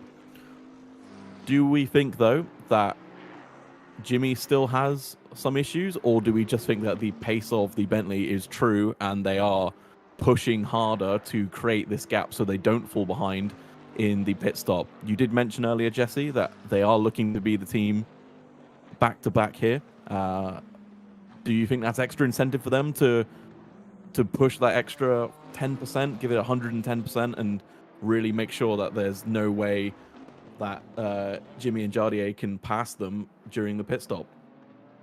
Well, I can tell you this. I think it's a little bit of both, and there's only one team here today that doesn't have pressure on them to perform, and it is the leading Orion Race team. They have won this race in that car with those teammates on this mountain. So they have already proven that they can do this, and in grand style. They are being challenged quite heavily so far in the race today. Do I think they're pushing? Absolutely. Do I think Jimmy's still ailing from some issues? Most likely. You know, you start off with takes you out of the zone completely when you have a issue with your equipment, and he may be having several. So the fact that he's only 10 seconds back is pretty good, but you see him running wide there on the exit as well. Tobin Lay here it's heat. All on the back now. Super defensive will have to be Mintzilla if they hope to hang on to this position. Ognjaranikov just there now in the gold and black Aston. Or excuse me, the yellow and black Aston, in fact. Thought that was gold. It is not gold. It looked gold when the sun was coming up, and now that the sun is fully up, it's very much yellow. But a three-way battle nonetheless here for the second place position.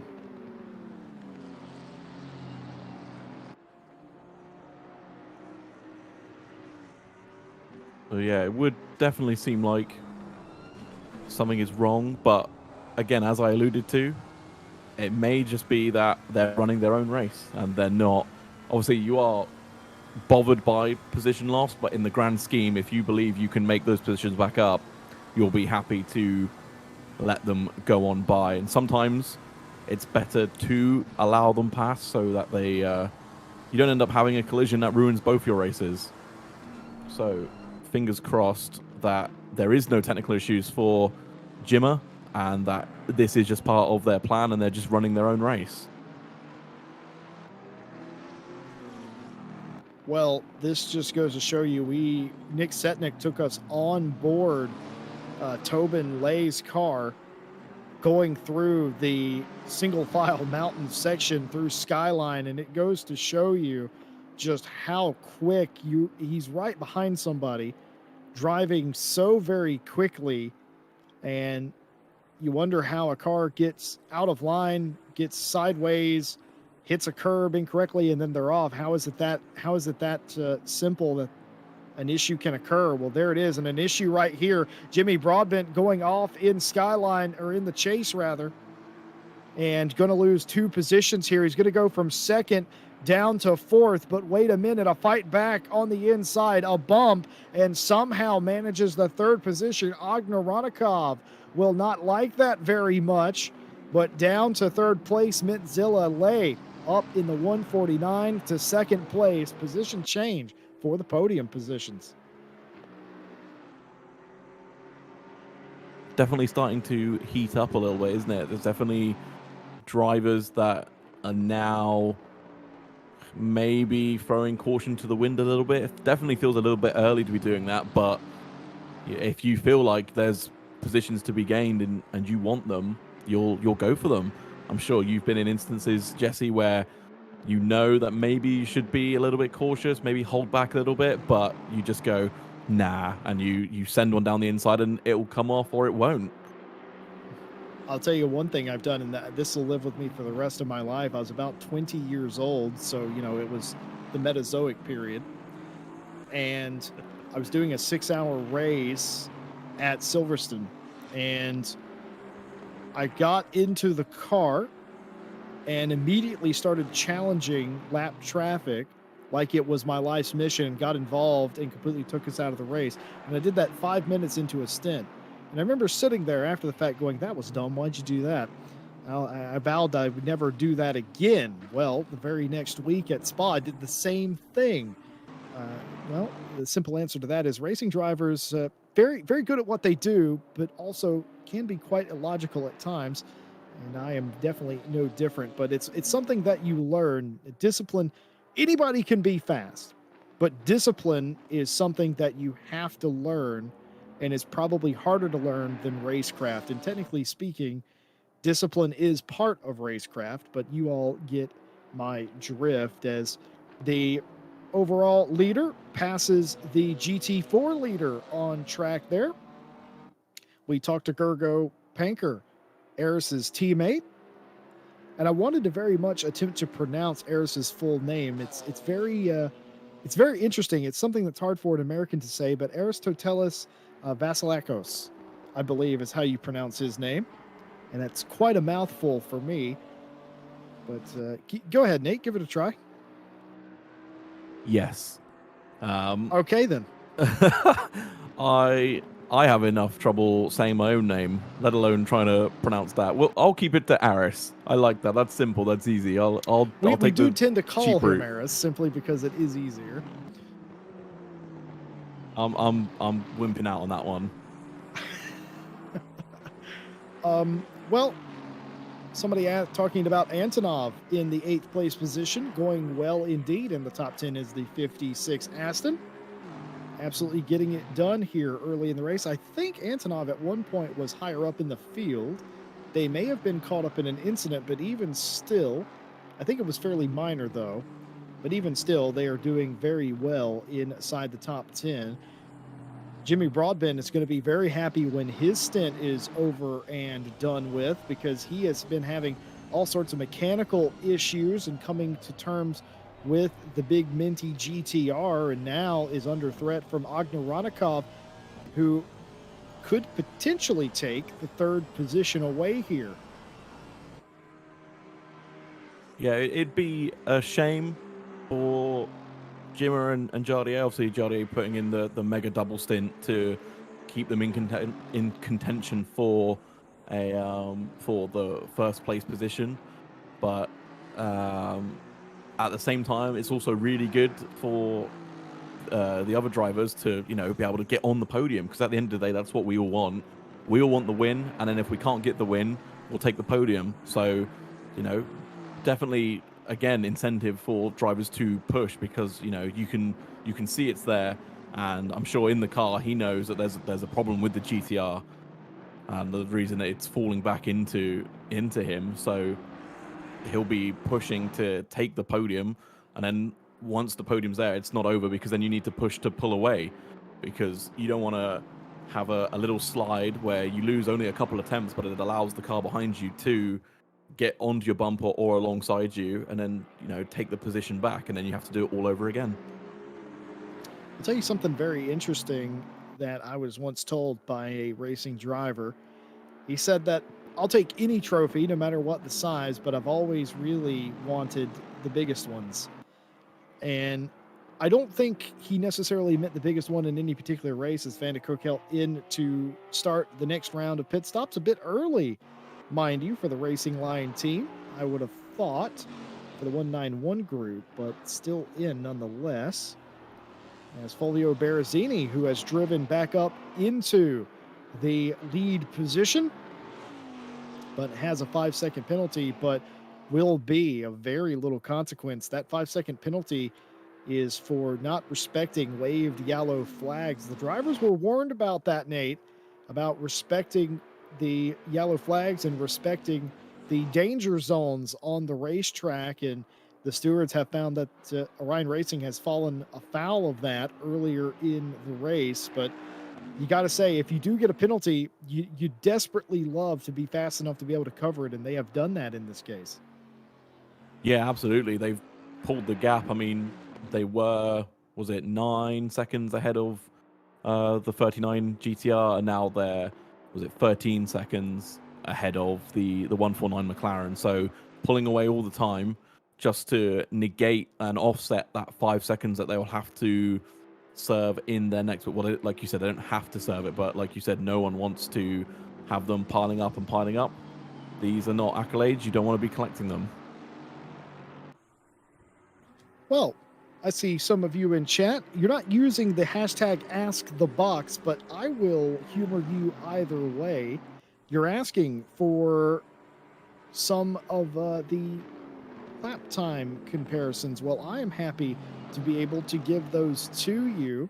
Last time by, Berrezzini, your leader, did a 2:03.708, and that's in comparison to Tobin Lay, who's in second place, did a 03.954, so 2/10 slower. You'll be interested to know Broadbent's last lap was actually the quickest of any of the podium drivers. He did a 03.531.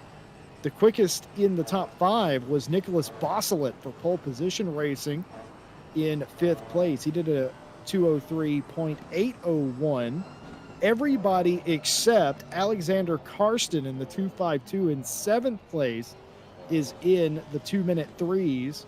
Karsten did a 2-minute 2.883, and that pretty much covers.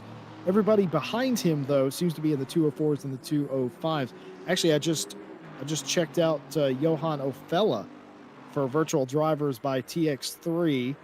He's actually just outside the top 10, but he did a 2:02.787. And if we go back to the GT4 field, let's see. Eris is leading in that class. He did a 2:15.651.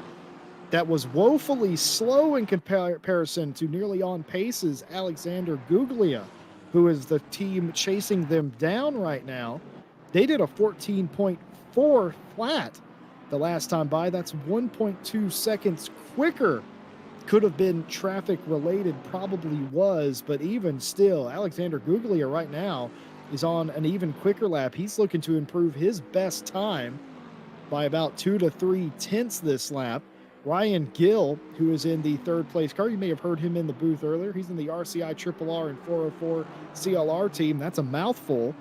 Well, his last lap was a 2:26, and that lap was invalidated. So I wonder if there was contact there, or that's not slow enough for a pit stop, So, yes, indeed, he had a slow lap indeed. But those are just a snippet of some of your lap times. And yes, Eris is the second quickest, but Alexander Guglia, the quickest in GT4, trying to run down the Kunos racing team. I haven't really talked too much about the GT4s as it stands. It's been mainly focused on the GT3s as they have been the majority of the action, as it turns out. But like you said, Ryan Gill, who was in with us but a moment ago, but was almost an hour ago now. Let's definitely try not to curse him.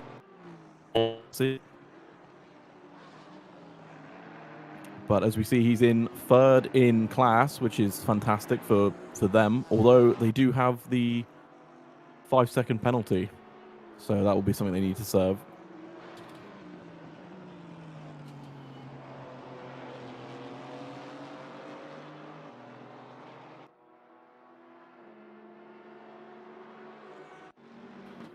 Well, Turismo has a hashtag Ask the Box question, which we will get to in just a moment. But before that, we are going to have a broadcast switch. And during that, we will be right back here at Bathurst with live pictures.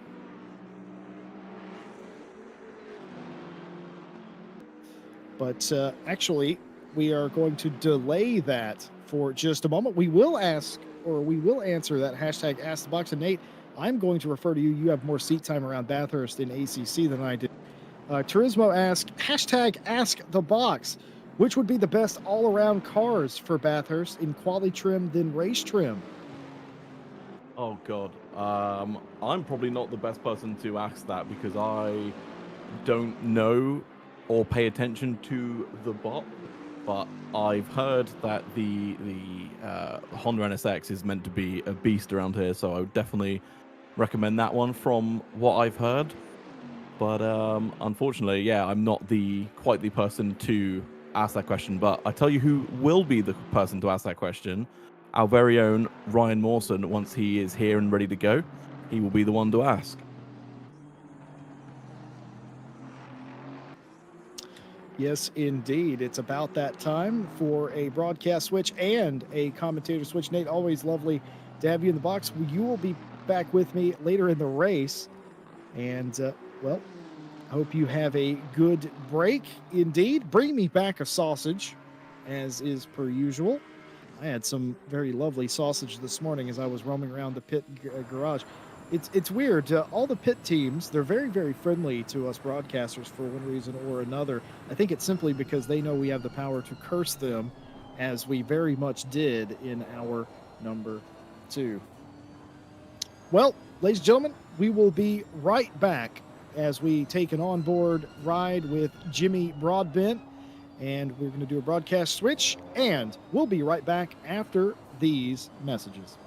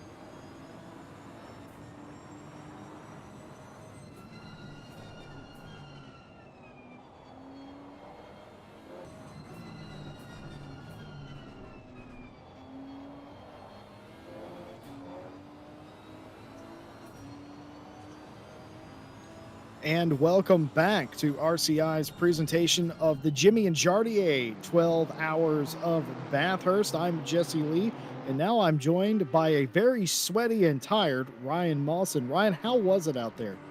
Yes, hello, Jesse. Carnage and madness, I think, is the best way to say. God, you can't take your eyes off the road for a second, can you? You've got someone behind you, you've got a GT4 in front of you, you're trying to manage the tyre pressures, you're thinking, oh God, it's going to get hotter. It's just, oh, it's manic, but that's why we do it, because we love this. Well, more dramas for Fulvio Berrezzini, the leading 126 Orion Racing Bentley.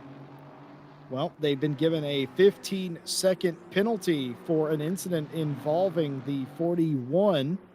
Stewards say that the 126 took out the 41 and did not return the position. That is a 15-second penalty. And now they have 20 seconds worth of penalties on this pit stop. It is all going against Orion Racing right now with the on-track infractions. Yeah, it's I think keeping your nose clean is half of the battle here. It's especially difficult with the added of GT4s, because a lot of times you can't see around, the wide GT3 car in front of you. They anchor up on the brakes hard because there's a GT4 in front of them, and yeah, you've got to very quickly dive out of the way or go into the back of them. It's definitely a different kind of racing. You're not racing for the now. You're racing for the time in the future almost. You want to just minimize any time loss.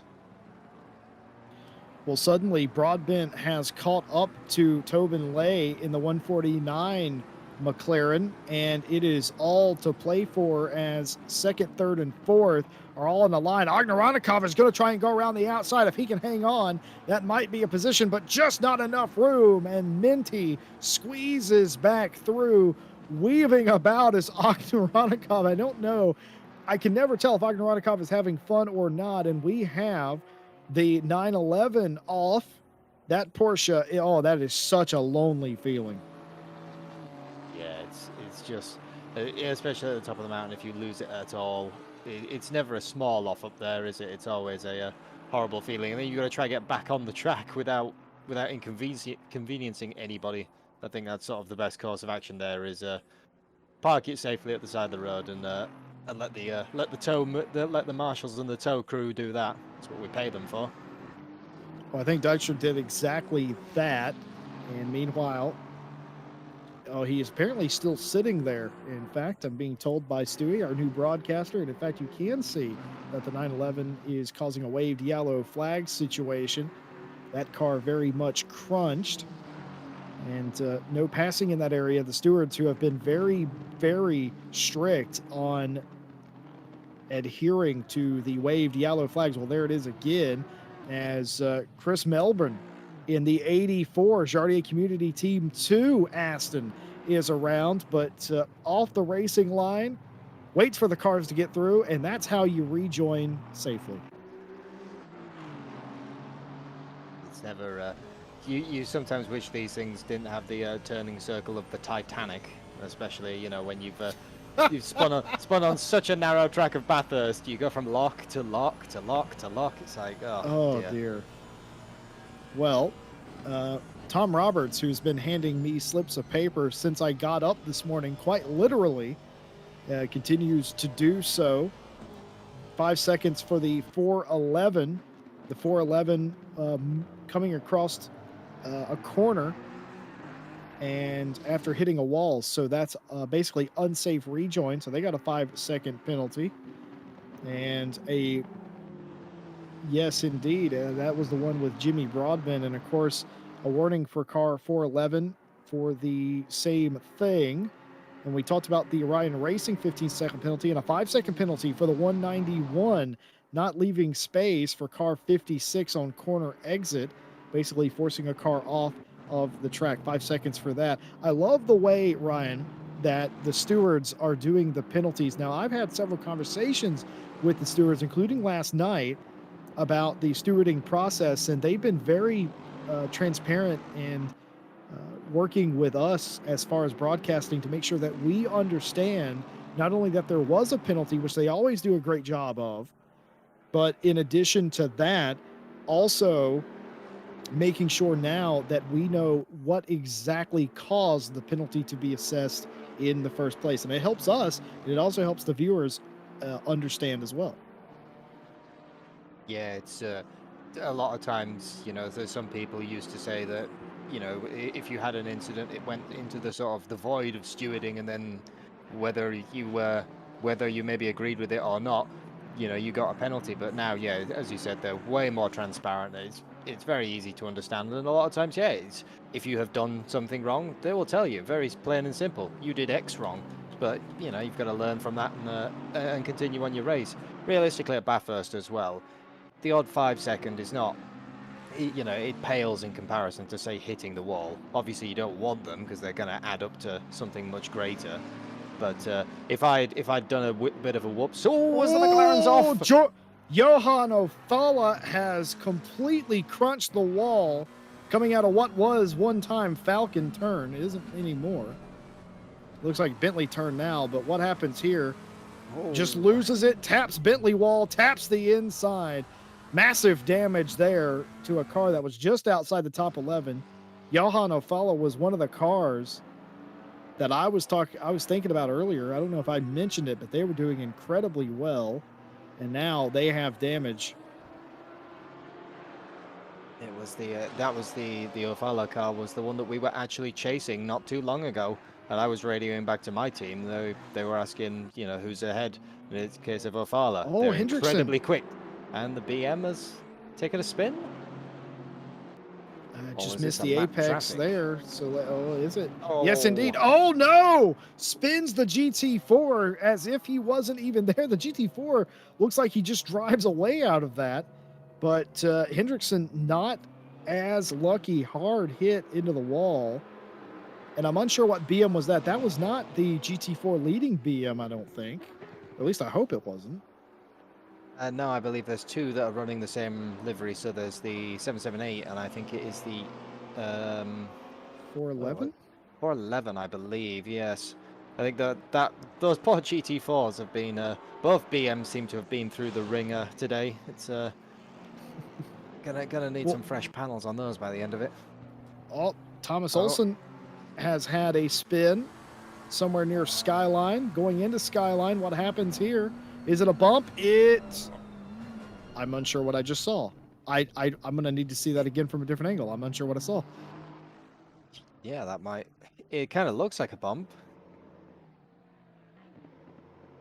It definitely appeared as if there was a car that was occupying the space where the reverse camera mirror was, and then it wasn't there, and then there was a spin. So whether there was contact or not, I'm unsure, but a spin indeed for the open visor 777 Thomas Olsen, and massive damage. That's about as crunched as you can get one of those Macas. Yes, it seems to be not the.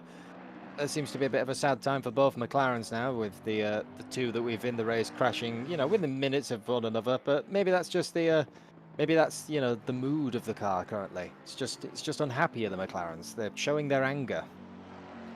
Cameron DeBastos, who is one of our stewards and helps us out here at RCI, and in chat very humorously saying demo derby today, not necessarily for car-on-car contact, but for the walls. Wouldn't want to have to rebuild them, and indeed is the case. I'm also being told that perhaps the 777 lost it on his own there. Possible, yes. The what I love though, love and hate. Oh, hit the wall again. But what I love and hate is that sometimes when you hit the wall at Bathurst, it gives you a track limits warning just for the, you know, the added fun of. It's like, thank you. I appreciate that I could not leave the track because there is a concrete wall there, but thank you, ACC gods. It's insult to injury, definitely, always. Well, Ryan, I got to ask you some more questions about your team and how you found it out there. We've heard a lot of teams are preparing for terrible tire temps, as Thomas Olsen just straight line Skyline, because that car in a very, very bad way. Definitely need to pit and get some fixing on that car. I'm thinking 30 seconds of damage at least to the 777. But speaking of Ryan Mawson's entry. A lot of people were worried about the tires and specifically what the right sides are doing. What were the tires on your car like? Tires on our car, ours was actually, we were fully expecting this to happen. We've been testing for, you know, well into the 40s for temperatures. So we've got the brake ducts incredibly open just to keep the tires down. It's one of those, it will hurt your pace in the start of the race, but we're thinking, you know, towards the end that will be it will be negated. But it is very hard to balance, because if you have the brake ducts fully open, you also lose braking force, and that's not what you you definitely want all your braking force coming to Forest Elbow. Good to get out of the way, though. Nell. Yeah, because that technically that outsides the racing line, but for Triple R, for DeWalden L, that 369 is absolutely destroyed. Meanwhile, Jimmy Broadbent has found his own pace. I documented earlier where he was the quickest car, at least for a lap. There is a bit of a gap now to lay. Berrezzini has a 16-second gap to lay in the 149 in second place. That will not be enough to hang on to the lead, but I don't think it's troubling Orion Racing too much, considering how much speed they have. Broadbent's only 2 seconds behind Lay for the third place after he gave that up, and to his credit, he has been able to keep Ognoronikov behind him despite several heavy challenges, including this one right about now. The 41, who again also has a 5-second penalty for an incident earlier. So in your case, Ryan, if you're Jimmy Broadbent, how do you do this? Do you continue to fight him, or do you let him go knowing that you can probably hang on? What do you do? Personally, especially if I'm driving that GTR, I would be fighting on, because, okay, so over the mountain, the GTR might not be the sharpest knife in the drawer. You know, there are sharper cars, but the straight line speed that car possesses, it is monumental in, you know, the first and the last sector, just with the speed, which is obviously a lot easier to defend than, and you can't really overtake on the mountain, I mean, unless you have, you know, massive cojones. But the straight line speed cars are always incredibly easy to defend after, and there's a lot of the great cars at Bathurst. I mean, historically, the V12 Vantage, a car which is basically a dinosaur in comparison to a lot of the newer machinery running around it, still runs at Bathurst and still puts in amazing competitive times, because it is just a rocket ship on down the two straights. And just to remind everybody of the danger zone known as most of Sector 2, they're not told they're not to overtake in Sector 2. They're just strongly discouraged from overtaking in Sector 2. Now, that's a smart move right there. Instead of letting himself be open to an overtake, Jimmy Broadbent decides to slow everybody down, Ognoronikov included, and fall in line on the inside, knowing that if he didn't cover that inside, that Ognoronikov would likely be the first one to get around the BMW in a crash in the background again, trying to work traffic, and very nearly Ognoronikov losing it on his own. But a very smart and crafty driver by Broadbent. That is a veteran move. That is something you have to learn by doing. Go slower to keep the person you're racing behind you. Very smart. Absolutely. It's especially with lap traffic. The lap traffic, we've said it before, and we've seen it in RCI races, just, you know, in the small endurance races where lap traffic has decided the leaders. Here, you barely have a break from the lap traffic. It's very rare that we had any clean lap in in my stint, at least. Oh, close overtake there by Stevenson. Outside. That's not a popular move around there, but he made it work all the same. Oh, look at Ognoronikov. Did you see that? He went to the left, to the right, and back to the left to try and find any sort of place. Look at him again. To the left, back to the right. He is showing Broadbent his nose here, and Broadbent might as well have ice water in his veins for all he cares. He is not biting on any of that. He's trying to find a crack in the armor, but it's very difficult to do. You know, all these drivers are all the best of the best in ACC, as as have been invited here, and Broadbent, you know, one of those. It's just not phased by anything, and especially as it says, the gap now that has been pulled out just in the straight line. So that is what I would be exactly doing. Oh, Broadbent is a tiny bit wide. Can the Aston Martin capitalise around the outside? It's a long old way, but nope. The door was closed at the last second. Back into single file over the mountain. Well, if you're going to make a mistake, you might as well make a mistake where you are already set up to be on the inside of the next corner, and that's what that was. While he did go wide, he was set up to be the car on the inside, and you're not really going to go around the outside most of the time through there unless there was a massive speed discrepancy, and there really wasn't that much. And, you know, if you are going to make mistakes, you might as well make it on the single file part of the racetrack. Well, this is definitely heating up for third place, and what this has done is this has slowed Broadbent down. He's 6 seconds or more behind Lay now. It was only 2 seconds a lap or so ago, but these two started fighting, and they started getting into more heavy GT4 traffic, and the defensive driving that Broadbent's having to do has delayed his progress. Nearly 7 seconds adrift now, as Fulvio Berrezzini for Orion Racing in pit road. Going to be very interesting to see. They don't have to serve the 20-second penalty right now, but will they take in a different driver as Ognarodikov now into pit road dips off? Yeah, that's that, which would show. Oh, very dangerous. Bit of a bunch up at pit road. It seems to have got out of that nice and secure. But yes, it would be. It would appear then that the Nissan of Broadbent is going long along with Lay. Wouldn't really surprise me. The Nissan, I think, does hold a giant. You know, it's got an endurance fuel tank in that. I think it's 132 liters. So it's really a hefty amount of fuel that you can carry with that.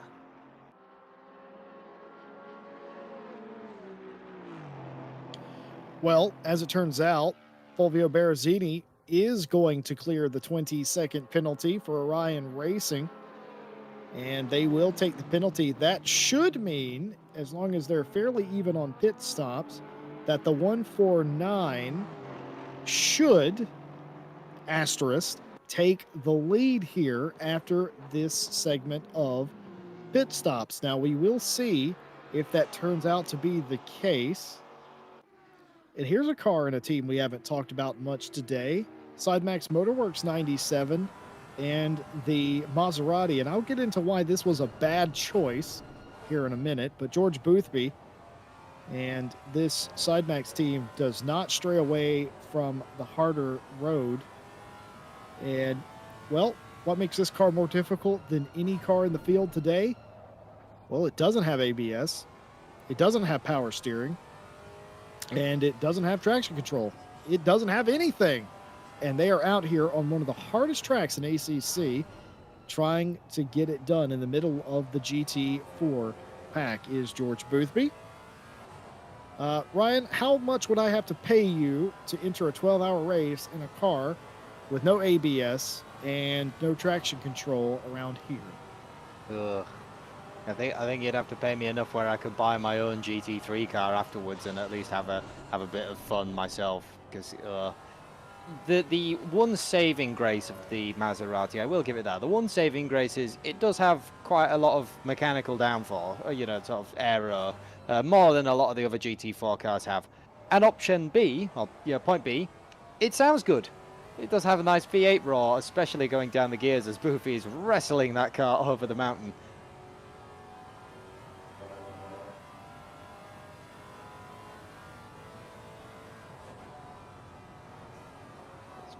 Both the Maserati teams, I think the only two Maseratis in the entire race are on the track together. You can see the car is just dancing all over the place, especially with no traction control. Going down the hill, very easy to lock up, very easy to hit the wall, especially at Forest Elbow, because the camber there. I mean, you flat spot tires in GT3 cars, let alone if you have no ABS.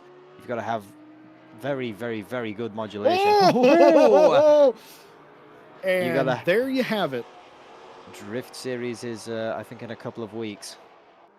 It is indeed. Well, it's they're doing a bit of a demo today, and that's why traction control is so very, very important in modern racing. These cars, even GT4s, are so powerful.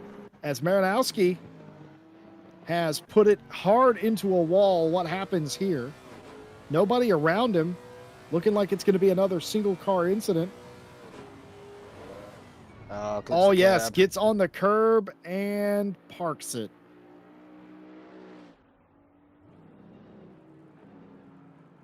Broadcaster Stewie saying that he's thankful that he at least has space to get it going and very, very diligently waiting.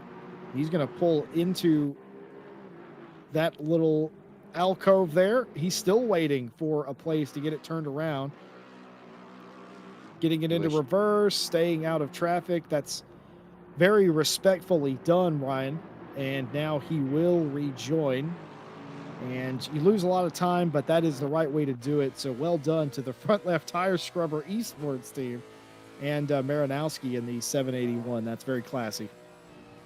It's also, you know, you lose that time, but it could be a whole lot worse if you're in the middle of the track and a car comes and collects you. You not only ruin your race, you ruin someone else's race, possibly a penalty. By then by the time you've done all that in the pits, you've lost a minute. Speaking of pits, that is the Mintzilla pulling in for the stop. Well, they did retake the lead there ever so briefly.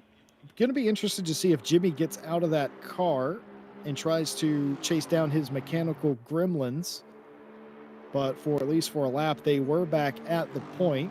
They had lost about 20 seconds or so to the leader. So basically all the work that Jardier had done completely erased in that stint.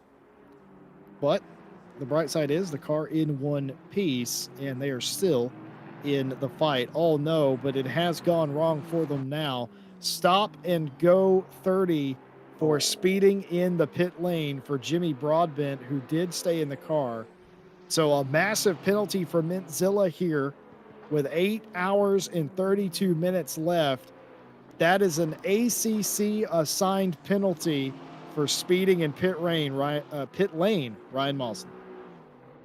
Yeah, the pit entry to Bathurst is it's quite an odd pit entry. It's got a small chicane, which, you know, a lot of drivers will want to cut straight over, but there's quite a big dip before there. So if you are braking and you go over the dip, you've lost all your braking force, so you go flying over the line and, you know, end up with a stop go 30.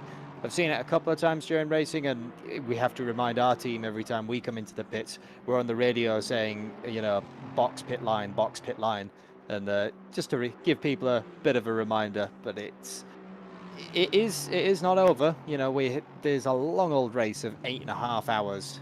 Plenty of things that can happen in that time. Further penalties, 5-second penalty for the 84 car for lacking awareness during an incident ahead. Went full throttle into the back of the 369 car, apparently. So 5-second penalty awarded there for causing that incident.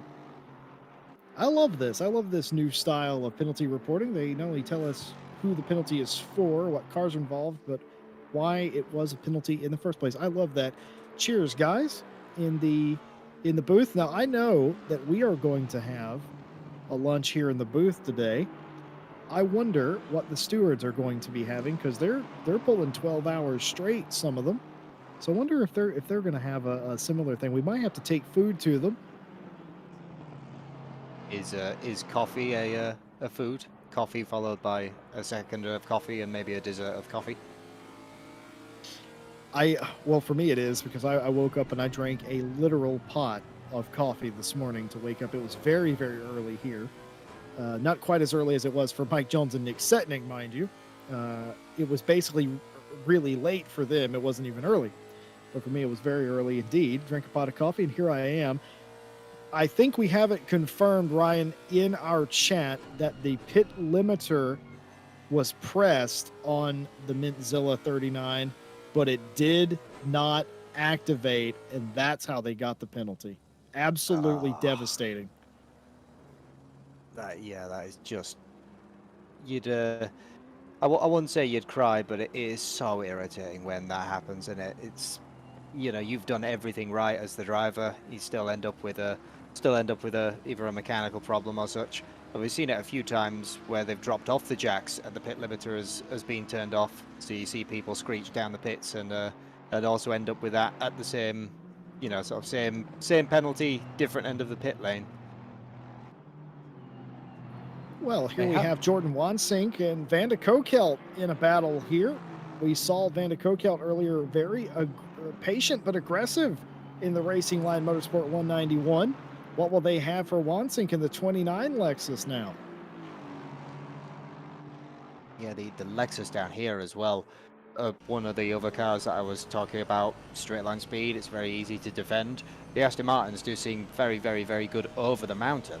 But the Lexus, I was following one earlier and I came out of Forest Elbow in the slipstream and I pulled all the way to 6th gear to the red line in my Bentley and the Lexus was still pulling away. It is absolutely insane in a straight line. It's just that monstrous V8. We're going to go to a replay here of Ivanov, Gregory Ivanov. What happens here? It looks like they're alone. Is this just a misjudgment on the curbs, I wonder? Nope, doesn't even make it to the curb. Oh, just trying to carry all the speed through the chase you can and a little bit of dirt rally in your ACC. Well held, though. Oh, absolutely. I couldn't do that.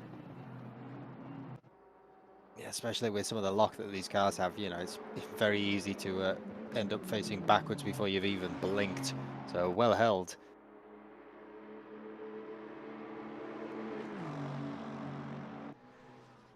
I've always graded things that I can't do more impressive, and I've certainly done that particular maneuver, but I don't think I've ever quite saved it quite as pretty as that. Normally, I just straight line through the hotel section there and rejoin. I basically cut a corner off, but that was very well held and lost time, of course, did Ivanov, but lost considerably less time than he would have done had he binned the car or crashed completely. Just a little moment, as they say.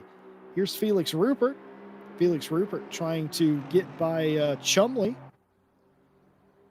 Nice to see the 252 of Chumley so far up the grid. Fair fight here. Not only is it for second place in silver, it's for sixth place overall, and they're both Astons. Yeah, so now you've got down to setup differences and who is the better driver, and that's, you know, the other thing that you have. Oh, don't say things like that, Ryan. You have that has all sorts of implications. Yeah, well, you have these things in a team event, isn't it? It's what makes team endurance so good. Is you know, you are sharing the car with multiple people. You can't just set up the car for how you like it. It's got to be a whole team effort. So it's very, very interesting how it all plays out in the end. Oh, we have a KTM round at turn 2. Is this looped on his own? Alan Garland. Nope, that that's was a definitely not by touch. yourself. Oh, The 17th place Bentley there, getting into it and causing a pile up here. This is not where you want to pile up. And everybody else looks like they got away, but the KTM of Alan Garland, the 899, considerably crunched right there. That's one thing we talked to Eris earlier about it, and you alluded to as much as well, that he's still sitting there, in fact.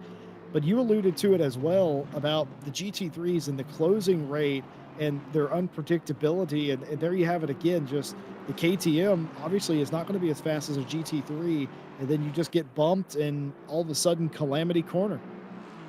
yes, and with a lot of the GT3s as well, you know, because a lot of drivers are very used to them, you kind of know closing speeds of each GT3 car, but the GT4 field, there's such a wide variance of, you know, of speeds. The KTMs are very, very slow out of corners, and then you end up, you know, going toe-to-toe with the BMW down the straight where you think I'll get by him by turn 2, and you don't, because the BM has got, you know, amazing top speed. It's all, you could just never take your eyes off the road. Well, Garland does reset to pit road in his KTM. And while we're talking about GT4s, we talked to Gergo Panker earlier, one of the drivers in the leading Kunos racing team, BMW, and now we have Eris fresh off of his stint. Eris, how are you doing? Hi guys, how are you doing? I'm adrenaline, lots of adrenaline, guys. It looked frightful out there, just GT3s everywhere. You're trying to make room. There's not a lot of room to make. How did the Kunos racing team survive so far? We are doing really great, I have to say. Gergo had an amazing double stint at the start of the race. A little bit of, actually a lot of luck, because you need luck in such a difficult race like that. And we were P1 until I've got, how to say that in proper words. Anyway, I had an incident, let's say. So yeah, and unfortunately I got pushed by a GT3 car, really heavy, and got tons of damage. That meant that my pit stop I had to wait for 53 seconds and lost also some pace, which was good up to that point. So now Alfredo has the car and he's P2, I think, so we didn't lose that much of place. The race is very long still, so fingers crossed. You need luck, you need good pace, you need everything into this race. I would tend to agree with that, Eris. Eris, one thing that I always mention when I get to talk to you is just how positive of a human being you are. I imagine you leading around the mountain, that you, grinning ear to ear, I suspect. To be honest, I had a very different phase, the one of fear and terror, you know, and horror. And I was like, when it is going to happen? When it is going to happen? When it is going to happen?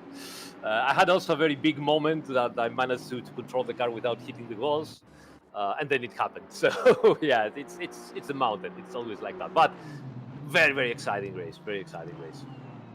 Well, Jarkko Torvinen is now the leading GT4 in the 996 hazardous overlap team. And of course, you mentioned you had Alfredo in the car. This is the first race that the Kunos racing team you got the whole band back together. And I got to say, it's been going really well. Do you think that you go up there and pass the hazardous overlap team now? You know, I mean, it's very early to say, and the race is. We have a lot of troubles, as the comical sketch says. But yeah, no, I would say that we have, I think, a surprisingly good pace with all the drivers, and the car is really good through a whole stint. So if we get our fair share of good luck, we have possibilities to end up, you know, high in the classification. So let's go. Well, I've talked to Gergo several times over the past couple of weeks, and the way that he describes this is Kevin Stuck just reappeared out of the ether. He just came through the mist and he existed again and said, "I want to race." Is that actually what happened? Yeah, exactly. I mean, Gergo always, you know, keeping us updated, and you guys obviously keeping us updated on possible, you know, races. But we were just, you know, me and Gergo racing. The other devs do race, but they do not usually do such long endurance races with driver swaps. And at some point, when Gergo said, you know, there's going to be this 12 hours, I don't know if anybody might want to, you know, try. Kevin was like, "I'll be there." We were like, "Really?" So yeah, so Kevin is here, and Alfredo recently joined our development team. So yeah, happy team, and we're here to fight. I love to hear that. Well, I'm going to turn you over to Ryan here in a second, but I have to attempt to pronounce your name. I'm an American, and as a Yankee Doodle, it is hard for me to pronounce names sometimes, but I'm going to try. Aristotelis Vasilakos. Is that correct? Good. Very good. Yeah. Is that correct? Yeah, very good. Yeah. Ryan, I have exhausted all of my questions in all of my different languages. Do you have anything for Aris? No, not really. I don't think so. I'll keep giving you a wave as I pass in the 199 Bentley. We came out behind you at one point, which you know, I get on my ear. It's like, "Oh, who's the BM in front of us?" It's like, "Oh, that's Harris." Like, right. Make sure we give him lots of give the developer lots of space. Let's not do anything dumb, lads. But no, Pleasure racing, and yeah, hopefully to see you on the mountain. I'll be cheering your BM back on for that P1.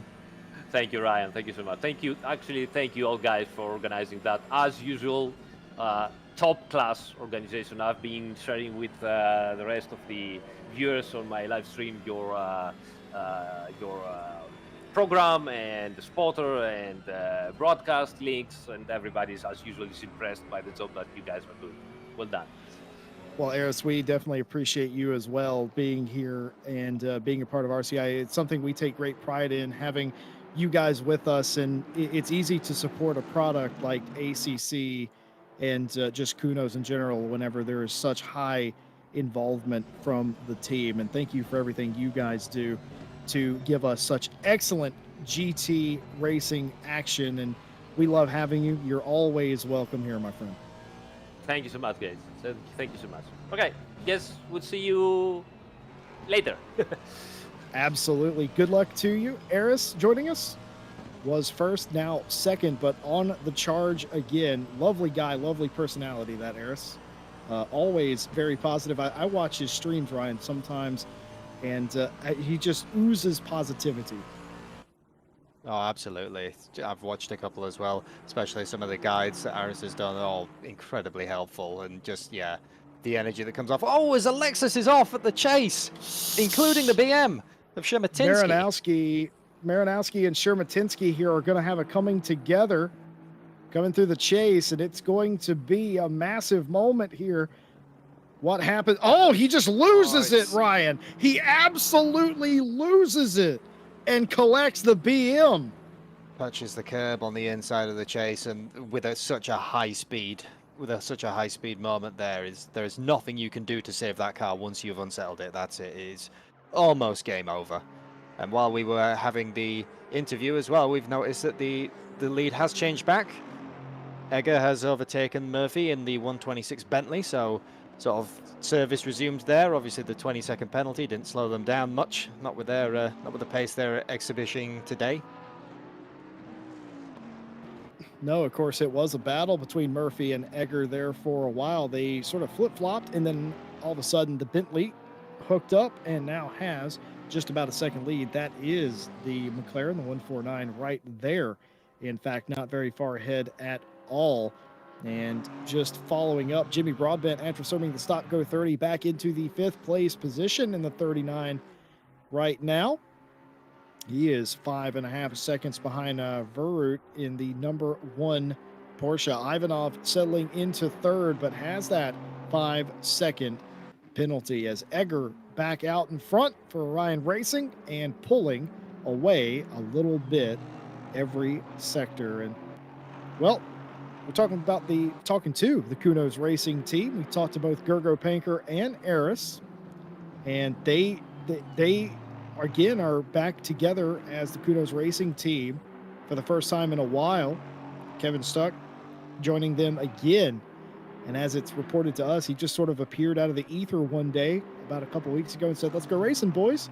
So the Kunos Racing team back together again and doing very well. Said they got crunched a little bit earlier, but I reckon, well, if you were fast enough to take the lead one time, Ryan, you're fast enough to do it again, I'd say. Absolutely, and there's just, you know, endurance racing is a long old sport, and a very interesting one. There are so many places where time just seems to vanish into the void. You know, you think, oh, it's race over, we've got 10-15 seconds of damage. And by the end of it, you've ended up almost where you were again. I mean, like we saw last year historically, the Jimmy and Jardier team, they did not qualify. They started dead last, and they finished, I believe, P7. It's just, there's so much time gained throughout the field, and some of it was just, yeah, pit stops, accidents, and keeping your nose clean. Speaking of teams that don't give up, I reported from pit lane very early in this race. You'll remember Bart Macha and the Connection Lost Racing 404 Porsche. They were involved in that first lap incident where they got absolutely crunched. They had to tow to pit road. They went 3.5 minutes down, which is the equivalent of 2 laps. But I was talking to Dedacek behind the garage. He said that we're not giving up. We're here for 12 hours. We want to run this thing. they were not daunted by that task. And proof is in the pudding. Well, with the other car, the 38th place car, having issues, they are now up a position into 37th. Keep in mind, they were as low as 41st at one point in this race. Speaking of a race, Chumley and Rupert, another battle of the I can't quit you. These two still nose to tail. It's so difficult when you're in matched equipment to make a pass and make it stick. And you're seeing that here as these two, I'll tell you one thing, Rupert is going to have had enough of seeing a maroon Aston through his windshield. Absolutely, especially, you know, you don't really have any sort of speed advantage on each other, apart from maybe a tiny bit of slipstream. But as we see up ahead, what starts becoming a very interesting in these battles is the lap traffic. It you know, it bunches people up. If you can read the GT4s just that little bit better, you might be able to get a GT4 between you and your battling car, pull away a little bit. But it's just so difficult to do over the mountain. There's really nowhere you can just haul the car. Oh, There's room for another coat of paint there. It'd be It's- completely fine. Ryan, it's a game of inches, and they're using every little bit of that. Yeah, exactly. Every single inch of the track is used, and maybe some off the track as well. But we paid for all of it. May as well use all of it. And for those of you in the rest of the world, I'll make that applicable to you. It's a game of millimeters, and they're using every square millimeter. See, we're inclusive here at RCI. I got props from the broadcaster right there. I heard that in my ear. He says he very much appreciates that. We are very inclusive here at RCI. We like for everybody to feel at home. And both Ryan and I, of course, we do use inches, but you know, I also have to use millimeters as well. And I mean, most cars they use that. So that being said, these two still no difference between them, despite the lap traffic. Lap traffic and how you take it can ruin your day very, very quickly indeed, but it can also be your best friend if you use it correctly. And I think we have seen a little bit of that here. Chumley using the lap traffic to keep Rupert behind him in some cases. And basically through this part of the track, it's just follow the leader. You don't, Ryan, you were out here earlier today. You didn't even consider making a pass in Sector 2, did you? No, there is just nowhere you can really do. Not even on the GT4s. It is just absolutely not worth it. Not in such a long race. You know, you might gain at the you know, say for argument's sake, you save a second. But what could that cost you? It could end your race, the poor GT4's race, you know, and then you end up with a penalty to boot. It's just follow the leader, and my best overtaking strat is to try get an absolute run out of Forest Elbow and beat them down the straight. As we do see the 252 of Chumley take a little bit of a tap there. Might hurt him in the absolute drag race between two matched Astons. But it would appear not. They're going to once again continue following down. I have a feeling this battle will rage on for many, many laps to come. Check in on Jimmy Broadbent and Mintzilla. He's back in 5th place after that stop and go 30. He's not really making any progress on the #1 Porsche, but he's not losing out either. He's just holding steady at 5.5 seconds back. There is the #1 Porsche Verut in front of him, and that is not Chumley's Aston behind him. So he's just sort of managing his own race, and it's not that bad, really. You have a stop and go 30, an extra pit stop that you have to take, which if you have a 5-second or a 15 or whatever second penalty you have, you don't have to do that. That will be added on at the end of the race. But I think with a stop and go, you only have a few laps to do it. Is that not right? Yes, you have 3 laps to take a stop and go. Same with the drive-through. Any sort of penalty like that. But the pit stop penalties, you can turn them off, and they don't have to be served in that, you know, in that exact one. There you have it. Well, he had to serve that lap or serve that penalty in a couple of laps. He did do that, and he is back up there, but he's going to be sideways into the wall there, continuing to have troubles in Skyline with Mintzilla. And it has been a struggle for Broadbent in the GTR today. I think we can all agree. but he was gaining a little bit on Verwoerd there, but oh, and I see why, because of the GT4 car, but that has gone away now with more damage. Only about a couple of seconds, you would think, but even still, all the little damage adds up.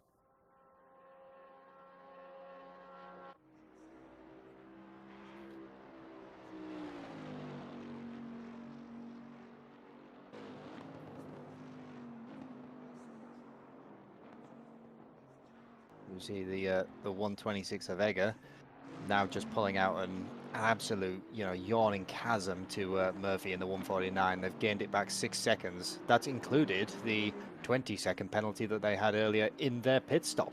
They're really, showing us what they're made of today in their Bentley. The Orion race team historically being, one of the great endurance teams at RCI.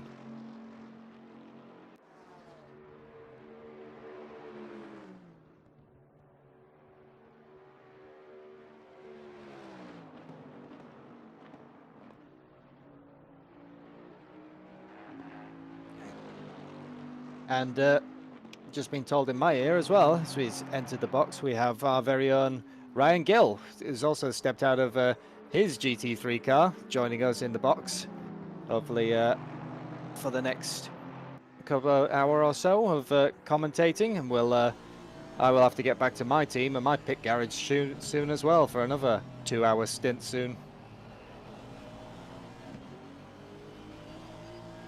Well, there you have it. Ryan Mawson coming out, swapping a Ryan for a Ryan. Mawson out, Gill in. Please God, the two of you never enter a race on the same car. It would absolutely do my head in. But Ryan Gill back with us again. Ryan, fresh stint out of the car. How'd it go? I feel like I've had so much punishment undeservedly dealt to me today. It's just been absolutely terrifying, but... Oh, come on. Sharing the box with me isn't that bad. I wish sharing the box with you was that bad. But, oh, you're not talking about that. You're talking about it on the track. I'm sorry. What happened? Ryan, lay down on the couch and tell me what happened. I mean, it started when you were 5. It's chaos out there, Jesse. It really is. I mean, to be fair, I shouldn't go out and just berate everyone. No, it's been fun. It's been quite hairy out there. To be honest, a few scary moments between cars. Some cars that probably don't know how to pass over the mountain, and probably going for a few moves that are a bit ridiculous, but. Overall, it's been fun, it's been stressful, and I've got 3 more hours to go later on. Well, that's not the sound of happy Ryan Gill for those of you that may be uninitiated. That sounds like a frustrated Ryan Gill. I'll just say that much. I'm glad I'm racing.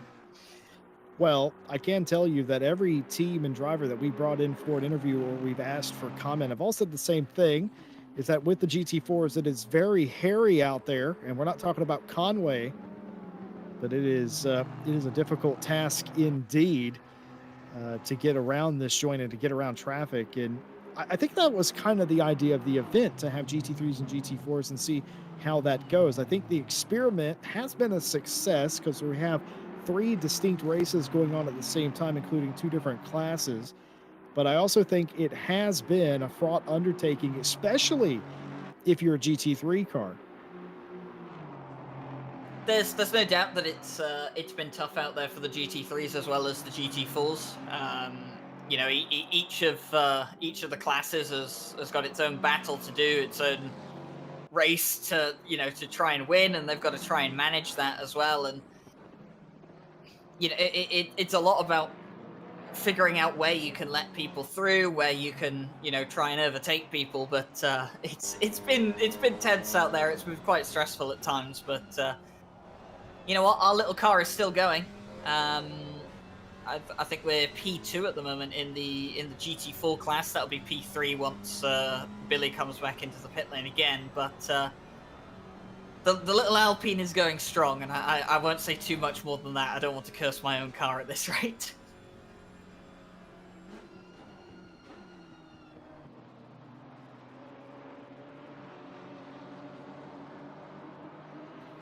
Well, the battles do continue. Here is Billy Octane. We haven't talked about Billy Octane here at all, but he is in the the 730 for the RCI Triple R 404 CLR team. You guys couldn't have come up with a simpler name, could you? It's the longest name that ACC will accept in terms of characters. Well, now I think you did it on purpose. I think it's exactly 32 characters. I might be wrong on that one, but it wouldn't let me type a longer name than that. We're gonna get a replay here. This is Jordan Wansink up on the inside. Ooh, slight tap with one of the Maseratis. Legitimately, I guess you have to, in a race like this, I feel like you have to just mark that off as incidental contact and pretend it didn't happen. But I don't know if you saw this on the track, Ryan, but this battle has persisted for about an hour at this point. Chumley versus Rupert. Neither one of them giving in, neither one of them making a mistake. They've both been doing really well around lap traffic. I got caught up in this. Did you? I got caught up with this. I think it was Woolmuth was in the car at the time. Maximilian Woolmuth, and he I don't want to get into trouble. I don't want to say anything, but he rather rudely, I would say, put his car in a place where I don't think there was enough room for a car, and I had to take to the gravel at just before Skyline and almost went into the wall. I think he got a warning for it, but it's there have been a few battles that I've kind of seen go past me, and unfortunately got in the middle of. It's kind of hard to avoid, and one of the things it was when I just got out of the car, I think it was, I realized that the 39 had picked up a penalty. Was it Jimmy Broadbent's car got a 30-second stop and go, was it? It's very true, yeah. Apparently, Jimmy came down pit road to do their first stop. He was going to double stint, and he hit the button on his wheel that engages pit limiter, but it did not engage, and, well, ACC did him in for speeding. Yeah, I thought probably be something.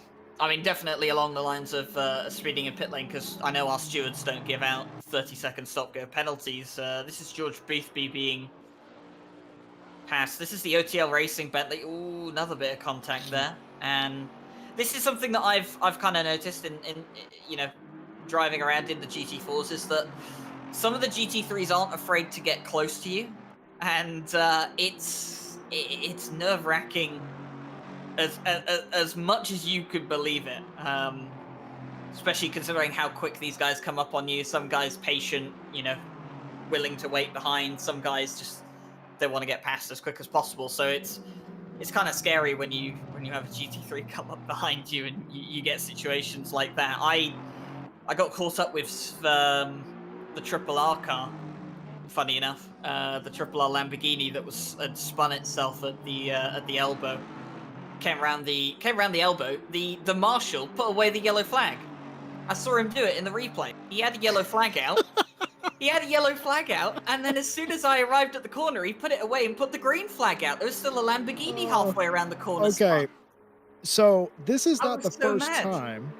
Well, Ryan, it's not the first time we've seen that. With the earlier pileup in, I definitely saw that some of the track marshals were a bit indecisive with their flag waving, and I had been talking to the stewards, and they tend to agree that might have caused some avoidable and unnecessary incidences.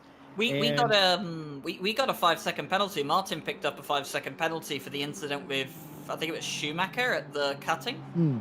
And we got given a 5-second penalty for not slowing down, but Martin was like, there was no yellow flags, and I mean I was commentating on it at the time, and I even pointed out to Nate that there was a marshal waving a green flag.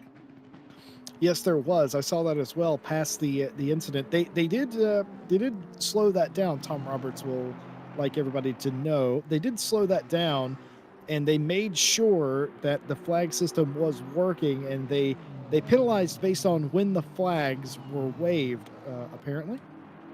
And I definitely recall seeing that Marshall right there, in fact, that you just saw. That one, he was very indecisive about his flag waving. Very strange indeed. What a weird morning here. But we are glad that you're all with us here. If you are liking the Jimmy and Jardier present the 12 hours of Bathurst here on RCI TV, why not like and subscribe for more GT racing content? We'll be back with the British GT finale race tomorrow afternoon. And of course, the Diamond Drive Cup on Wednesday and the Friday GT World Championship as Jimmy Broadbent has caught the #1 Porsche of Vern Voort. And trying to get this position here is going to be a undertaking not to be messed with because of the traffic. But why not like and subscribe for more GT racing content? And Vern Voort is going to go wide. Can Jimmy capitalize? He's going to be on the outside of the final turn. Can he possibly get this done around the outside? He's going to brake way later than anybody else. Position for Broadbent, and that's more like it. Up to 4th place goes Minty. I think Vervoot, they're just thinking better of it, saying, look, this guy isn't in my class. He's probably quicker than me anyway. I'm just going to let him go, not get in any trouble, and just continue racing onwards. He's got a 10-second gap between himself and Samuel Chumley behind, and he doesn't want to start allowing the Aston Martin to eat into that gap by just wasting time fighting with a car that isn't in their class. Oh, jeez. That gave me a heart attack close for a moment. everywhere. It's that gave me a heart close attack for a everywhere. moment. Billy doesn't help the situation, by the way. He said, "I'm not moving over for anyone this race," and I was dreading. I was dreading every time he got back in the car, to be honest. Well, this battle here does continue. Chumley and Rupert, nothing doing between them, but was there contact now at the end of the straightaway? Potentially. Felix Rupert way far back. Oh, there was contact, but it wasn't between the Astons. It was the Ferrari in front, and that caused this situation where they got side by side. Chumley had the line, though, and was able to maintain. And now, again, as looks like Chumley had to straight line Skyline right there, still behind that Ferrari trying to get it done. But very quickly indeed, I would like to thank all of our partners that make this race and every race here at RCI happen. Race Department, AK Informatica, Raceface, Speed Labs, and Sim Racing GP. More information about them in the description. Thank them for everything they do to keep us on the track. And earlier today, I saw some people in chat saying that, man, I wish I could do this. Well, who says you can't? Join our Discord, get involved. We have splits for all different skill levels, and we will take care of you. Just go ahead, get on there, sign up, get involved, and get on the racetrack. And I mean, even people like me are racing. I mean, you know, come on. If Ryan Gill is allowed on the track, yeah. But seriously, we have different splits for different skill levels. So even if you're brand new or are an alien, we have a split for you here at RCI. And we would love to have you on track. Well, entering less than 8 hours of the race to go now. 4 of them gone, 8 of them left. 9:46 a.m., a light breeze out of the north. Track temperature continuing to rise, 26 degrees C. We don't expect it to go down anytime soon. Completely sunny here at Bathurst in Australia, and no sign of rain, though there is the potential of a sprinkle at some point. Matthias Egger with Orion Racing, the 126 on point in GT3 Pro, as there was a car that went back there, and that's going to be Rupert, I think. I fear Rupert has lost it after more than an hour to an hour and a half of battling. He definitely the 16 of Rupert has spun it around and is still stuck. Yeah, it's not a good place to be either. He was sideways on the circuit. He's getting that car repositioned. Oh, there's a Bentley that's gone into him. I think that was the turn 1 car. I think the turn 1 Bentley has gone into him. Oh, and now that's created a bit of a problem. At the top of the mountain, Rupert is sideways still, trying to get that car going. I think he has finally got it going, but there's been a few guys caught up in an incident here, and this is Eamon Murphy. Now he got caught up in this. Here you can see. Oh, did he? Bit Oh, of he a sure traffic did. jam. Bit of a traffic Eamon jam here. Murphy. Oh, and the Aston reversed as well.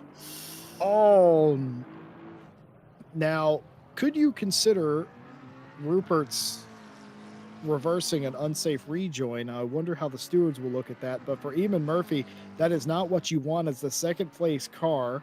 He was less than 10 seconds adrift of Orion Racing, but now finds himself well back. What happened to Grant Willamont here? He's going to get involved here and just punt Rupert 16.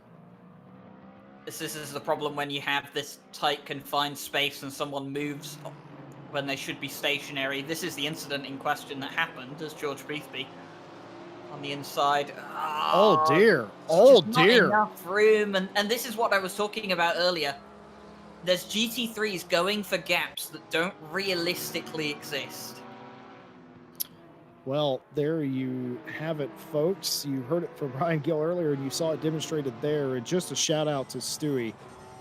Just excellent camera work there, catching all of those incidences and showing you at home exactly what Ryan was talking about and what happened. Just excellent camera work.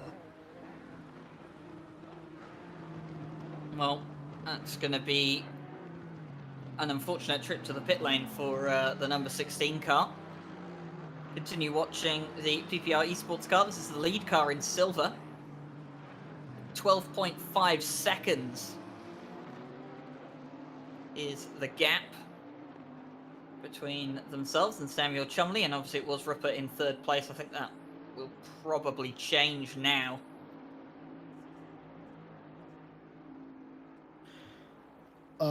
Loka in chat earlier asked us, are they allowed to triple stint? Well, the short answer is yes. I don't think you'll see a driver do that today, but they are allowed to do that. They have a maximum drive time that each driver can do, and I think it's, what is it, 14 or something, 16 hours, something like that. Ryan will actually know. Oh, no, excuse me. This is a 12-hour race. I think it's 7 hours. Excuse me. I think one driver can do a maximum drive time of 7 hours in the car. So could they triple stint? Yes. Would they want to? Unlikely, due to how treacherous the track is and how much this place takes it out of you. But could they? Sure. But each driver limited by 7 hours drive time total. Some teams here electing 3 drivers, some taking 2, and a few teams taking 4 drivers for the 12 hours. Yeah, so obviously with the different numbers of drivers in different teams, they can change it up a bit. Of course, with the 2 driver teams, and you've got way more time to kind of play around with. Someone can do pretty much almost the entire race if they want to, but obviously in the spirit of things, no one wants to really do 11 hours and then pass the car off to someone else to do 1 hour. But in the case that emergencies call and someone is unavailable for the rest of the race, someone could technically drive until the end. This is Matthias Egger trying to find a way through. It's a little Alpine in front there, and Matthias Egger's going to get on through. Doesn't look like they're going to affect the Alpine much there. But this is one of the areas that I wish people wouldn't be trying to overtake at. McPhillamy Park, it is just so sketchy. We're going to get a replay here. This is Grant Willamont, and this is the Jardier community team. Just a little bit of contact there. Not too much there. Just a light touch. And I'll take that. I'll take that all day long in comparison to some of the other contacts we have seen. And very much waiting for any adjudication that may come through in the form of Tom Roberts handing us little slips of paper between the 97 and the 16. That contact was what caused Rupert to have that incident, and be very interested to see what that comes of that. We have had a few other penalties come through. Looks like it's going to be, or was, a 15-second penalty for the 42, for punting a GT4 car in the form of the 778. And this was all earlier, of course, and a 15-second penalty for the 107 for punting another GT4 car. That would be the 899. And more recently, a 5-second penalty for the 41 for missing a braking point and colliding with the 249 and then forcing the 249 off track. So 5 seconds for the 41. And that pretty much wraps up, but not been a ton of penalties that have come through recently.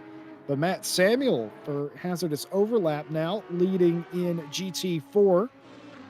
We talked to both Eris and Gergo for the 778 team, the Kunos Racing team, who were leading this class handily earlier.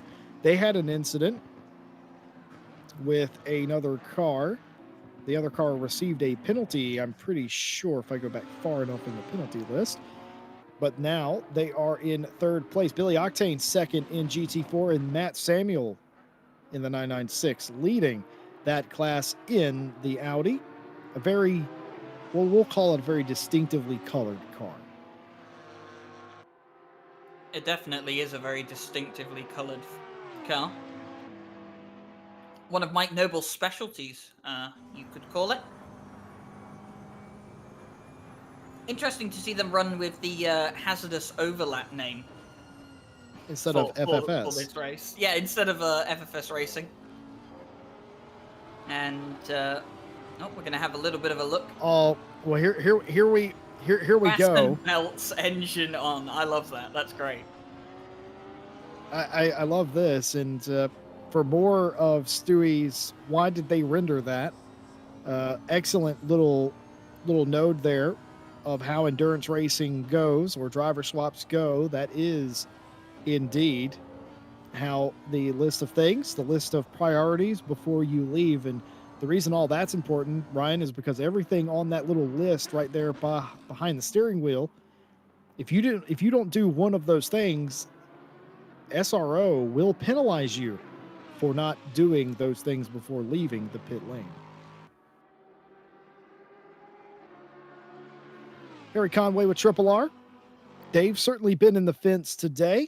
The 369 was involved in an incident earlier, but they have since got that car repaired and back in the race, 22nd overall, and not doing too bad on pace right now either.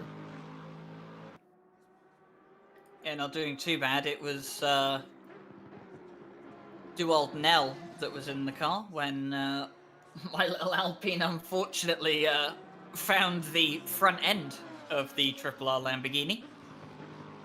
Not the end of the car I was expecting to find, if I was going to find either end of it, but unfortunately just the way it was. And Harry Conway back in that car. They've done well to recover, though, so far. I mean, they were behind the GT4 class after lap 2 because of an incident on the second lap of the race. They've done well to recover, and same goes for Darren King. He was behind the GT4 class earlier on in the race, and now Stuart McLeod has taken over that car.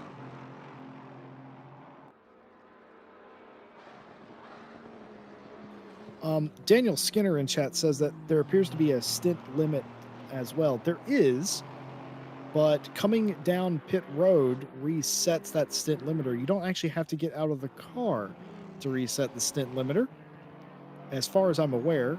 I may be wrong about that, but usually how it works here in RCI is the second you enter pit lane, your stint timer freezes, and after the pit stop is complete and you exit pit road, even if you don't change driver, it usually resets. So it's never been a problem.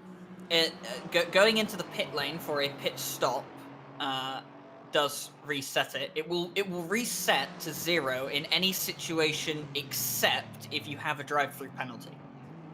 If you have a drive-through penalty, the stint timer will not reset. Well, there you have it. That's usually how it works, and that is indeed how it is today. So nobody will violate a stint limit by staying out necessarily, because you have to take on fuel, and even more importantly, you will be wanting tires at a race like this, as hot as it is, 37 degrees C on track, very warm indeed. And Charlie Crossland doing the hardest task of the day for the No Ghosting Racing 211 Maserati. No ABS, no traction control, and I don't even know if that car has power steering. And this, of course, the other car, the other Maserati, George Boothby in there for Sidemax Motorworks. He's done a double stint as far as I'm aware.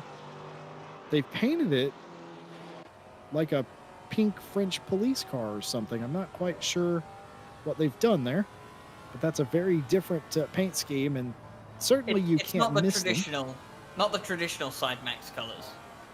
Well, I can tell you, there's a lot of teams out here who have opted to drive different cars than I'm used to seeing them in. And not just because they're in GT4s, but just in general, different makes and manufacturers. And I can't think of any off the top of my head, but I definitely was looking when you guys were calling qualifying this morning. I was looking at some of the teams going, well, that's weird to see them in that car. I think one of the open visor teams is not in a British marquee, which I think would be the first time I've ever seen that happen.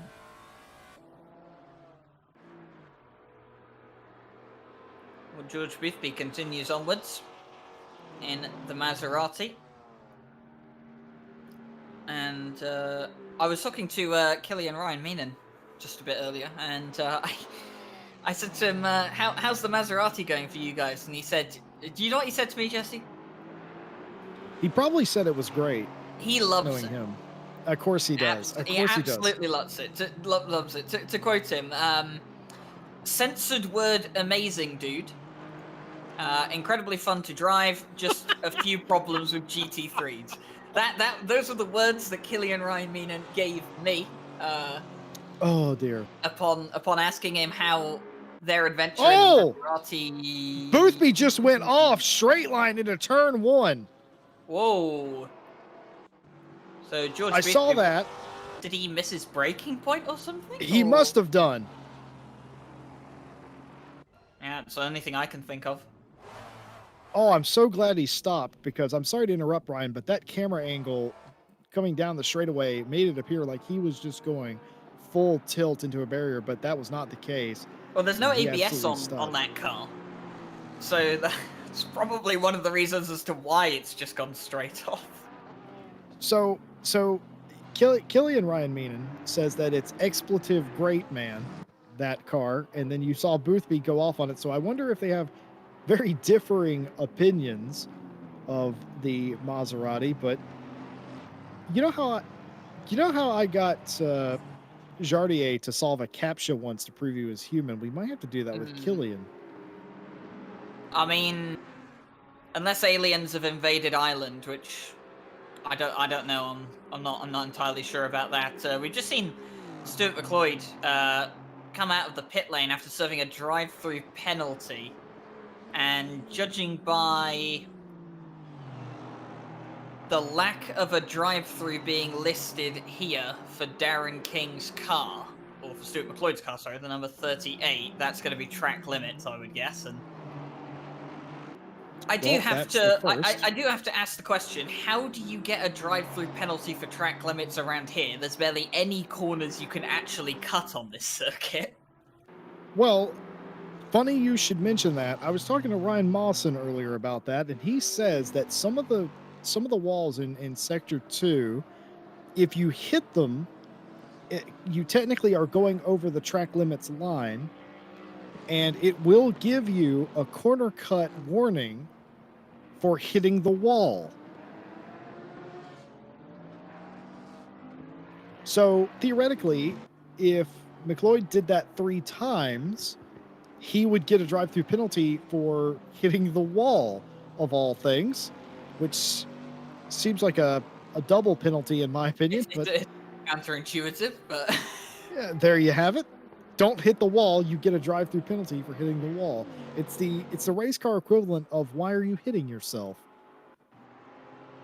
Here is George Boothby, by the way, in a replay here, and what happens to the Maserati at this point in time. Is this another difficulty on the brakes? Oh, baby! No! Just early on the power. Safe. Whoa. Doesn't hit the wall, though. Very well done to stop the car there. That's where no ABS comes in handy, when you need to stop the car quick. And George Beefby manages to save that. But that's what happens when you have no TC. You just get power on a bit too early, especially in these hot conditions where the track is, should we say, not that nice. And it's only going to get worse at this point in time. It's only 10 a.m. out here, Jesse. I mean, 33 degrees ambient, 37 track. It's going to get into the 40s later on in this race. What did Mia Rose say early this morning? That it was already hot enough to cook an egg on the tires? And it's not going to get any better indeed. As Mark Whitford, the Team Parker Racing 199. And this is what I was talking about. I've not seen Mark Whitford drive a Bentley before, so this is very strange indeed for my eyeballs.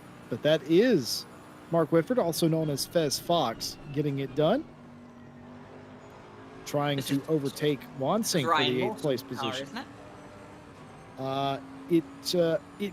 It either is or it isn't, because there's two different teams out here, but I believe this is the Ryan Mawson car.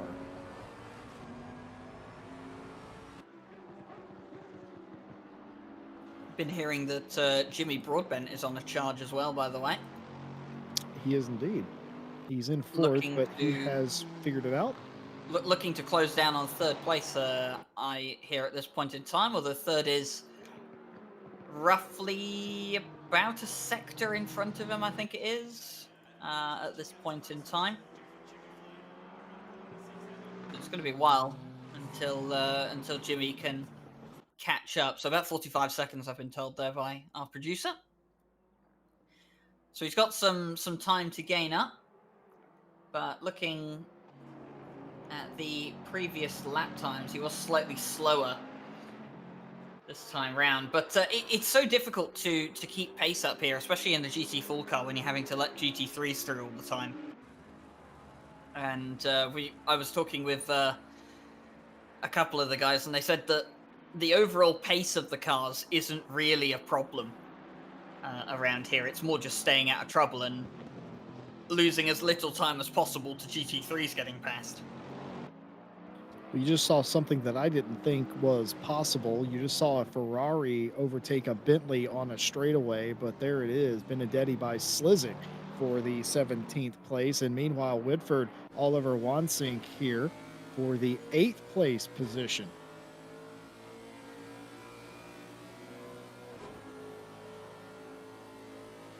So Jordan Wansink in the Lexus, sitting 3rd at the moment in class, the number 29. Got some work to do. Where is Felix Ruppert, by the way, after that incident? All the way down in 50s. Oh, watch out for the GT4! Close quarters racing, Ryan. I think the amount of times I've held my heart today, I was going to say, not normal. We're going to see a replay of just exactly what happens here. Here's Billy Octane, the 734. He's going to show you. It's going to show you what exactly happens here as Wansink has to hit the abort button, and Billy Octane very nearly comes to contact with Wansink, but gets it all stopped indeed. And a very close moment that ends up being no contact at all as Dusan Slizik here after the pass earlier, and that the 777, I think that is Seb Brunier spun around. That was Matt Samuel as well, caught up in all of that. We'll see. Was it really? Oh, no. Oh, no. I didn't even know where the 777 was. And then completely off the track. Yeah, that's the leader in GT4. That was indeed the GT4 leader. And he's still sitting there, the 777. Now, this is a situation you don't want to be in. Andre Franke, funny enough, found himself in this situation in I think it was a 2-hour race that I commentated on at Bathurst, and he managed to reverse his car up this section of the track and get it turned around. I think that's what he's doing. And that is exactly what Seb Brunier is having to do as well. Oh, And this is so not a dangerous. part of the- oh, And he's he returned- toes. Yeah, he's returned to toes. garage. Probably the more sensible thing to do in well, that unfortunately, situation. Indeed, but unfortunately, Ryan, that will likely still be a penalty for the 777 for an unsafe rejoin, I would say. Most though he likely. towed. It's unfortunate as well because Seb Brunier, he's very honest as well about when he makes a mistake. You know, often puts his hand up, and if it's post-race stewarding for a series, he'll often report himself if he's done something. He does do that. Worthy of a penalty, and you've got to have a lot of respect for people that will report themselves for incidents that they've caused to make sure that it does get judged upon fairly, and he'll probably feel quite bad about that. And it's a shame to see that they've had to return to pit lane as well, and they'll be serving a form of time penalty for that, for the tow, and then they'll have to fix the damage, and then they may get some form of time penalty from the stewards as well, because I imagine that someone will report that. Yeah, and if you are Matt Samuel, the leader of GT4, that was a nightmare come to life right there. You come around a blind corner, there is a wave yellow flag, but there's not a whole lot you can do when a car is occupying 3/4 of the track. You're not a mind reader, you can't tell, and major contact there. It's going to be major damage for the 996. And what will that do to the GT4 battle as this race continues to progress towards the halfway point? We are an hour and a half from the halfway point in this race. Can you believe that? It's absolutely crazy. It has flown by. I mean, I've done two hours of, well, approaching 3 hours soon of commentary, and it really doesn't feel like I've done that much. I've done an hour of driving as well, to boot. So it absolutely flies by, and we do often find this with these endurance races, don't we? That you know, that they're so entertaining, and I don't really know if you guys have had a quiet period yet whilst I was away, but to me it just seems like there's always something happening out on track here at the moment. It's not like the Kyle Army 24 hour. This is Wansink and Samuel. Oh, Samuel into Wansink, and Samuel again causing a collision with a car trying to squirt by. I don't know who that was up the road, but several contacts there on the GT4, and the major incidents here and major implications for GT4, but also for Wansink, as that car is crunched. He has to come to pit road. That car is not driving straight. Jordan Wansink having to return to the pit lane. We're getting information, by the way, that Sebastian Brunier, self-inflicted incident. He spun himself around on his own, so that's why he was facing the wrong way, and yeah, unfortunate for Seb, and probably will get some form of penalty come the way of the 777. But the race continues onwards, and well, for the 996 GT4 leader, it got a bit hairy there for a moment for Matt Samuel, and Jordan Wansink won't be too happy about that either. This is Konstantin Soldatov, 56, the like and subscribe team. 11th overall at this point in time. Not a terrible result so far for them. And to answer your earlier question, Ryan, did we have a moment to breathe? We did, but we filled that with driver interviews, and it also, that hour or so flew by, and then it hotted up again, and then has stayed to this point.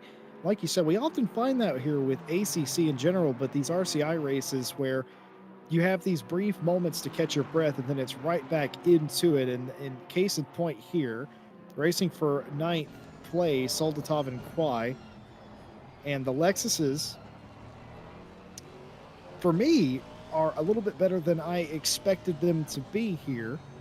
We have had a couple of them up inside the top 10, only one now, but here we are in the cockpit of the 56 Don't Worry Aston, looking out at Stephen Kwai in the 514.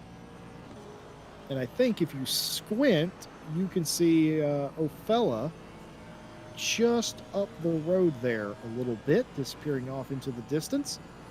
But this is a battle for the 9th place position. And of course, I just think I saw the GT4 leader, even after all the contacts, he's still the GT4 leader, just in front of them as well.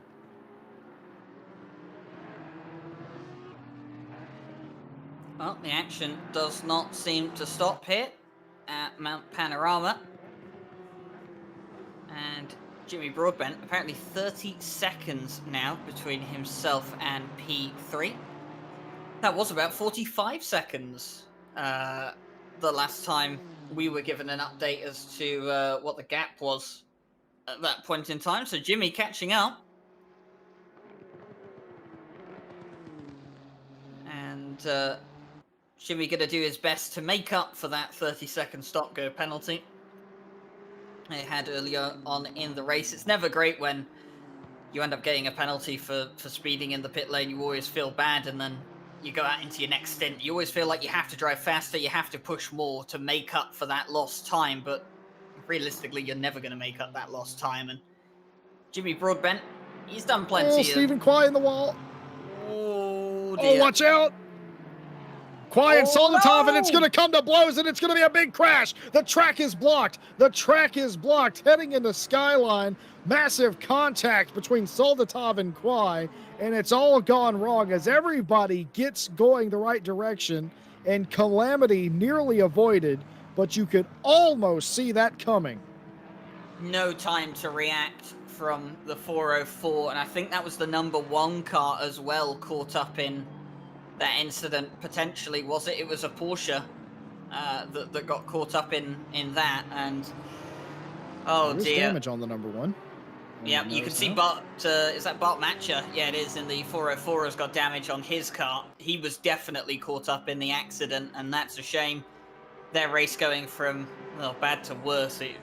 Horrible, horrible accident on the first lap, which put them well behind from the start, but they have made up some places. They've made up places to the 899 and the 411, and the 411 has just had an awful race so far. I saw them get a drive-through penalty early on for going over their stint limit, I think it was. Yes, so what would have happened is they did not come in the pit lane quick enough. They pushed a lap too far. So the 411 and Schumacher having all sorts of issues here. As we also documented the issues of the 16, Felix Rupert involved with a GT4 car. And we have had no adjudication pressed forward on that incident to this point. It is possible, I guess, that it was not reported, the incident between the 97 and the 16. And if it wasn't reported, then the stewards will probably not do anything about it. But that did set Rupert back, but he is now trying to get the 12th place away from Willamette now. So Felix Rupert looking to recover what he can. And the turn 1 Bentley is the next target on the list for the number 16 Aston Martin. The lone Ferrari, I think that's Chris Hartveld in that Ferrari just in front of them. He's further down. He's actually a lapped car to these guys. He's in 19th place. Yeah, you can see GTWR Racing Team. They've had a bit of an up and down race today. GTWR, the 150 car down in 24th place, and the number 21 in 19th. They were much higher up earlier on in the race, but things just not going well for them at this point in time. Felix Rupert, Willamette. Ooh. Talking about squeezing somebody. Very, very close, but Willamette manages to hold it. Not going to give the place up to Rupert that easily. Going to make him work for it, and that's what we like to see. Well, I think Willamette just made his intentions known there. Like, I'm not going to let you go, mate. I'm very much into having this position right now. And I think for Rupert now, that is all he needs to know about how he's going to be raced by the Bentley. So perhaps he tries a little bit harder next time. Well, Felix Rupert going to close back in on the Bentley of Grant Willamette. and see what he can do at this point in time. Coming out of the elbow now, previously known as Bentley elbow, now known as the Forest elbow there. And can Felix Rupert, with the slipstream that he has, close in for an overtake on Grant Willamot? Going to be right tucked in behind the Bentley. Now goes onto the inside, come up to the kink just before the chase, and the Aston Martin clear through on the Bentley. And that was a nice move there from Felix Rupert. It was, and you saw Willamot there go ahead and flash the lights. Like, yep, good job, mate. You got me. And Will Dad in the car. Yeah, Jimmy Broadbent has gotten out of the 39 Mintzilla GTR. Jardier back in the car after a 2-hour break. Jimmy's first stint was absolutely horrible for him. It was absolutely nightmare fuel. It's the kind of stuff as a sim racer that may keep you up at night.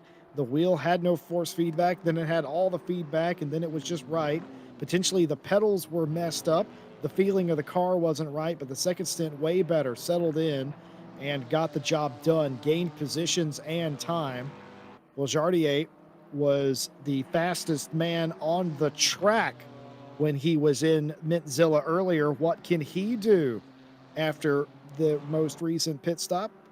No reason to believe that he won't double stint here for a few hours. We'll have to pay attention to how much time they can make up. Remember, he's 6th now, but they were running 4th on the road before the stop, some 30 seconds out of a podium spot. Oh, and that's the Kunos Racing Team car. Well, and that's stationary. This is Alfredo. And what has happened here to this car? Oh, no. Is this what I think it is? Please don't. No. Oh, no. That's going to be a slam dunk penalty for the Lexus. Yeah, There's no reason to make that move. And I think he stalled the car as well to boot there, the BMW. Oh, dear. Well, the stewards always get one clear-cut penalty a race, and I think it's that one, to be fair. And straight away, I can tell you, I heard somebody stomping behind us, and that was Gergo. Gergo just stomped into he's quick, the race control booth. Very quick. That man is not a heavy-footed gentleman, but I heard every footstep on the way to the booth there. They call them the lazy Debs, but man, the way that man moves, he is not lazy on a regular basis. I can tell you that much. Not when it comes to incidents. He's got reactions like a cat, and he is. I can hear some vague chatter coming from him and Tom Roberts in the adjoining booth. So forthcoming adjudication for that, you would imagine, and like you say, Ryan, I feel like that's pretty easy to make. Yeah, this is the OTL Racing Bentley 221.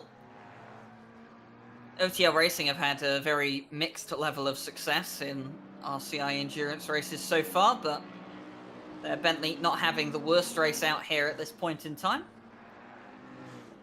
Has been on the end of a few incidents, I think, looking at the report, though. Quite like the paint job on that Bentley. I love the sort of it is lovely. Orange bronze color. Very nice. Yeah, of course. The same colors that OTL have for their community website and socials branding.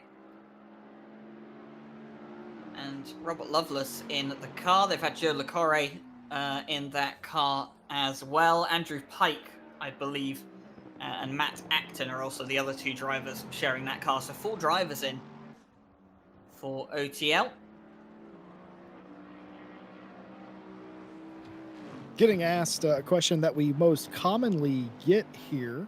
Who is the M. Schumacher in the race? Well, that's GC Racing's Martin Schumacher. He is of no relation to the F1 racing family, just a very common name. I've talked to him a few times about that, and one of the times I asked him, I was like, Martin, do you get that a lot? Do people often ask you, because you're involved in racing, do they often ask you if you're related to the Schumacher F1 family? And he goes, all the time, mate, all the time. But he is not, but he is very quick in his own right. He hasn't had an opportunity to show that today, unfortunately, because they have been crunched on several occasions. GC Racing has, but no relation to the F1 family, but that is Martin Schumacher, and whether you see it today or not, incredibly quick fellow. 15-second time penalty coming out for the 996. And I wonder if this is to do with the incident with the Lexus of Jordan Wansing. I will have to have a check of that. Tom Roberts has not popped into the commentary box to give us clarification on that yet. In fact, no, he has just now popped in. Thank you very much, Tom. So lap 127, car 72, 996, and 29. Yep, so 29 is the Lexus that I was thinking of. Car 996 turned left into car 72, recovering from previous contact, and that collected the 29 as well. So 15-second time penalty coming out to the leader in GT4, and that means a lot considering the fact that the Kunos Racing team were only 33 seconds behind despite the incident with the Lexus that we just saw. It's very true. The 778 back into the thick of it. They reckon that they could get back into this fight, barring the mistakes. Well, misfortune has went to the other foot in the terms of the 996 being involved and also getting a penalty. You know what I think we should do? I think we should take a lap on board around here just to show you guys at full sound what it's like to compete at a racetrack like this at the top level with mixed class racing. And while we do that, we're going to be off comms for a minute. Go ahead, take a moment, get a drink of water, stand up, and do a little bit of exercise. We'll be right back.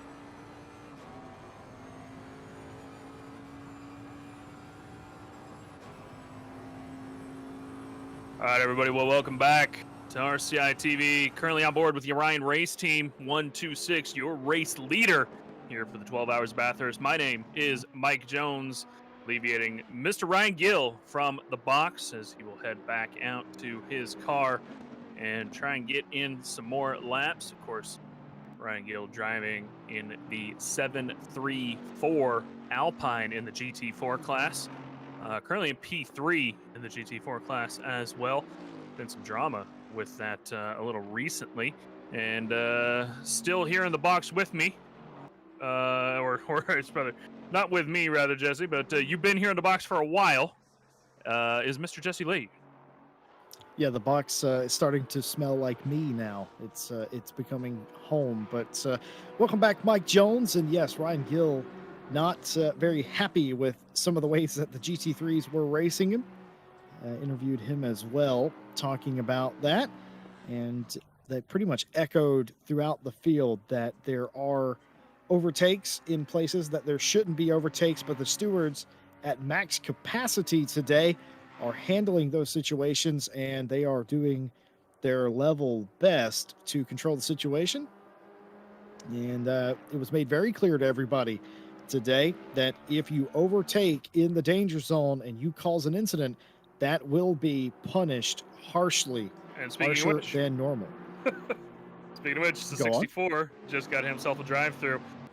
He just came out of the pit lane after receiving a drive-through. I believe that was the incident that you guys saw with 778 Kunos team earlier, causing that. Let's get a bit of a replay here. So here's Yimaz. Yimaz doing an going through. overtake Looks like a on- bit of an overtake, breaking into the chase. Doesn't look like any contact here. Just a nice clean overtake. The Sensible Racing. Oh, but look at 83, this, but 3 he's looking wide. for the cutback there. The GT4 slowing him up just a little bit. The Bentley, though, not quite able to capitalize. And the GT4 gets out of the way. And Yimaz is going to hold on to that one for now, Jesse Lee. But yeah, so that danger zone, it's coming into effect here. It is in full swing. And the 64 being on the back end of that one, normally probably would have received about a 15-second penalty, but drive through in this case. Well, of course, we talked about the increased penalties, and you're very much correct. The drive-through for the 64 for taking out the 778 in the danger zone indicated that that is always an increased penalty. The drivers were warned.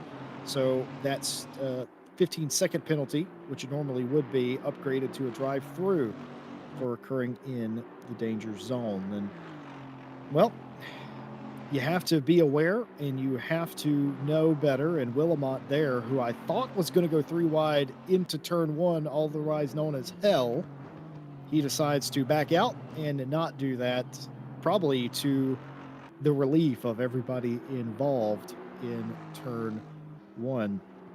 Race still very much at play for all the different categories. Nobody here, in my opinion, has truly emerged as a favorite. We've got some teams that have shown promise and some teams that have just had a terrible first half of their race. And for this team, Mintzilla and Jardier in the 39 GTR right now, it was a day that saw them take the lead at one point, but mechanical issues with Jimmy Broadbent's equipment, a speeding penalty because of further issues with the equipment, and also a double stint by Broadbent, which kind of helped them. They were as low as 5th. They got back to 4th where they are now, and Jimmy was closing all the time on the 41.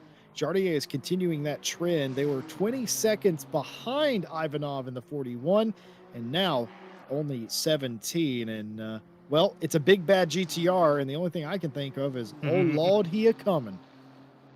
He sure is. 17 seconds behind. A man like Jardier, that's just looking like he's ready to eat up some time. I would not be surprised to see that kind of melt down for his stint, as Stewie's gonna take us on a tour of the bottom of Skyline. This is what it looks like from a spectator's perspective, watching from the I guess I'm gonna call this the infield.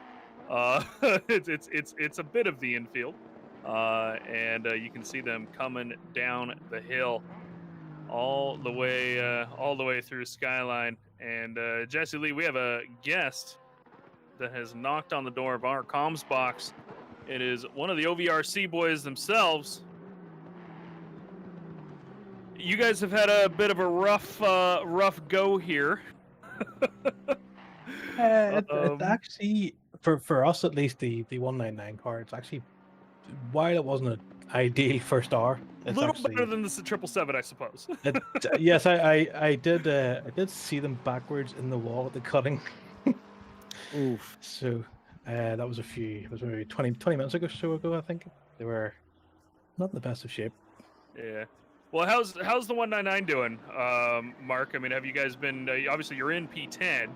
Has it overall been going pretty well for you guys then? Yeah, we've been basically just chipping away ever since we kind of started the race on the wrong brake pads. So Mawson had a bit of a spin halfway through his stint, so we kind of cut that short. That's weird. He didn't mention that, Mark. Well, I'm kind of not surprised he didn't, because it didn't show up on stream, so he's happy enough to leave it at that. But no, we got the brake change done while repairing the damage, so it hasn't really cost us too much. We're just kind of chipping away now and hopefully try and get inside the top 10. Well, inside the top 10.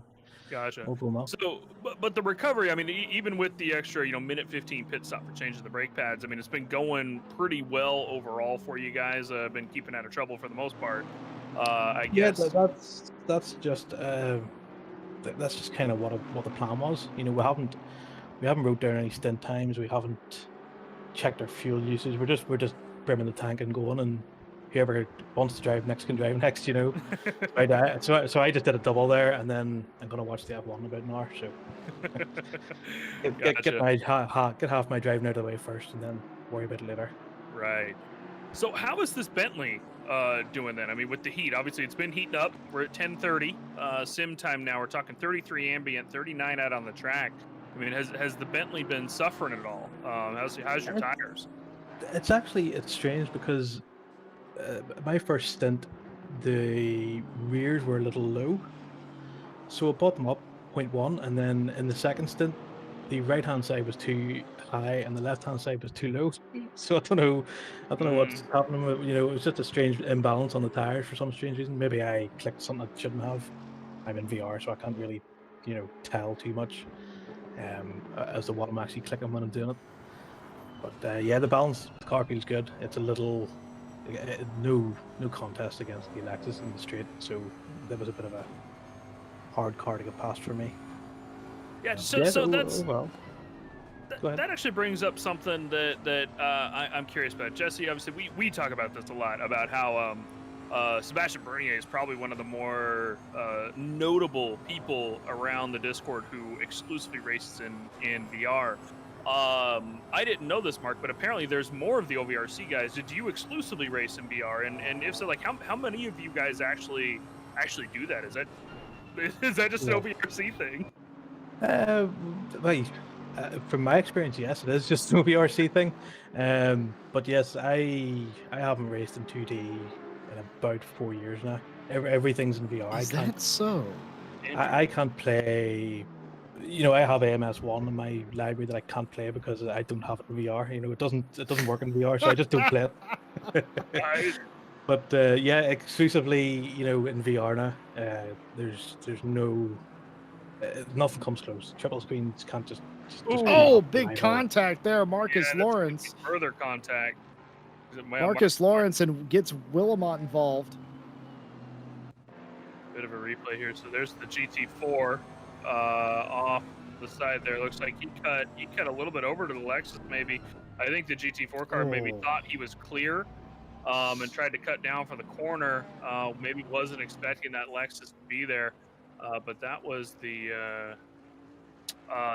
Vaughn's in the 404 Connection Loss Racing Team Porsche.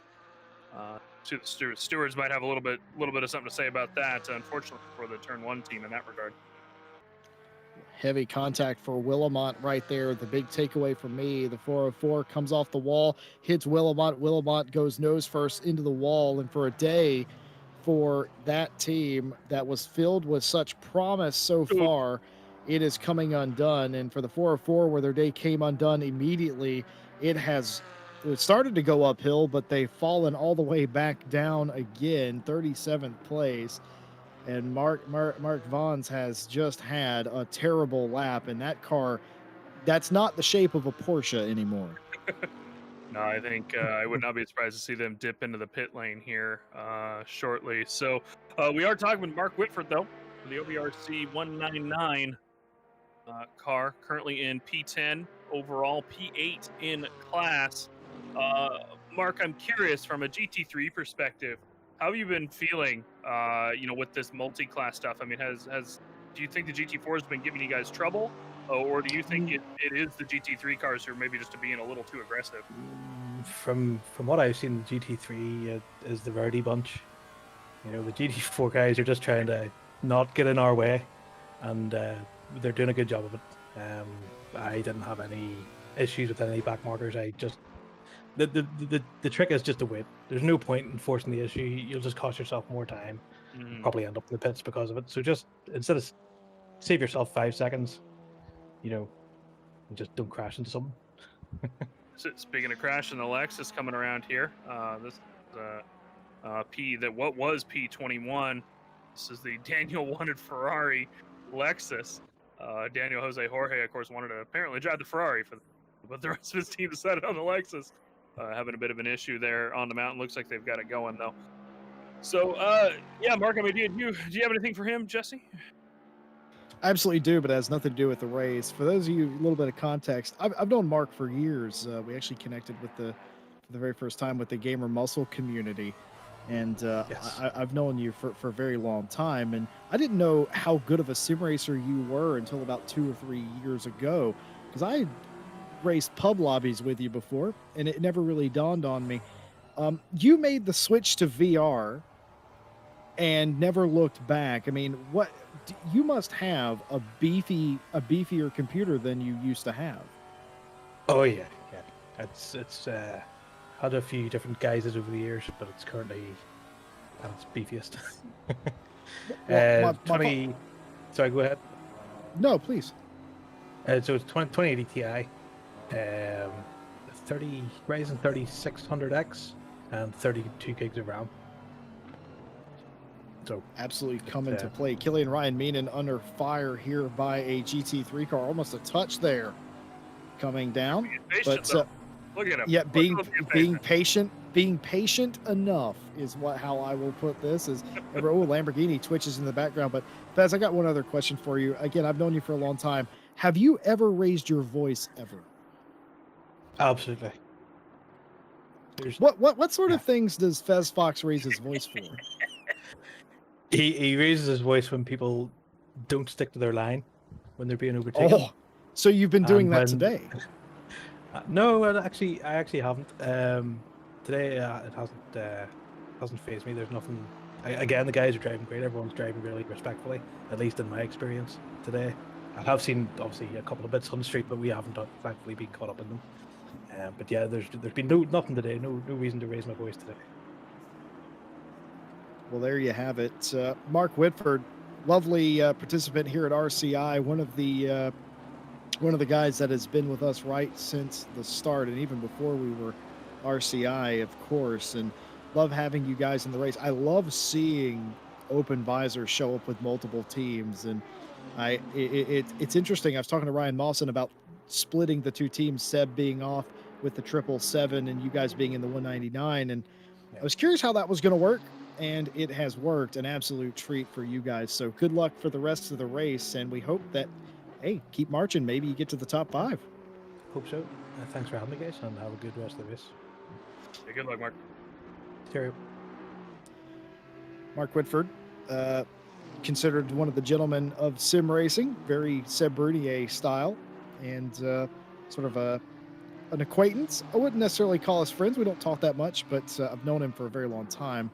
And I had no idea, though, by the way, that he raced in VR exclusively. I knew he raced in VR, but I didn't realize that he and so many of the Open Visor team did exactly the same thing. Check in with Mintzilla, still in 4th place, but that time is a ticking down. Less than 12 seconds the gap to Ivanov now. and it was 17 the last time we checked. The march is on, and if that car is not hurt, we expect that gap to come down at an even quicker rate as this stint continues.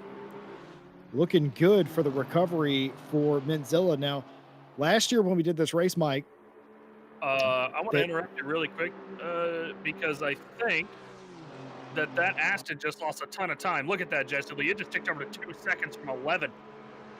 Ivanov did have an issue. You're very right. Well pointed out. Ivanov has had some sort of incident, and I think Stewie has us covered with a replay. What happened here? We're on the straightaway. Afterwards. Oh, okay, so this is after it happened, because there is Mintzilla, so we didn't quite catch it. But something back on my replay machine here. I'll find it. Mike Jones looking back in time as if he was Merlin, though he does not have a beard. We'll find out shortly, but something in Sector 2 has caused an incident, and judging by the looks of that car, Mike, I'm going to assume it happened on the front and the right side of the car, as the left side and the back of that car is clean. It does look like it, and as I'm looking back for the incident here, Mr. Yaroslav Honzik's teammate, known as Jimmy Broadbent, is going to join us. So, Jimmy, I'm just looking back at this. You guys just caught about 9 seconds on this Aston in front. We haven't quite what happened yet, but Jardier has been reeling these guys in. Yeah, I mean, that's what you do. You put them in the car and tell them to go and do a time, and they'll just go do it. It's kind of handy for me because I can't do that. But yeah, I think what happened is there was just we caught the tail end of a spin at the bottom of the dipper just as we came to it, and that's when we got onto the back of Ivanov here. So I think that issue, saying that again, he's already gone back off the circuit trying to overtake this other guy. It's a bit wild at the moment, but that's one way to overtake a GT4. Yeah, that is. Do we have the incident? I think we do. And just going to straight line the chicane at Skyline. And yeah, I think that was some of that. But by the way, Mike Jones, I feel like every time we interview Jimmy, I called him Jimmy Shedden and Borg Winkelborg and everything. But this time, I think I want to do something a bit more professional. Ladies and gentlemen, Brit car driver Jimmy Broadbent. That's incredible. That sounds a lot better than it is. Jimmy, you had your first Brit car race yesterday, quote unquote. Yeah, kind of. We basically had our first race with Prague to, I guess, in their words, resurrect the first round of the Brit car series. So you got moved back a month due to sort of ongoing pandemic things. So we raced together and got 2 podiums. I like to think that I won both of them because they brought in an esports driver. He doesn't count. So, oh, I see. Okay. He was quick, man. Yeah. So Jimmy, Jesse, if you didn't catch the Praga race yesterday, Stewie, who's broadcasting right now, Stewie broadcasted the event, and I, of course, managed the event. Jimmy finished P2 in both races, and you had a hell of a fight that first race as well. That slight mistake by Ivan brought you back up into that P2, and then subsequently you just kind of ran home with it on race 2, man. So Praga hopefully impressed? Question mark? Oh yeah, hopefully, yeah. I mean it's kind of a weird pressure thinking like I can't bid it in this one. I'm gonna actually do well in this one. So, but yeah, I think everyone they seem pretty happy with the event, which is the whole point, trying to put something on in place of what we missed out. And the car, which is a bit scary in that sim, they haven't quite got it right, I don't think, because the version of we have another version over in a different simulator that basically is amazing, and their AC mod maybe isn't. So, but it was still a ton of fun to drive. Yeah. Well, I'm curious, Jimmy. The one question, without getting like too deep into the Brit car stuff for the next 30 minutes, I feel like we can sit here and talk about. Out of curiosity, what's your hope for the season here, man? I mean, obviously, it's your first big foyer into it as Jardier takes a little bit to the grass. Looks like maybe his dog came to bother him or something, but oh yes, it's Stewie. He says he's getting the left tire pressure stand. So what's your hope for the season overall? I mean, you had a little bit of experience, what was that, last year, I think, doing some stuff, but this is your first big one. Yeah, it's kind of tricky, like, to think of what expectations to go in with, because of course I got loads of guys thinking, oh yeah, he's going to be amazing, he's going to do fantastic, and like, I'm trying to have to sort of say to people, listen, I've not driven a downforce car before, not in this sort of environment, not under this sort of pressure, and not in a car worth this much money, which of course is in the back of your head all the time. What he's saying is a little different from the Miata.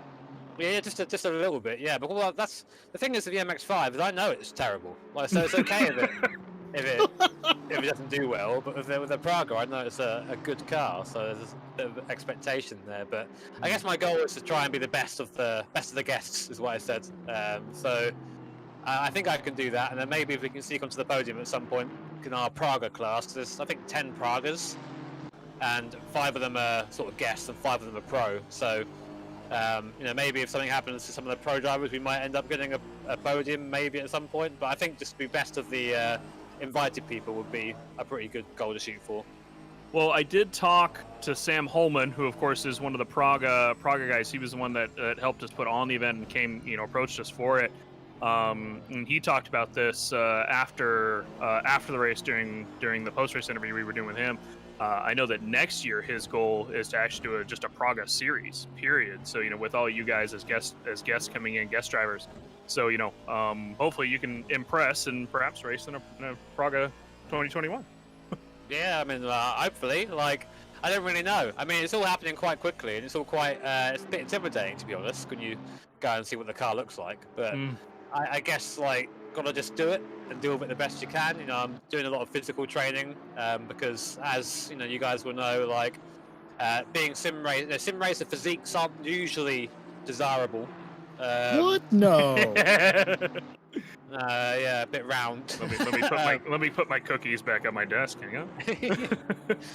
So that's been a big thing to try and get the hang of and sort of change the diet a bit. But yeah, just gonna give it the best I can. I think that's all I can really do. Well, last question for you on that. When's the first actual race? Where are you guys at? What's the date? And do you know where the viewers at home can watch it when it is up? As actually, before then, really quick, Jardier going for an overtake maneuver here on Ivanov. He's going to go down the mountain straight, and he is clear of him before they even get down to Corey's bed. And Ivanov going to slot back in. The hard on the brakes is that ass, and the Nissan is going to have to run wide. Forces Jardier wide in the Russian back. Jardier flashed the lights. He is not happy with that. And Jardier slots back into fourth. That was a bit cheeky, wasn't it? A little bit. He could have moved over. Jardier could have moved over in front of him, but thought better of it and had to surrender the position. But too many more like that. He is going to be by Ivanov and have that third place back. There's too much speed in Mintzilla right now. Well, Jesse or Jimmy, Brit Car. Go on. Ask me about Brit Car. I know everything. About Brit Car. So yeah. When's the first race? Where can the viewers at home watch it? And what track are you guys at? You've asked me questions that I definitely know the answer to. The Brit Car race has been moved around so much that I know it's around sort of the middle of April. Brit Car round 1. There you go. Gotcha. So it's on the. When is it? Oh dear. Jimmy Broadbent planning his schedule for April live on stream here on RCI TV and in front of 4,678 people on his own channel. Planning his April schedule. As I was saying, it's on the 24th of April. That nailed it. As I was saying, it's at Silverstone. I knew it was at Silverstone International.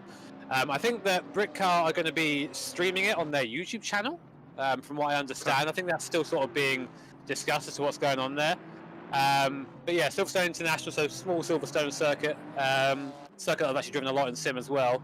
And yeah, it'll be the first proper taste of the downforce in that thing, because T1 and 2 at modern Silverstone is a good way to move your neck off your shoulders. So, how many G's do those cars pull? They say that on the really long corners they'll pull up to 3G. That's a lot for your neck to handle. Yeah, my gamer neck. Jimmy, how strong is your neck? I think is what we're having to ask now. Well, I've been stretching it a lot. I've got like a little this kind of weird BDSM helmet thing. I don't know what you call it. Eh? Yeah, and you basically strap it on, and then just you use what they called those tension things. Oh yeah, Jimmy, resistance. thing. Yeah, the resistance resistant belt things. Yeah. For a second there, I thought you were on the wrong website, Jimmy. You scared me half to death. Isn't that a little bit of an insight to what Jimmy and Veronica's text message chain looks like? Oh, we're not. You can't. Oh my goodness. So yeah, but lots of workout, I'm sure. Yeah, it's the first few were pretty difficult, but I'm getting better at it now. Finally. Right, go on, Well, Josh. Jimmy. Murder him. He's coming down the chase for him. Perhaps don't murder him, but he is going to go down to the inside. He's going to have the preferred position if he can get clear. Can he do that though? That is Clear. going to be He's the clear. question, and gets him before the elbow, and he's going to be clear to the chase. A flash of the light KTM's gonna help. on the KTM, and easy peasy lemon squeezy. A few laps later, Jardier through back onto a podium position. We're going to see that again from the in-car cam, and as we do that, Jimmy, just to, oh, look at that, excellent maneuver.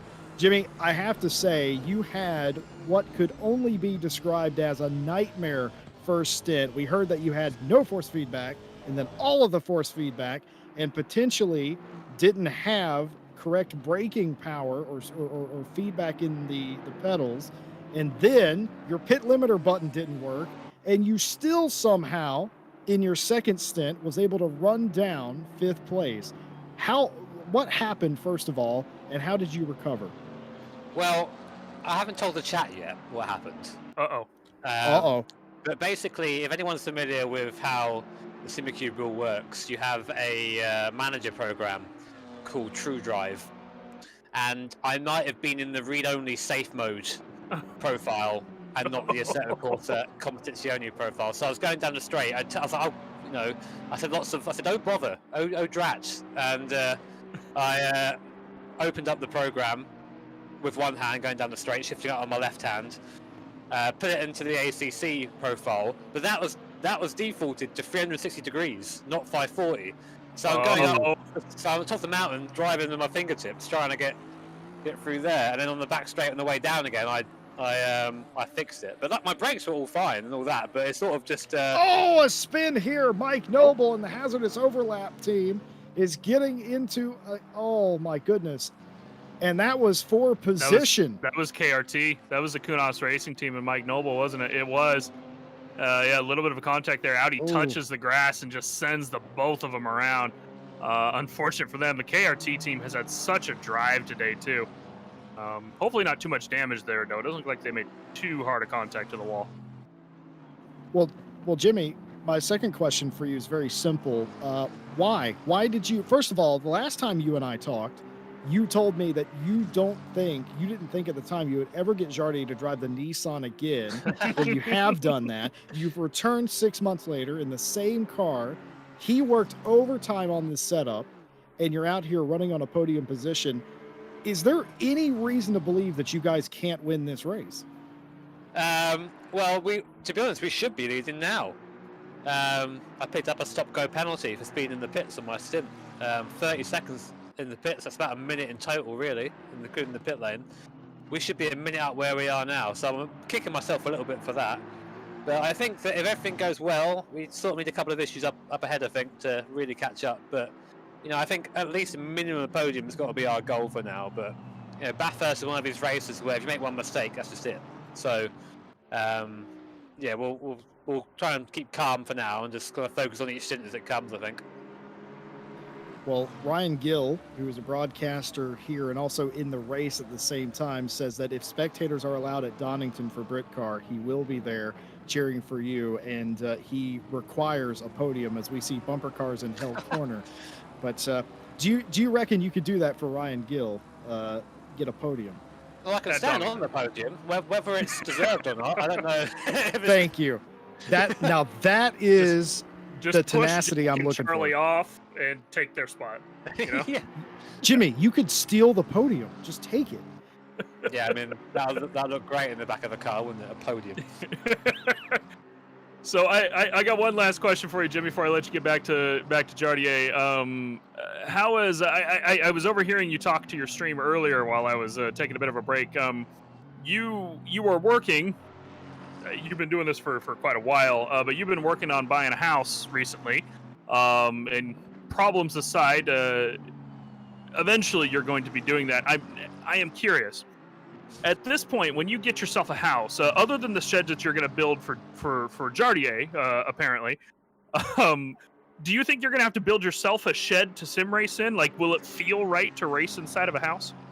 Yeah, like I feel like I'll feel akin to a dog that shouldn't really be on a sofa. That's sort of how I'll feel. Like, get off the sofa. But yeah, I mean, the idea is to have like a dedicated sim room in there, and I'm very much looking forward to it because for the last how many years I've not had a desk.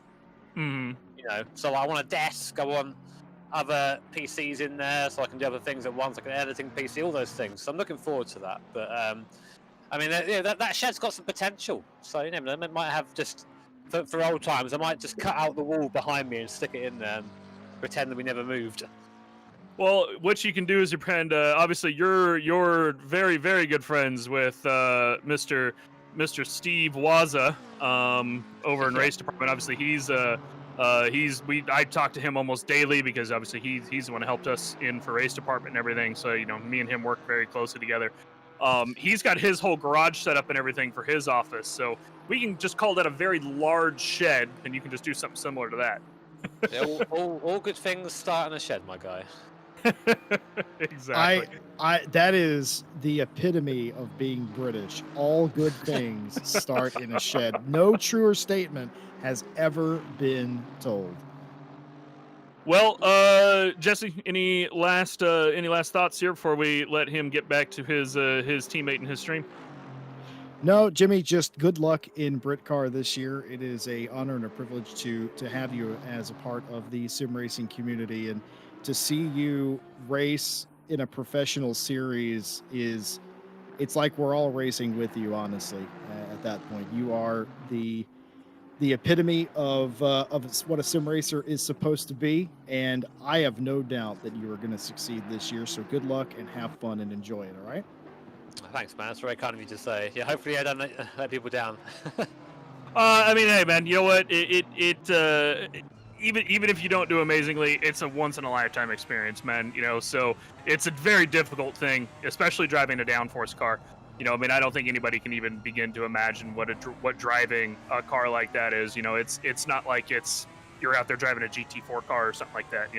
Driving a Praga car, even as small as it is comparatively to say an LMP2 or something like that, not an easy car to drive, man. So I think, like Jesse said, it's regardless of what happens, even just getting the chance to do that is fantastic. So I mirror the thoughts, man. Good luck, and good luck in the rest of Bathurst too. Thanks, guys. I appreciate it. Have a good one. You too. Well, ladies and gentlemen, that was Jimmy Broadbent here with Jaroslav Honzik in this race, currently sitting in P3 in the Nissan GT3 Godzilla Minty Boy livery. Godzilla Minty Boy, there it is. Godzilla That's not the name Minty Boy. of the car or the team, but everybody knows exactly what you're talking about, and that's the amazing thing. Exactly. And we are currently back on board with Eris 778 Kunos Racing Team. Just had that bit a minute ago with Mike Noble, and you can see Mike Noble right there in front of him. These two just came together very recently, and they are about ready to come back into contact here shortly. Hopefully not as aggressively this time. Well, I can tell you for the second time in 2 hours, Gergo Panker has entered Tom Roberts' office. Tom Roberts, the race control for today. And the last time that happened, there was a penalty for the car that contacted them.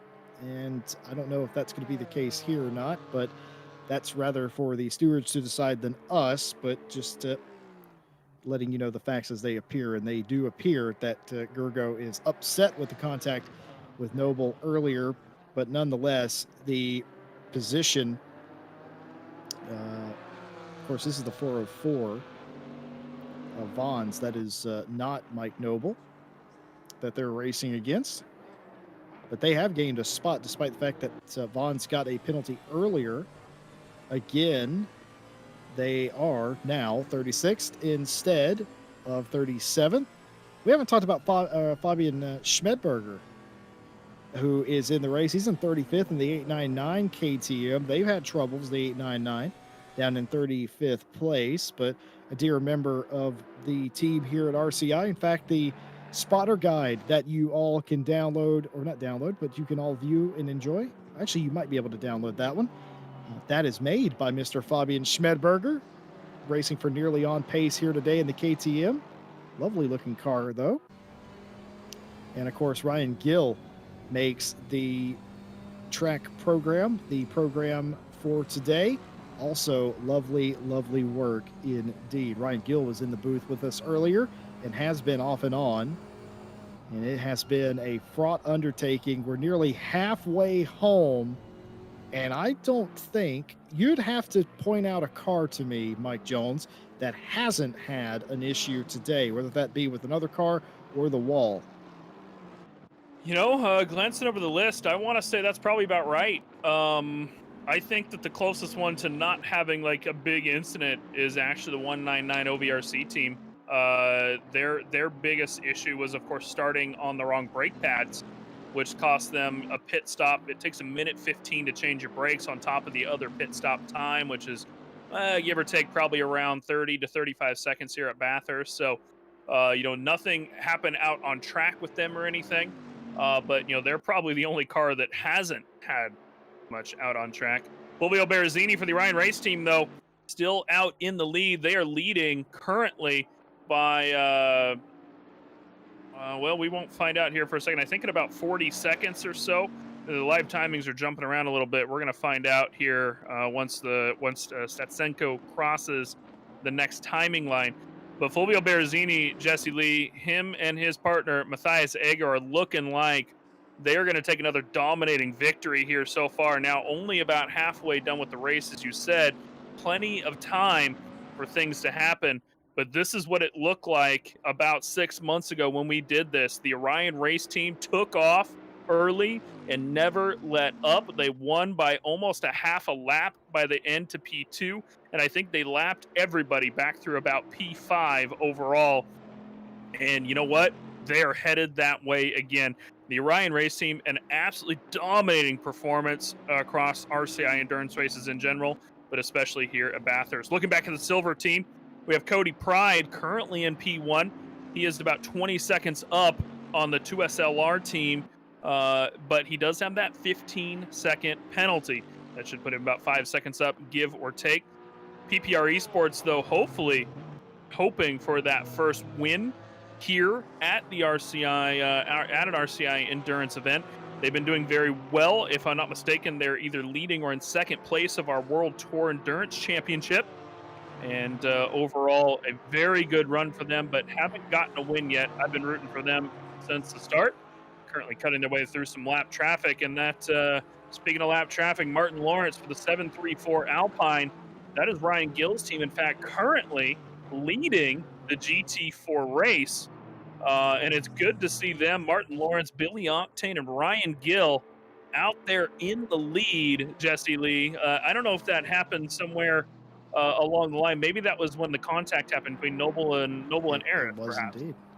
Yeah, Yeah, it was indeed when the 996 and the 778 had contact. This car, the 734, was able to capitalize on the bent fenders and bent feelings of the two cars. And now Martin Lawrence in the RCI Triple R 404 CR whatever. It's a long name. Literally, Ryan Gill told me earlier, Mike, that they on purpose went 34 characters to max out that team name. And well, they are now leading, and I'm just hearing now that the 64 car has just been disqualified from the event, just short of the halfway point, for reaching the maximum amount of penalty points awarded to you by the steward. So they've been disqualified for their driving.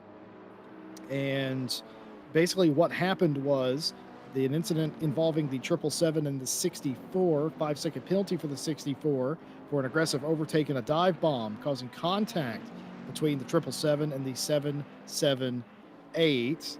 And this, of course, led to the disqualification of the 64 because they accumulated more than the maximum amount of penalty points you can have in a 12-hour race here at RCI. So you don't see that very often. We actually had a disqualification this past week in a sprint race, which is only the third time I've ever seen a disqualification, which is how rare they are. And now today, the fourth ever disqualification that I've ever seen in an RCI race. That'll be unfortunate for them. But, well, taking a little track tour, walking down the track, you don't really have an appreciation for the undulations, the elevation change, and how quick this track really is until you take a wire cam like Stewie's doing and just drive down here. Look at that. It just looks like the track just falls away from you. Yeah, the drone cam there just touching the top of the cars. We're going to catch a bit of a replay here. I think Stewie might have saw something. Let's see if this has been an overtake or will this be some contact. This is Harteveld trying to go down the inside of the chase in that Ferrari. Looks like it's just a pretty clean overtake around the Bentley there, bringing himself up a position. That's going to put them to P15 for the GTWR racing team.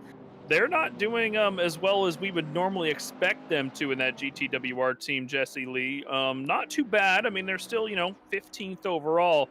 But of course, most memorable for me recently was at the 24 Hours of Kyalami, where they were, fighting for the lead and subsequently the podium in the Lamborghini in the rain at Kyalami for, near on about 18 hours of that race. So, not doing as well here. And look at this here. This is coming up Quarry Bend, which is turn 2. And you can just really see it. Again, Jesse was just talking about this. Look how steep that is. That's ridiculous. You know what, though, Mike? I've driven this course, this particular turn, thousands of times in my lifetime, and I've never appreciated how steep this actually is. It doesn't look that bad in the cockpit of the race car. It looks more banked of a bank corner than it is steep, but that is massively steep, rising up towards Skyline. And keep in mind, this whole section is uphill. And my apologies previously to Hartveld and Lovelace, assuming that there was contact. A very clean move and very respectful driving between the two of them. And to your point, the GTWR boys, well, they were doing a lot worse, but they are trending in the right direction. And, well, you get down to the halfway point, why not go ahead and flip your race and have yourself a good one? And they are within a shout. They could potentially, if they keep this up, they could be inside the top 10 or even better by the end of this race. And I just want to go back to what Jimmy said a moment ago. He says they should be winning this race. If it wasn't for a mistake that he made, he reckons they'd be up by a minute or more. I love that. I love that confidence. And this morning I've mentioned that Jardier, he focused on this setup like there was no tomorrow. He said that Jardier said he probably put more time in this setup than he has at any other point. And I think it's showing up on the racetrack now. Speaking of which, there they go. The Mintzilla, number 39 Nissan GTR coming around the cutting. And they are, again, doing really well. I mean, that Nissan is, as What's somebody who is... fence? What's behind the fence? All right. We're taking a tour. Looks like a little end road there. It's a tennis court. Is that that's an absolute tennis court? Is that really there? People in Australia that have been to Bathurst. I'm gonna need somebody in chat to go pull Google Maps and let us know if that tennis court exists. Thank you. Welcome to Mike Jones and Jesse Lee in the booth. It gets weird, we know. And Stewie. To be fair, Stewie's the only person. You quit, you win. Stewie's the only person keeping us sane, but he is taking us for a trip around the course. This is not an episode of Why Did They Render That, though, I promise you. This is, however, an episode of How Beautiful is Australia? And the answer is very beautiful indeed. Jesse Lee. This racetrack, absolutely excellent. Yes, Mike Jones. Is that two Maseratis screaming at each other? Do you know it is? They've been actually like this for a very long time. There's two Sidemax drivers in the car as well. Indeed. Killian Ryan Meenan and Chunda Chowglu racing each other. They were about a lap apart the last time they came together, but they were racing each other still. And I think this time, this is very much for position. Killian Ryan Meenan, well, he's got a very good chance of overtaking here. The 211 team was down for a very long time. Keep in mind, folks, we harp on this because it is very impressive. Try this at home if you don't think it is, but these cars do not have ABS and they do not have traction control. That is very different than any of the other GT4s. Both those teams entered these cars on purpose because they were difficult and did no practice track. Now that's dangerous. I'm not sure why they've done that, but up until that point, but by the way, Mike, you might have missed earlier, the 97 driven by, I think it was Boothby at the time, straight lined Hell Corner, got it stopped in time. I didn't see that. I was actually watching his stream at the time. Were you? He was distracted talking to somebody. I see. It was 100%. He just forgot that he needed a break. Here's a bit of a forgot replay. there was a. He did. Ooh, oh no! Big mistake, Stevenson. Coming through the kink, just not the easiest place to pass there. Coming into contact with one of the Porsches. I don't think that was Cody Pride. That definitely was not Cody Pride. Was it Vaughn's? That was. It's the PCDC team. Yeah, the 911. And so contact there. So contact between cars that were not on the same lap. And the stewards, again, do not take very kindly to that. So we'll see what they have to say about that, if that is reported. And Kunda Choglu, or Choglu, in fact, I believe is how it is pronounced. It's not Chow, it's Cho, Kunda Choglu. I know I've been corrected on that before, and very quickly... Jesse Lee, I'm going to interrupt you because we have something much more important than what you're talking about. Go on. The tennis court is on Google Earth. I repeat, the tennis court is on Google Earth. Well, I definitely appreciate you interrupting my race commentary to tell me about a tennis court, as Vaughn's is backwards, and this is very dangerous with the 404. Uh-oh. We've seen this one before. Let's see what happened here. He is going to come into Murray's corner, and I'm going to imagine he's going to catch the curb. He's going to catch it on the outside. This is a long replay. This is just a very long replay. Okay, so he's coming into Hell Corner now, and we're gonna see him spin at some point. He's gonna take the right-hander, and he's going to spin, I suspect. Yeah, so we'll see as he comes up. So this is down the mountain straight. He'll be fine through here. As we are watching this, the Maserati fight is ongoing a bit. Ferrari comes on past Vaughn's. He's going to come into Quarry Bend. He's going to get that. Got the blue flag in the background, and there he is. He just kind of gets sideways. Just breaks traction. Like without any reason. Aston gets a piece of the wall. I think that's the 56. And that's not going to help their efforts. So the 56 in GT3 getting a piece of the action. Meanwhile, Martin Lawrence and Yimaz in a battle. Lawrence trying to stuff it up the inside. This is usually contact. I think contact made, but a position gained and contact behind by a Lamborghini, and that's going to spin Yimaz out as they have to quickly get that car refired going the right way. Waved yellow flags. White flags indicating a stranded vehicle as well. Ugh. Caught from behind by the Lambo. Oh, more carnage too. Yeah, I'm sure that'll definitely be a steward's inquiry there. The Lamborghini looks like he caught him. Yeah. 369 got a piece. Not good for them. Unfortunate for them. The stewards aren't going to be too happy about that. Unfortunately, we will have to see if they decide the Lambos are at fault there. And I just noticed both the Lamborghinis stacked up at the moment, which is a bit interesting. They're fighting outside of class, but Harry Conway is chasing down, of all people, Jesse Lee, Chris Bouquet. And that is just not something you can do. Well, I don't doubt Harry Conway's ability in any way, stretch, or form, but it is Chris Bouquet, and Chris Huke hitting the hard mode button today, bringing a Lamborghini to the mountain. You assume they did that on purpose. And here we go with the Maserati battle, nose to tail, looking for an entry, looking for a point. Can't quite do it. The GT3 goes through, outside, inside, a punt. There's a punt on the 97. Killian Ryan Meenan will not have meant that. He will slow down and allow the 97 of Kundachoglu to go back through. And then he probably will punt him again just because he thinks it's a bit funny. Just because he can. But, This is the, yeah, just this because is he can. teammates. Yes, indeed. This is teammates we're watching, even though they're driving different cars. Both Side Max Motorworks drivers, of course, Killian Ryan Indeed. Meenan driving with the No Ghosting Racing team today. But here is an onboard lap with the Maserati. We're going to stick with this through the rest of this lap. Watch this car drive around this track because, as Jesse said, no TC, no ABS. And these guys have to hold this car steady for 2 minutes and about 12 seconds or so, Jesse. Yeah, you absolutely do. Well, you're seeing a pro driver, by the way, in Killian Ryan Meenan, and he's getting blue flagged here, so there is a faster car behind him.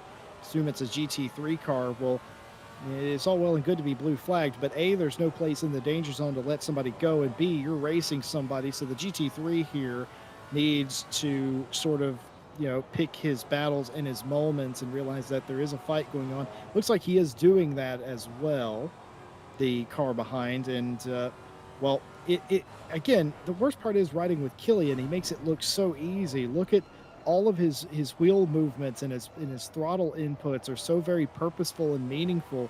Of course, he will have, in the 6 hours that he's been on track or so, though he, of course, shares the car, they will have figured out sort of what you can and cannot do, but absolutely nothing amiss there as I believe that's Chris Huke just went through. Huke and Conway coming through, yep. Huke and Conway going through. So we have two battles here, a GT4 battle and a GT3 battle, both for position, and that is how you are supposed to pass right there. And two different battles, neither one of them affected by the passing, waiting to do it on the Conrad, getting it done. But again, I feel like this lap was in vain because, again, just how planted Killian is. Killian also in a running for being a robot, but this is dangerous right here with no ABS and the 252 slotting in. Mike Jones, that's what I would worry about because you have no ABS. So if you have to very quickly stop, well, you're either going to stop very quickly because you have no ABS, or you're going to lock up the tires and slide more and punt somebody. Very dangerous indeed. Yeah, I mean, people. So I'm one of these people. When I drive, I run a very low ABS setting. I'm generally on either setting 1 or 2. But having low ABS setting is still a lot of ABS in comparison to driving the Maserati. I've tried driving that car around a little bit, and granted, I'm not a good driver by any means. Can I have that in writing? I am not a good driver, Mike Jones. I've written it out repeatedly, Jesse Lee.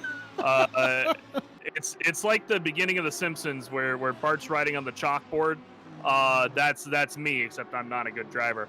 You are the physical embodiment of Bart Simpson. That is a great. I don't know how to take that, but you can take it however you want. I've said it, so it happened. But moving on from that, there's a big difference between having very low ABS settings and having no ABS, and that Maserati is just hard to control. If people have ever driven the Porsche Cup car and think that that's a bit of a mess to drive, just wait till you get into the side of this GT4 Maserati. It is 10 times harder to drive. And the biggest part of the issue with the Cup car is that if you're just more careful on the throttle, you're fine. Realistically, we have our Porsche Masters Cup coming up in our next Monday championship. We have Porsche GT3, Porsche GT4, and Porsche Cup all in the same racetrack. And there's a restrictor put on the Cup car by 20%, as we're going to see a little bit more of an overtake maneuver here. We're going to see if Killian's able to get this done this time. He gets to the inside of the chase, but isn't quite deep enough on the brakes. Kundachoglu is just absolutely full of balls on those brakes. Gets a little sideways. Look at this! Look at this! They're going to follow each other into the pit lane. 6 hours, 19 minutes remaining here. Both these guys coming into the pit lane. probably going to take some tires, maybe even do a driver swap, and they've even got pit stops right back to back. Are you Look kidding? at Are you it. kidding? They saw. Okay, Ah. so here's the question: is who nailed their pit stop? I don't know, but no multi-21 going on between these two Maseratis, as yes, sponsored by Fanatec, and very, very strangely liveried cars, but you cannot miss them. One is more pink than the other, but there's no mistaking that both I think of you these misused the word strangely. Well, I was very purposeful with my words. I'd just like you to wait until the May 1st race, Jesse Lee. Oh, goodness gracious. Well, while the Maseratis pit, so does Jardier. Now, will Jardier give way back to Jimmy Broadbent? I think he might be. Are you kidding me? Well, Jimmy's not getting in the car, by the way. Jimmy's not getting in the car. Pepto-Bismol, both of them leaving at the same time. And I don't know, but Killian Ryan Meenan doesn't even want to follow Kundachoglu on the out of pit, but he will have to do, as it is a single line. And I make no mistake, these two are loving this, despite the fact that they are racing for what is effectively 31st place. They don't care. No, they're just battling each other at this point. All they want is to win each other. I actually totally agree with someone, a Zorro Arc in the chat here. So George Boothby has shut his stream down as he's very busy for the rest of the day. I think he's got another race that he's doing, or something a little bit. So he shut his stream down because he's done racing for the day in this car here in the 97. Could you imagine listening to the team comms of these two teams at the moment? Sebastian Lewis Alexander is going to take a little bit of dirt bath here, coming around into Hell Corner. And we're going to see here, hard on the brakes. He did indeed. He just kind of mississed the corner. He hit the abort button right there. Yeah, luckily there's that runoff there. We're going to name that George Boothby Corner. I mean, that's just a public road. Yeah. That road is just literally a public road that leads into the race track that they close off for the races. But like you said, very lucky indeed that is there. Well, we talked about Jardier. On the Pepto-Bismol. We talked about you can mention it by name. Jardier has caught Cody Pride. Jardier completing his pit stop, staying in the car, 1.7 seconds behind Cody Pride, who has a 15-second penalty right now. But Cody Pride has not pitted yet. Neither has the 149 or the 126, as far as I'm aware.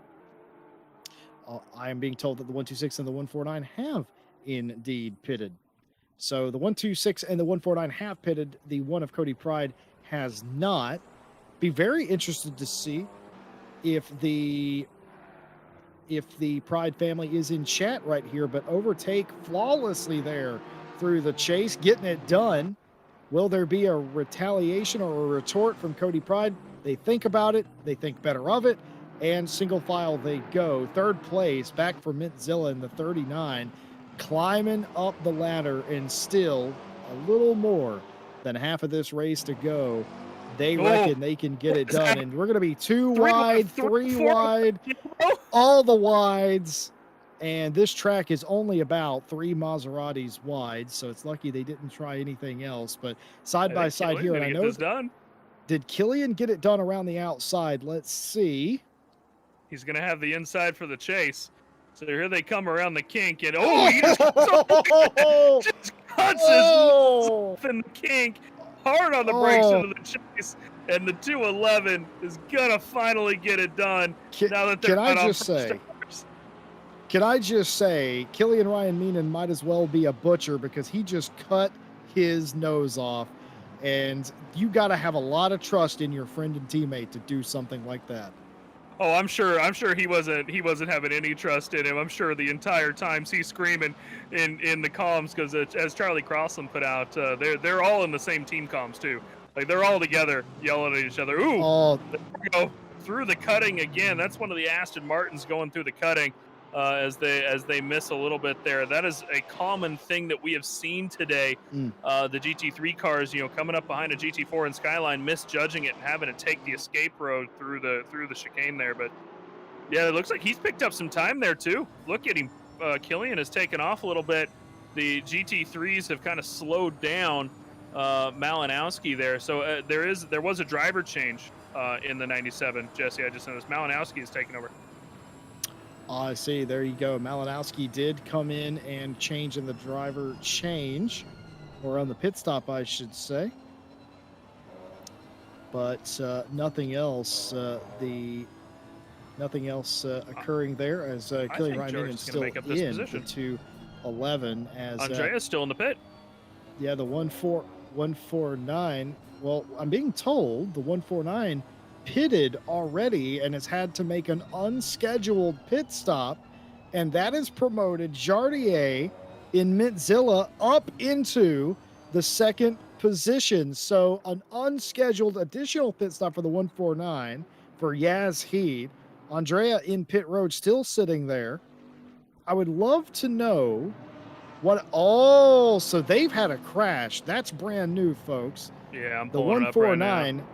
The 149 had a crash. Mike Jones is going to be looking for that. Found it. We didn't see that. Mike Jones, what happened? So he's coming through the dipper, catches the wall on the right-hander just before the elbow, just barely touches the wall and throws himself into the wall in the elbow. He is able to get it back straight, but of course, coming down the pit lane to repair that damage. Yas Heat, unfortunate for them. They've been having such a fantastic Oh, it gets worse. Oh, and the speeding out of the pit lane for the Yas Heat team releases the pit limiter early or doesn't put it on fast enough. That will be a game issue penalty for them, and they are going to fall down the order. 2 extra pit stops. That pit stop there was already a 151.9. That's about 45 seconds or so slower. That's 45 seconds of damage that they had. And then the Yasi team going to have to come in, take another SG30. Oh, but dear. Jardier, I'm sure, celebrating at this point. He's got a 15-second penalty car behind him, and he's got nobody in front of him at this time. He is going to have clean air to try and make up time on Matthias Egger, because he's just started his stint. He's got plenty of or his second stint. He's got plenty of time to make up positions. Here is Egger out on the track. You're seeing him come in through. You're seeing Egger come through the chase. Jardier almost a full lap down at this point. Egger, Jesse Lee, has almost lapped entire field. I'm not surprised. Yeah, I'm not surprised with Orion Racing. Cody Pride for PPR Esports coming in to do their normal routine stop. One of the last cars to have not done that. But you got to feel for Kaposia here in the 149 Yas Heat team. They've been doing so well, and an incident, a lapse of judgment, and the pit limiter not going on correctly, and then all of a sudden you find yourself outside the top 5, which they inevitably will be. And this battle here between Conway and Louis Alexander. Good to see a Lexus still up in the top. Oh, actually, we've got several Lexus up in the top 20 still. Ersman in the 29 actually is in the 12th place position.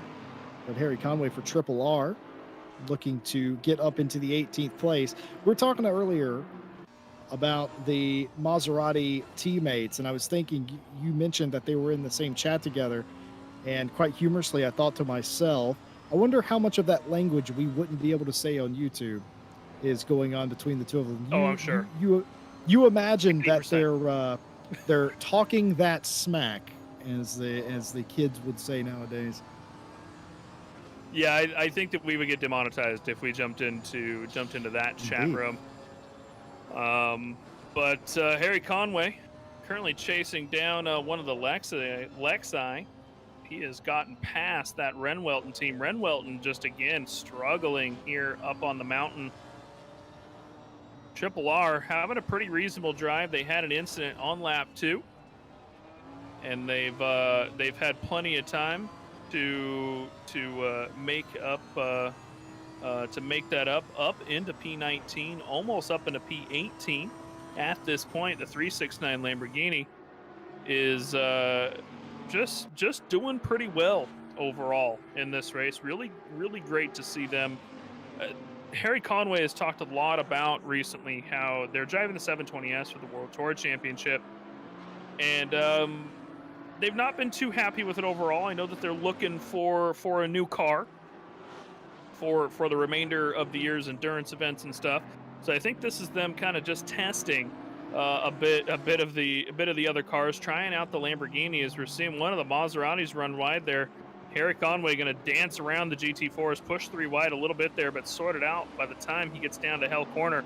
And the Bentley slots past the 97 Maserati as well. It doesn't look like that the Malinowski in the Sidemax Motorworks Maserati is quite as comfortable in that car as his teammate was, Konachoglu, in the last stint, as it's basically just a bit of a struggle for him. He has lost quite a bit of time, Killian Ryan Meenan. Here comes the leader of the GT4 class that Harry Conway is going to come past, and you know he's going to be flashing him on the way by, as that is Ryan Gill in the car. Conway going to slot past the outside here, starting into the park section of the circuit. The Alpine going to dance out of the way there a little bit, and that thing just looks so minuscule compared to that Lamby and Bentley. Well, I tell Ryan Gill all the time, he's the tiniest human being I know that can legally drink and has a driver's license. So he's a small man, that Ryan Gill, in a very small car. There's poetic justice in there somewhere, but they are leading GT4, the 734, out front by 3 seconds over Mike Noble.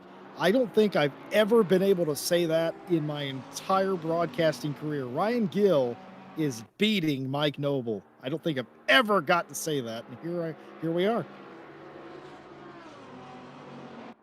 Yeah, that is not something that I think we will say much of again, but Mike Noble only a few seconds back at this point.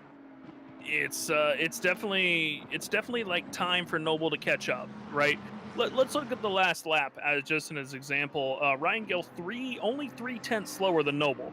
So, you know, like that, and that could be due to traffic even, of course, you know, because traffic is obviously playing a huge role in this as well for them. But, you know, Ryan Gill doing very good to hold on to that for now. We'll see if Mike Noble and the rest of that hazardous overlap, aka FFS Racing team, is able to catch up with them through the remainder of the stint. Looking at the pit stops, by the way, Mike Noble pit on lap 131, whereas Ryan Gill pit on lap 146. Currently, we are on lap 169. That means that hazardous overlap team is going to have to pit pretty soon here, theoretically, and that will put even more of a gap. And it looks like that the nearest person to them in terms of pit stops is actually down in P4.